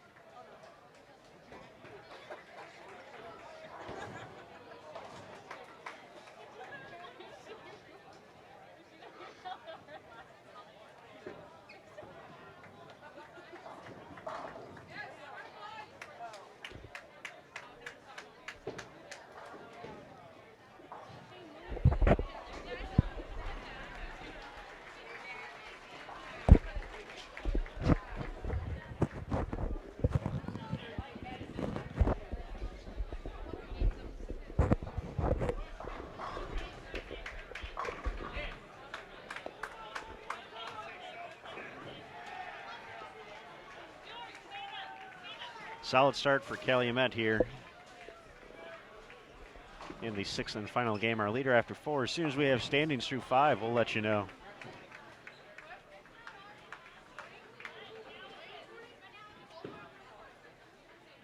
Couple of quick score updates. Lanes are opening up. Andrew Dikowski from William Paterson just shot a 299 on 37-38. And Alistair Rutledge of Nebraska shot a 300 on lane 7. Congratulations, guys. Good shooting. Had a few announcements over the system there. For the women's squad, please, a quick reminder that there's a come to the front gate and there's a threatening thing at the door for $5 to go to the Make-A-Wish Foundation. If you came in on the side doors, we greatly appreciate it if you came up to the front, the middle door, made a contribution for us. Thank you. All right, a few announcements over the PA system there, but had an announcement of a 299 and a 300 last game, so I did not catch the name of the young gentleman who shot 299, but Nebraska's Alistair Rutledge delivering the 300 in game 5. So congratulations to Alistair for connecting.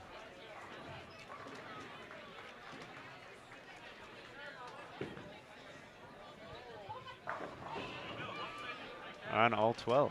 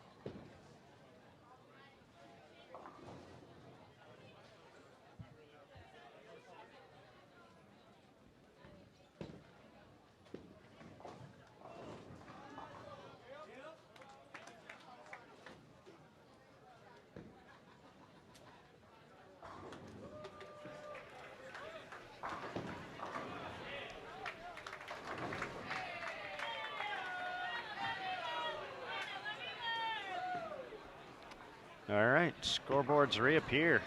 Robert Morris, Illinois, and Marian, welcome to Bowl TV.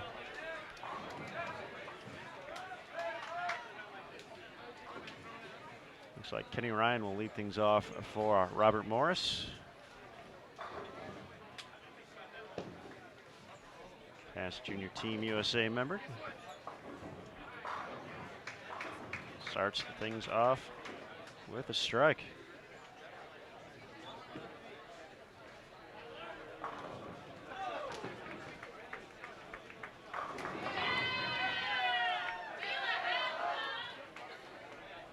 Calumet anchor Michael Davidson looking to wrap up a perfect third frame for the Crimson Wave.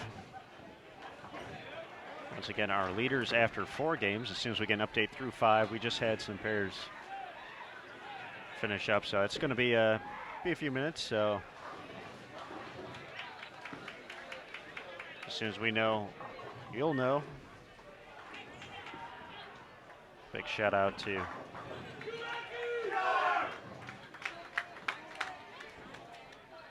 all the folks making this tournament happen on that side. We had some scoring issues to start off today, so had to make some adjustments, but we've certainly found a nice rhythm to get those up in a timely manner here. A shout out to Dylan Murphy and company, Bo Shipley, Nick Parishny, Nick Hoagland, Gary Brown even doing some work as well, helping out the head of USBC Collegiate, one of his many titles.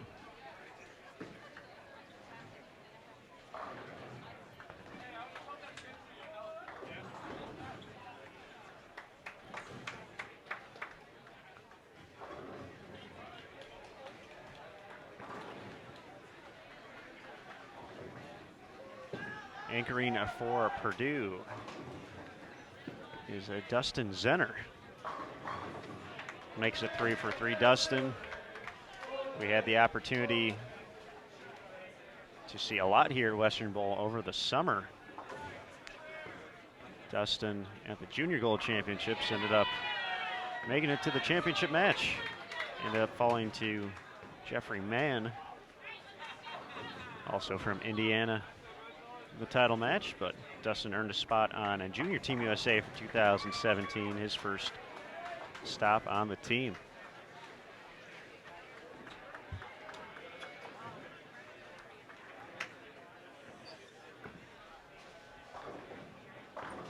So some transition for the Boilermakers this year. Longtime coach Scott Savage no longer with the program. You know, Scott moved at the end of the collegiate season last year, so for Purdue a bit of a change, but Boilermakers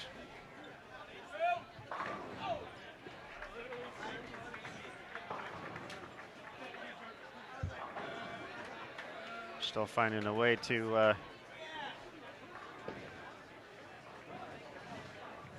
keep on doing what they do. They led qualifying at the ITCs last year. Currently find themselves ranked 27th in the latest ranking poll.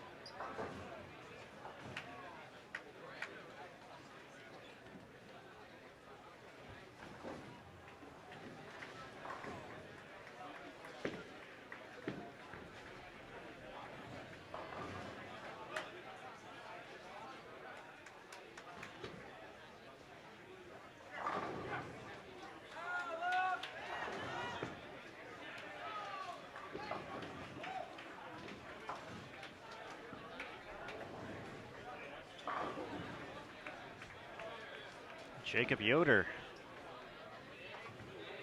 the new recruit to the Calumet program, makes it 3 in a row. So Crimson Wave once again looking impressive here down the stretch. Didn't really shoot themselves in the foot the first 3 games. Avoided the big game, or the opposite of a big game, but grinded out a few 900s.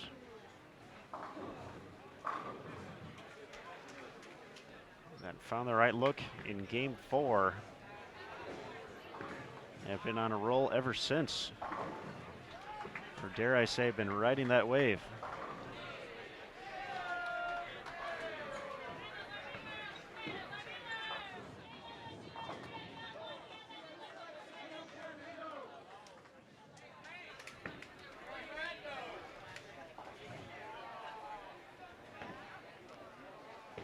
Here's Davidson again. First team All-American last year.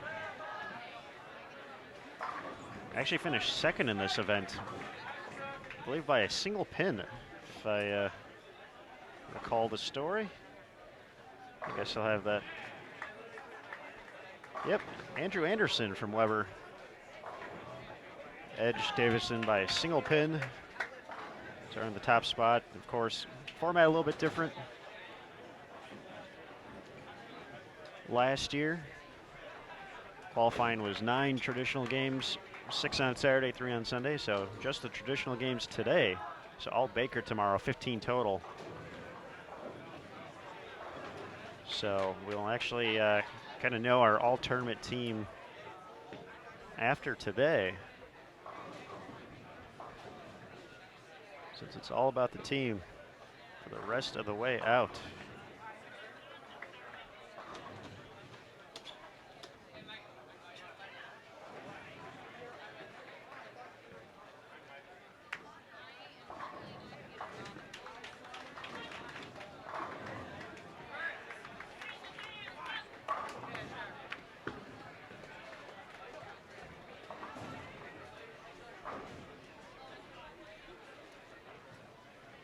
Bowling third for Robert Morris, Illinois. It's going to be Daniel Hansen, our defending intercollegiate singles championships winner.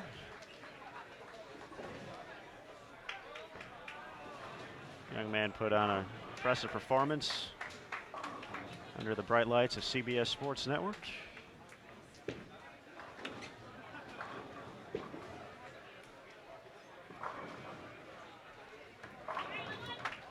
Basically did a lot of that. Toss the 10 back.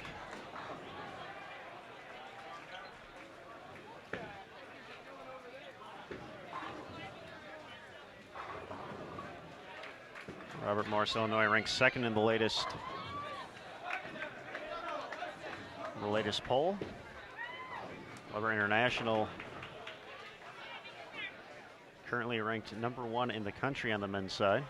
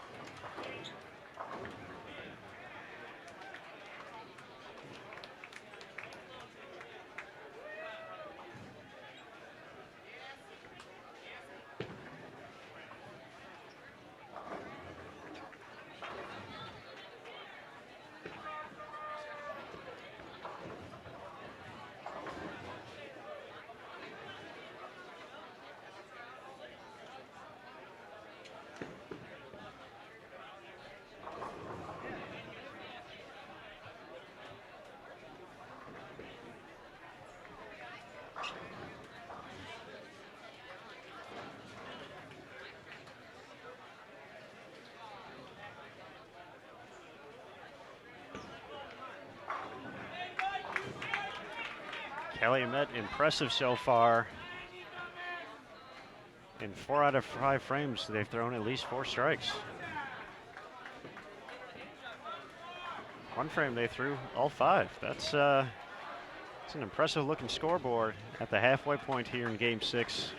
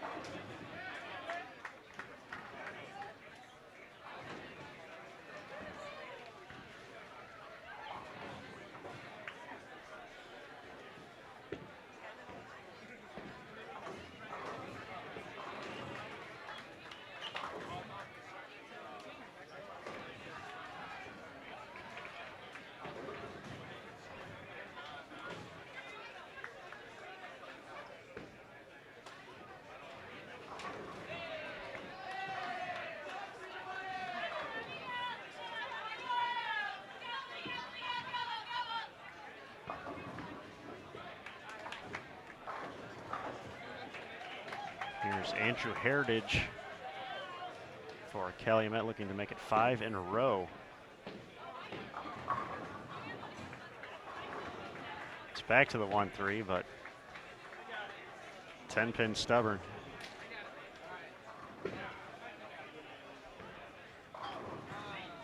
Head coach Mike Kubacki.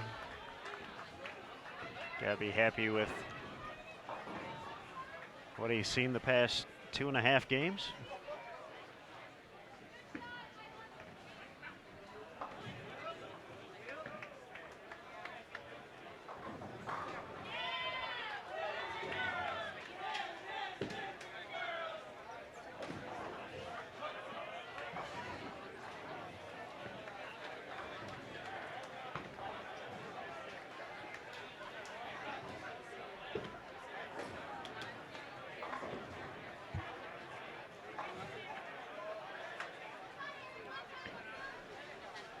We have a little bit of a delay here from when we see something happen in real time and when it actually shows up on Bowl TV, like most broadcasts. And it's a lot of faith on the Marian sidelines there. Tossed some bowling balls around, but no problem on the completion.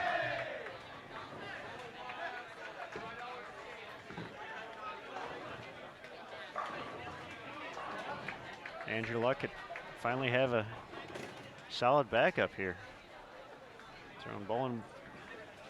Throwing bowling balls around like that. Gotta see him with a football.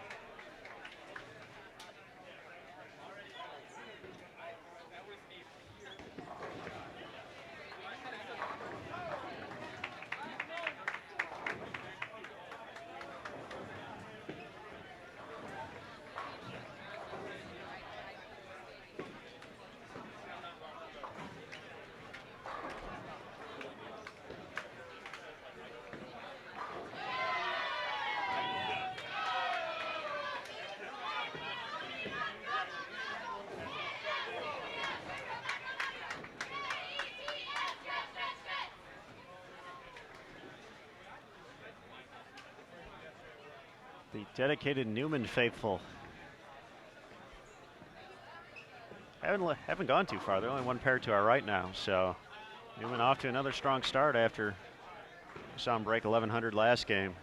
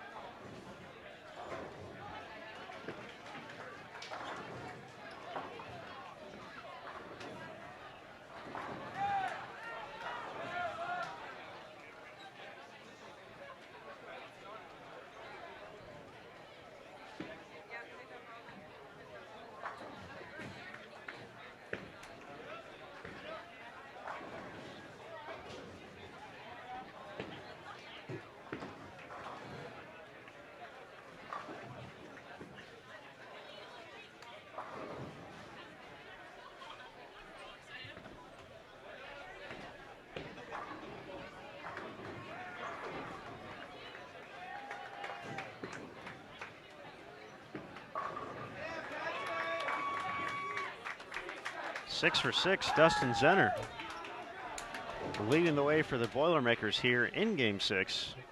The finale for men's qualifying here on Bowl TV for today at the 2017 Hoosier Classic. We're not done for the day, however. So if you like college bowling, you're going to get more of it. Women's qualifying coming up next. Approximate start time, 5:30 p.m. Eastern. They'll be right here on Bowl TV. Be sure to give us a thumbs up below the video if you like what we're doing. If you have not subscribed to Bowl TV yet, please do so when you're all said and done. And of course, on social media, Sport of Bowling USBC on Facebook, at USBC on Twitter, and something new this week. If you check out Instagram and Snapchat, we're actually corresponding from the youth bowling tag. So youth_bowling. So Emil Williams Jr. has been all around Woodland here, or Western, excuse me. Snapping away.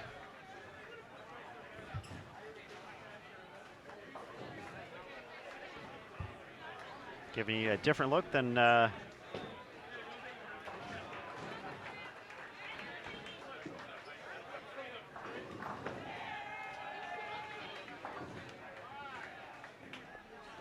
giving you a different perspective.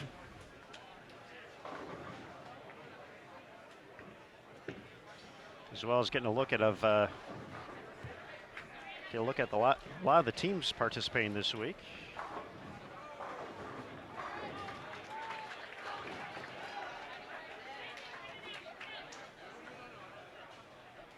As I was talking about that, got the update for game number 5, now live on Facebook.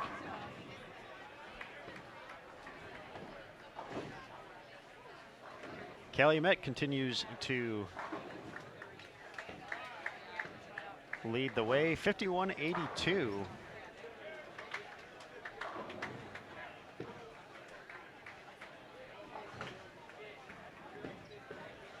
Sitting in second now, William Paterson making a big jump, 51-43. Wisconsin-Whitewater in third, 50-37. So those are the only teams that are plus so far.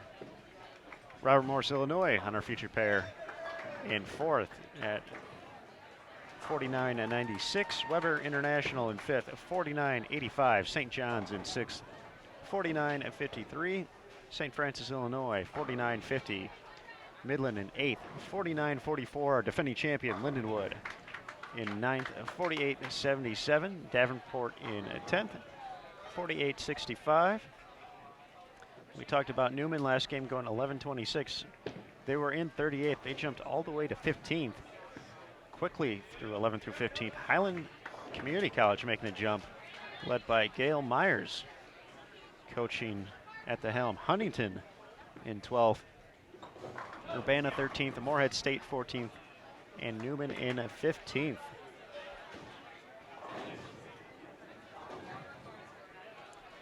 Individually now leading the way, Nick Pate of Midland, 11:41 for his 5 games, dropping to second. Corey Lenz of Weber International, 11:22. William Paterson in 3rd and 4th. Steve Katowski, 11:19, and then Andrew Dukowski making the jump, big 299. So he was the young man who shot 299. Andrew Dukowski from William Paterson, 11:17, and in 5th, Tim Heyman from Lindenwood Belleville's been around the top 5 all day. 11:16. Pair of Calumet teammates next. Nico Vicari at 11:06, and Michael Davidson in 7th at 11:05.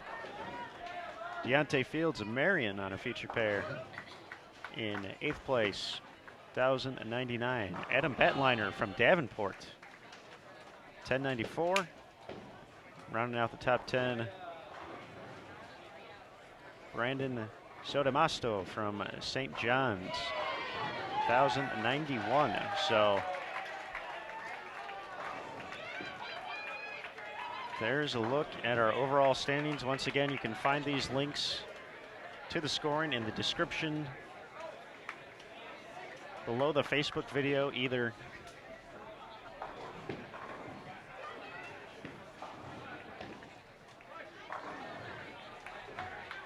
on the Hoosier Classic or H2M management page will get you there.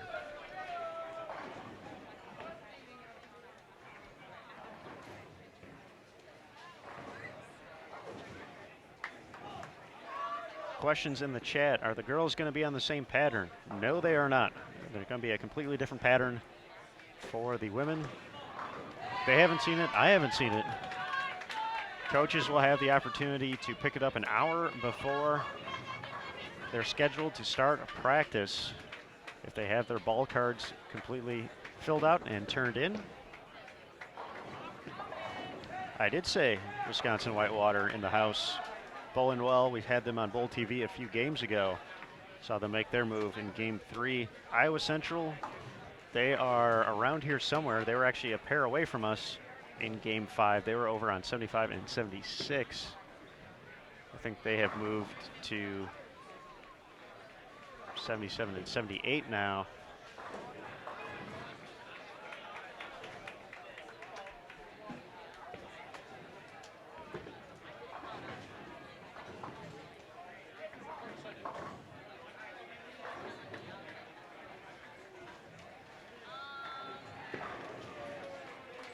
Iowa Central currently sitting in 53rd overall in the standings. 78 teams in the men's field this week. That is sold out. Only have 80 lanes here, so one breakdown pair.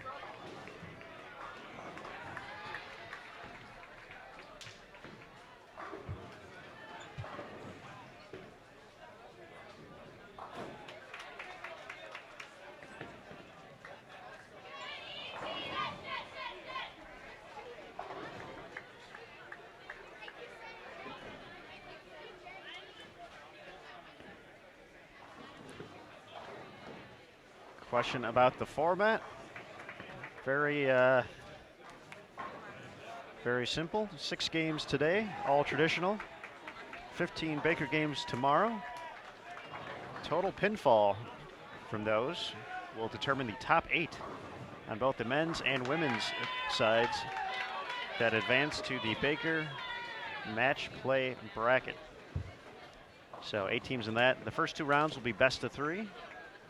Championship round, best of 5.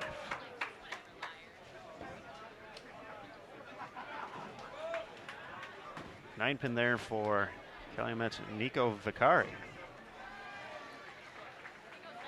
So at the end of that best of 5 in the championship round We will know our champions. We'll know who gets to decorate the masking units.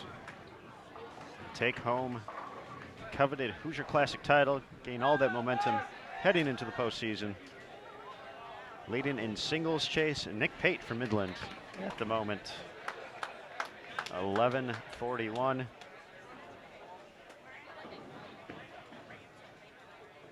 Through 5 games, 228, 248, 213, 234, and 218 for Nick Pate.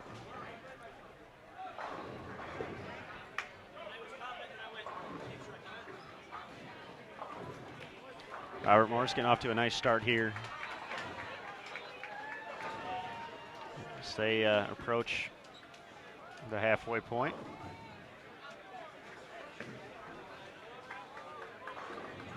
Kenny Ryan looking to keep things going here. That shot got a little right of target.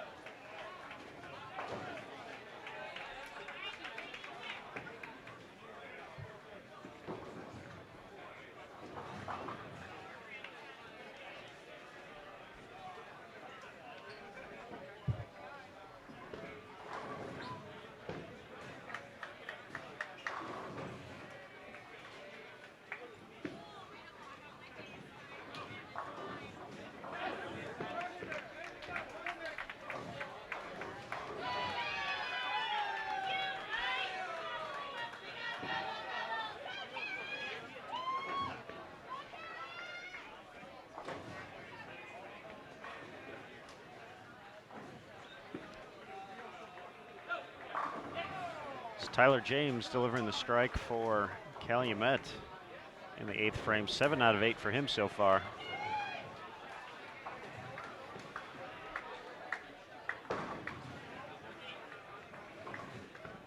Purdue looking to cap off a perfect 8th frame. Here's Zenner. Gets it, bounces back after the open in the 7th. Boilermakers looking to make a run here in the final game. They were down in 39th, but one big game can quickly swing their spot in the standings. Question in the chat, Robert Morris in the top 5 at the moment, 4th overall. 49.96. Calumet, our current leader, 51.82. So only 3 teams are plus so far through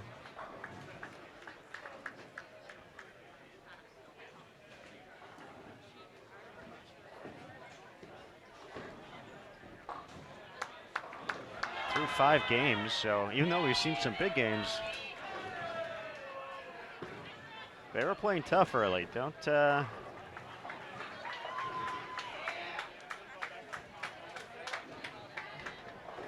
Haven't seen this kind of striking throughout the course of the day. They were tough to start, so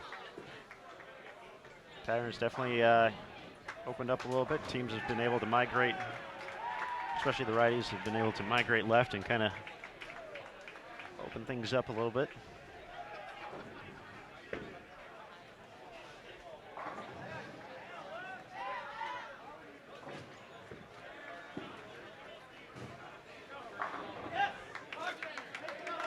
But through 3 games, we had 0 teams plus. So that's the quality of talent in this field. Something you don't get to see too often.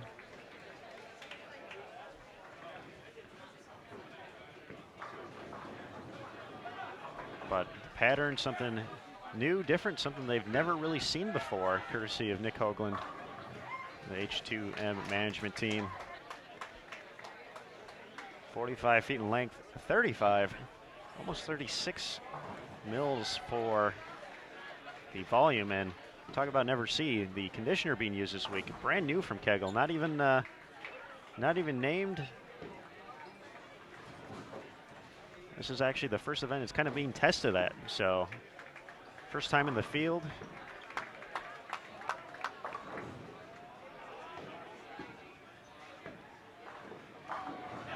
Getting to see how that holds up, how it takes the traffic, the revolutions, all the surface out there as well that started the day.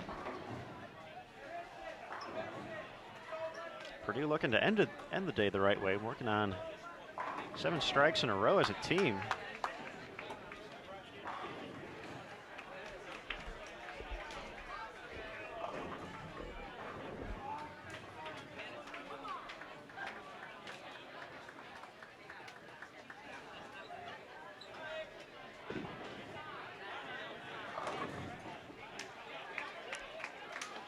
Another question in the chat. USBC Collegiate is not separated by divisions like NCAA is with D1, D2, and so forth. So it's pretty cool to see some of the smaller colleges mix it up and be just as competitive in this environment. Don't necessarily see that across the landscape of all sports. So.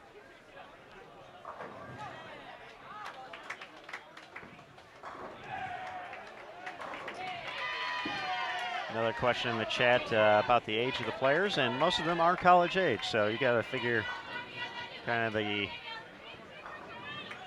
18 to 22 range, a large majority. But with it being collegiate, players have 4 years of eligibility, so they do have the ability to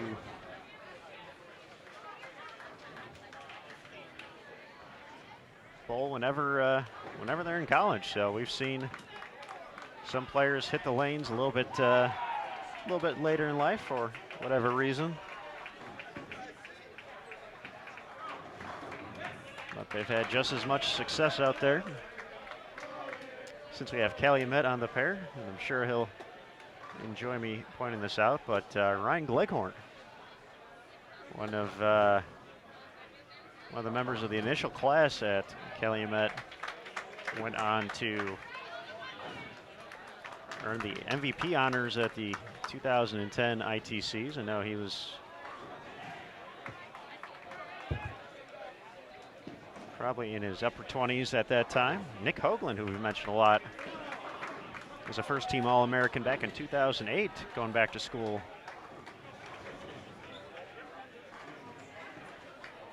Having a few years of experience already underneath his belt.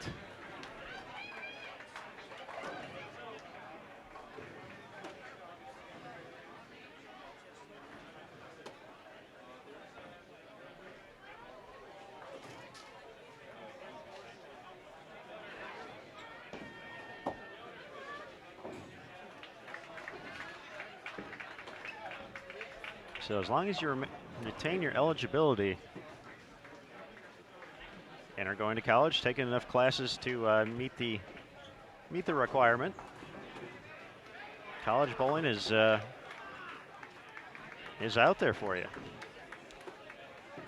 The NCAA also has a bowling side just for the women at the moment.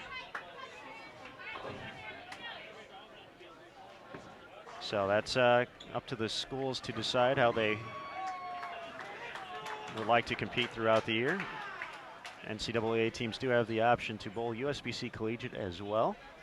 Some do, some don't.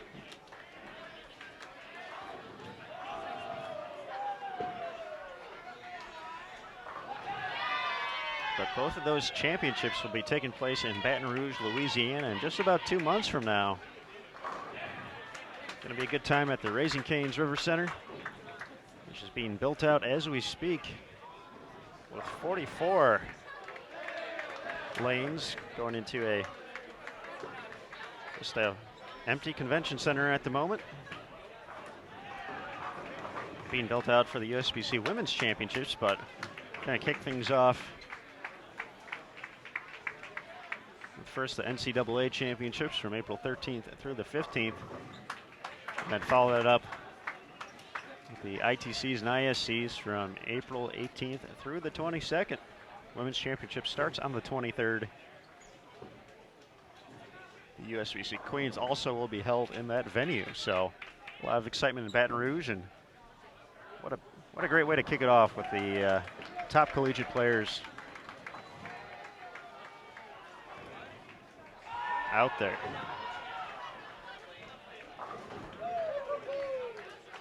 Tenth frame underway. Both teams striking at will here in the home stretch. Calumet's going to have another big game, so we'll see if they hold on to their lead heading into the 15 Baker games tomorrow.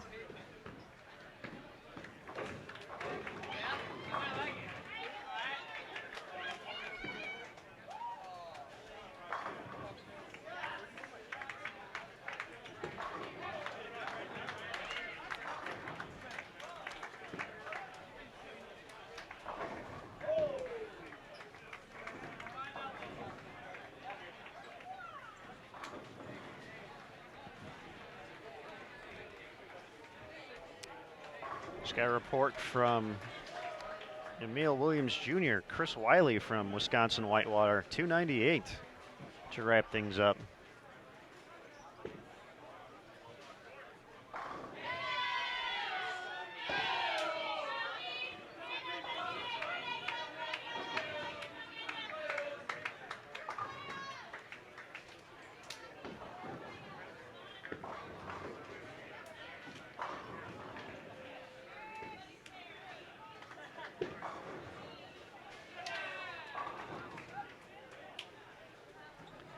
So Chris, great way to finish out today's competition. Let's see what the rest of the Warhawk contingent did that game. Will it be enough to catch Calumet?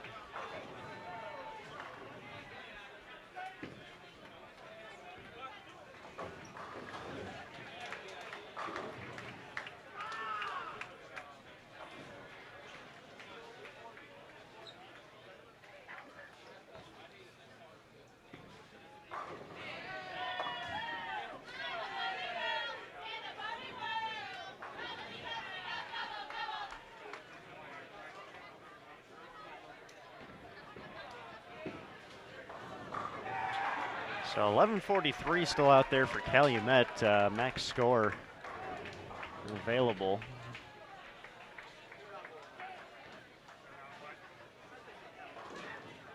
.11:03 for the Boilermakers of Purdue. They're able to throw the final 8 strikes. Working on some momentum.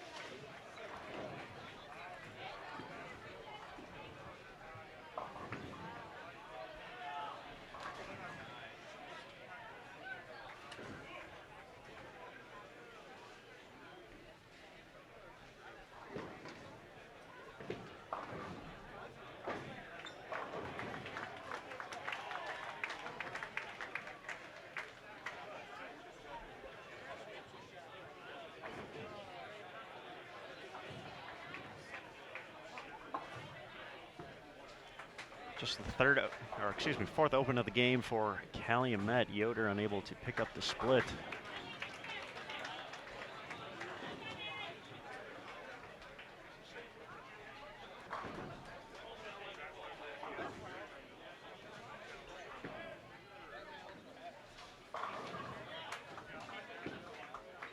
$1,100 still available for Calumet despite the open.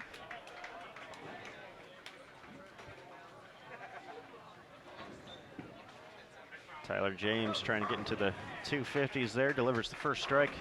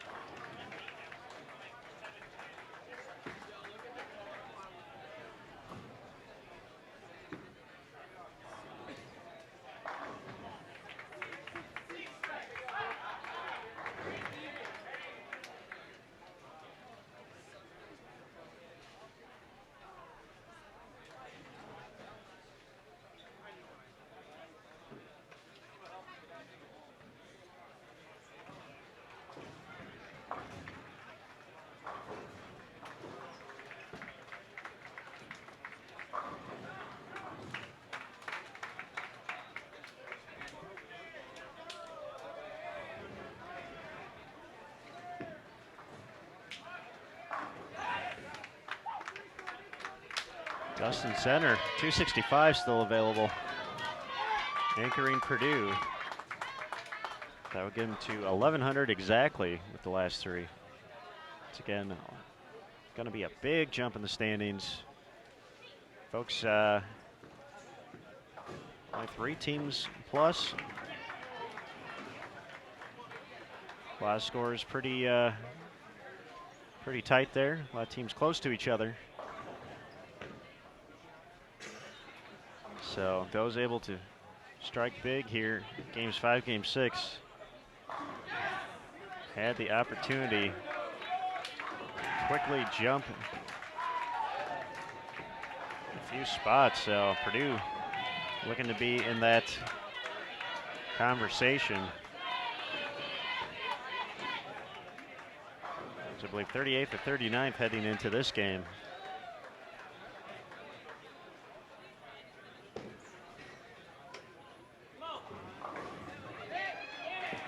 Late messenger for Michael Davidson.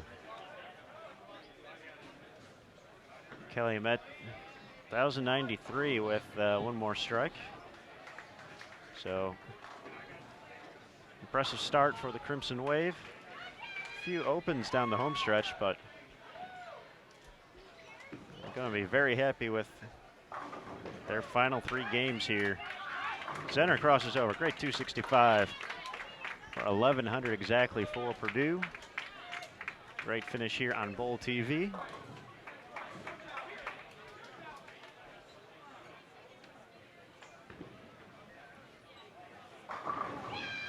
Calumet 1,093, so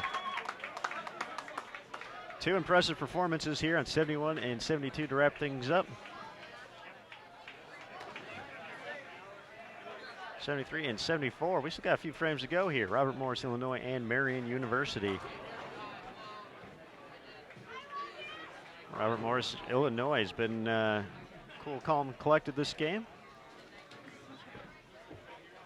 They are clean as a team so far. Worked in a few strikes as well, so they were already in the top 5, looking to maintain that spot in the standings. Possibly move up too.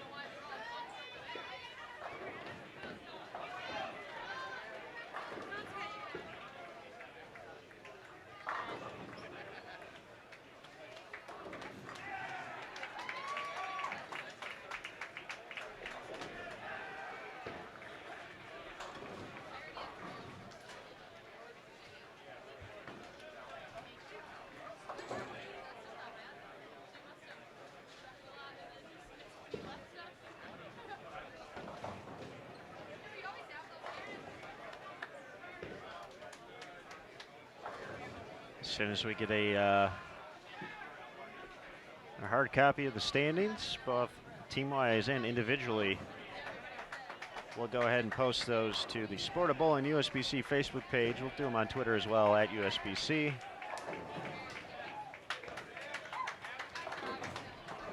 If you're not following on the H2M Management or Hoosier Classic pages, that'll be the place to see him. So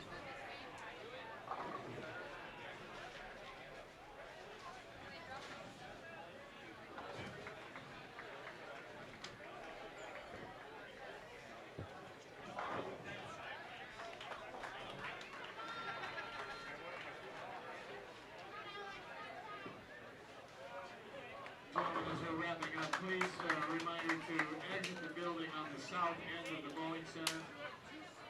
Near the door where you first came in this morning. Also, please remember to grab all of your equipment, all of your gear, and whatever you brought with you. We don't want you to leave anything here tonight, because we will not guarantee that it'll be here in the morning.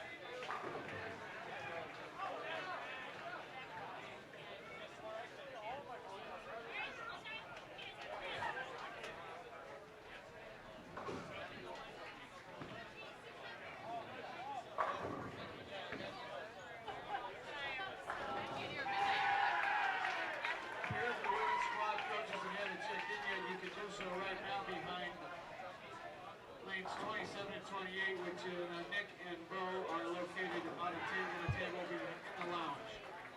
Look at their credentials and check in if you haven't done so yet.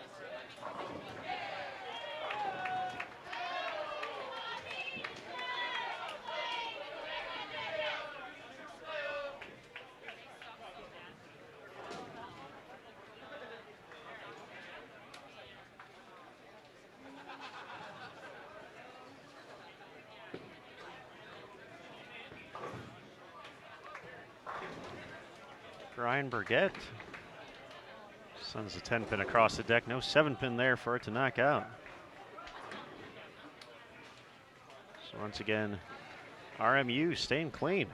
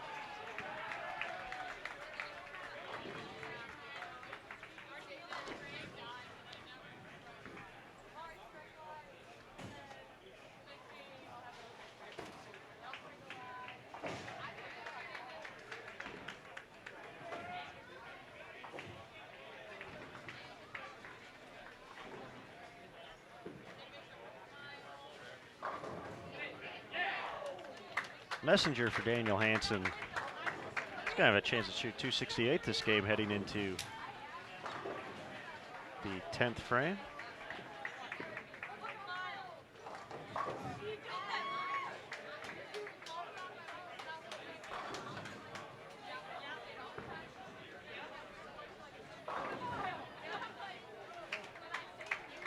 Just a reminder, even though we're turning the cameras off after this game, we're not done here on Bowl TV today. 6 more games of women's qualifying taking place starting at 5:30 p.m. Eastern, so about 2 hours and change from now.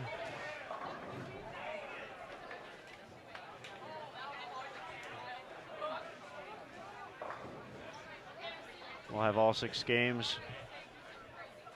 And then tomorrow morning we'll start off with the men's 15 Baker games at 7:30 a.m. Eastern.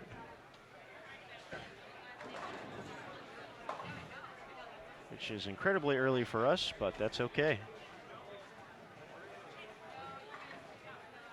So that's what we're here to do this weekend. But that'll be the men's 15 Baker games. And then unfortunately, we won't have the women's 15 Baker games because the bracket will be going on at the same time for the men. So that'll be up next after that. But we'll have the women's bracket as well here on Bowl TV. So another full day here. Be about, on the schedule, it's about 12 hours of time here tomorrow. So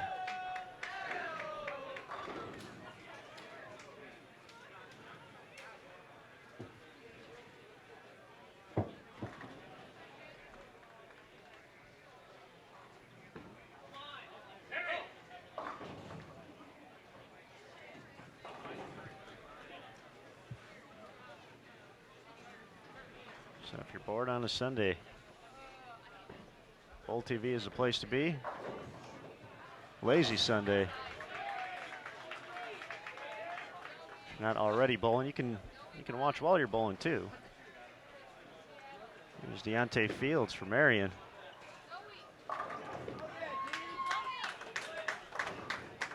Wheeling and dealing sets up the 10th. He can get to 237.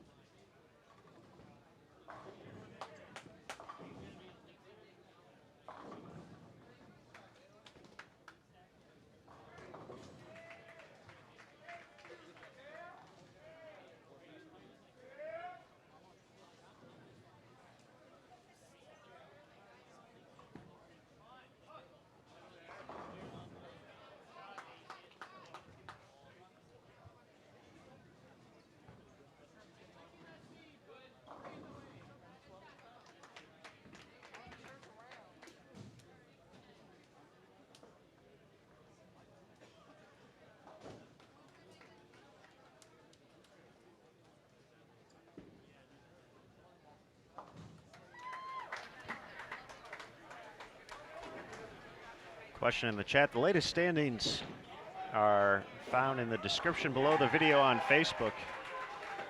Probably the quickest way to check it. If you scroll down, there's two options. There's the Hoosier Classic Facebook page, as well as the H2M management page.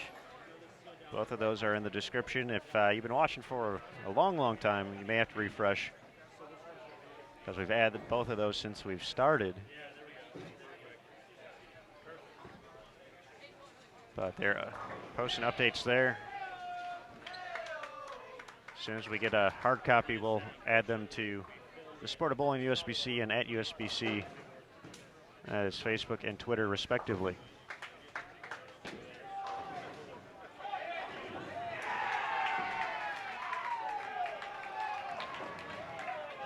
Gentlemen, please remember to make sure you get all of your equipment and your gear and everything and take it with you. Try not to leave anything behind. You really don't want to have to pick up after you, number one. And number two, we can't guarantee if it's left here overnight, it's going to be here in the morning.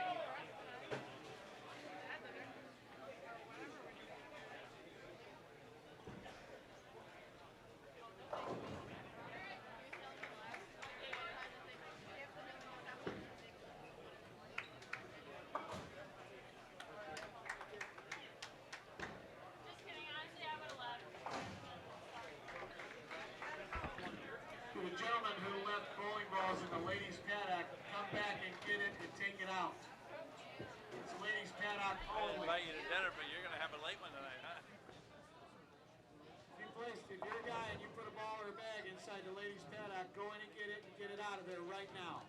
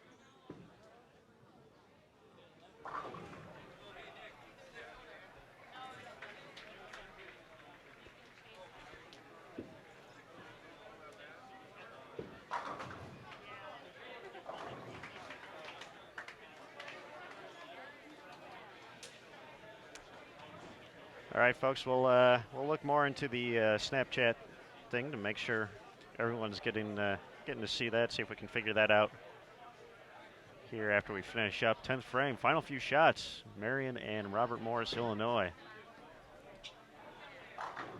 One of the few pairs left going possibly definitely around us. See a few bowling balls still going down the lanes to our left, but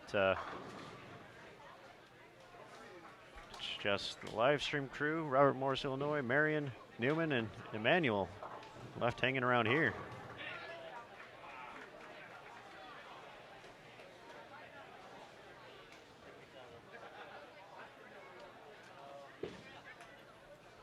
$1,100 still out there for RMU.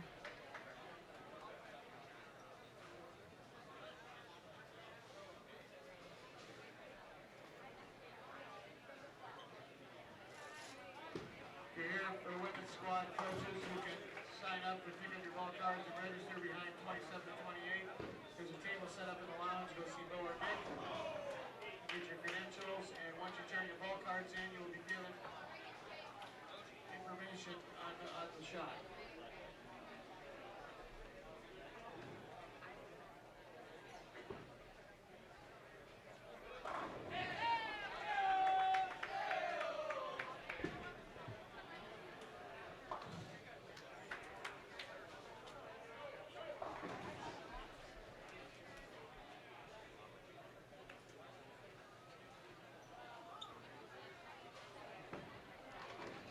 Hard to believe, but we've been on the air for nearly 8 hours. So we had that little hiccup in the early going, but got it figured out. Huge credit to the staff that makes this tournament happen each year. Put in the hard work to make sure no one's inconvenienced for too long here.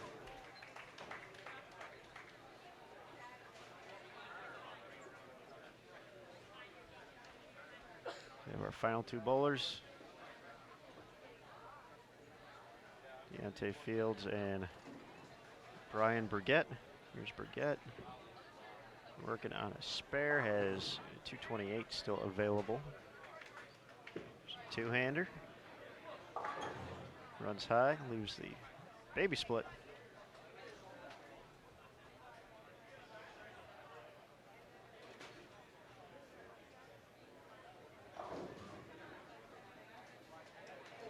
So once again, it's going to be about 2 hours from now. We'll be back here on Bowl TV for the opening round of women's qualifying here at the 2017 Hoosier Classic. Please exit the bowling center either on the north or south end of the bowling center. Do not use the middle area. Middle doors, please. We appreciate it. Thank you.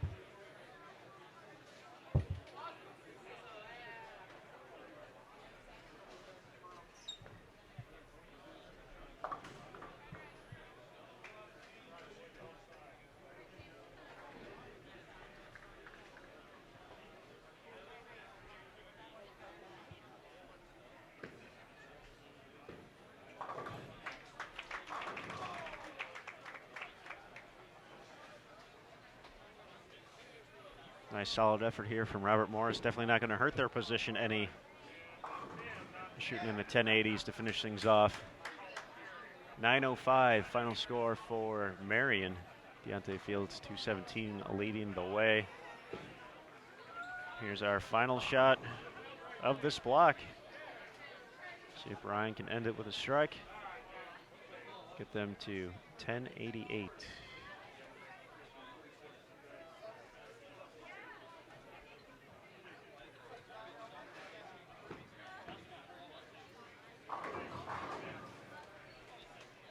.1087, not too shabby either.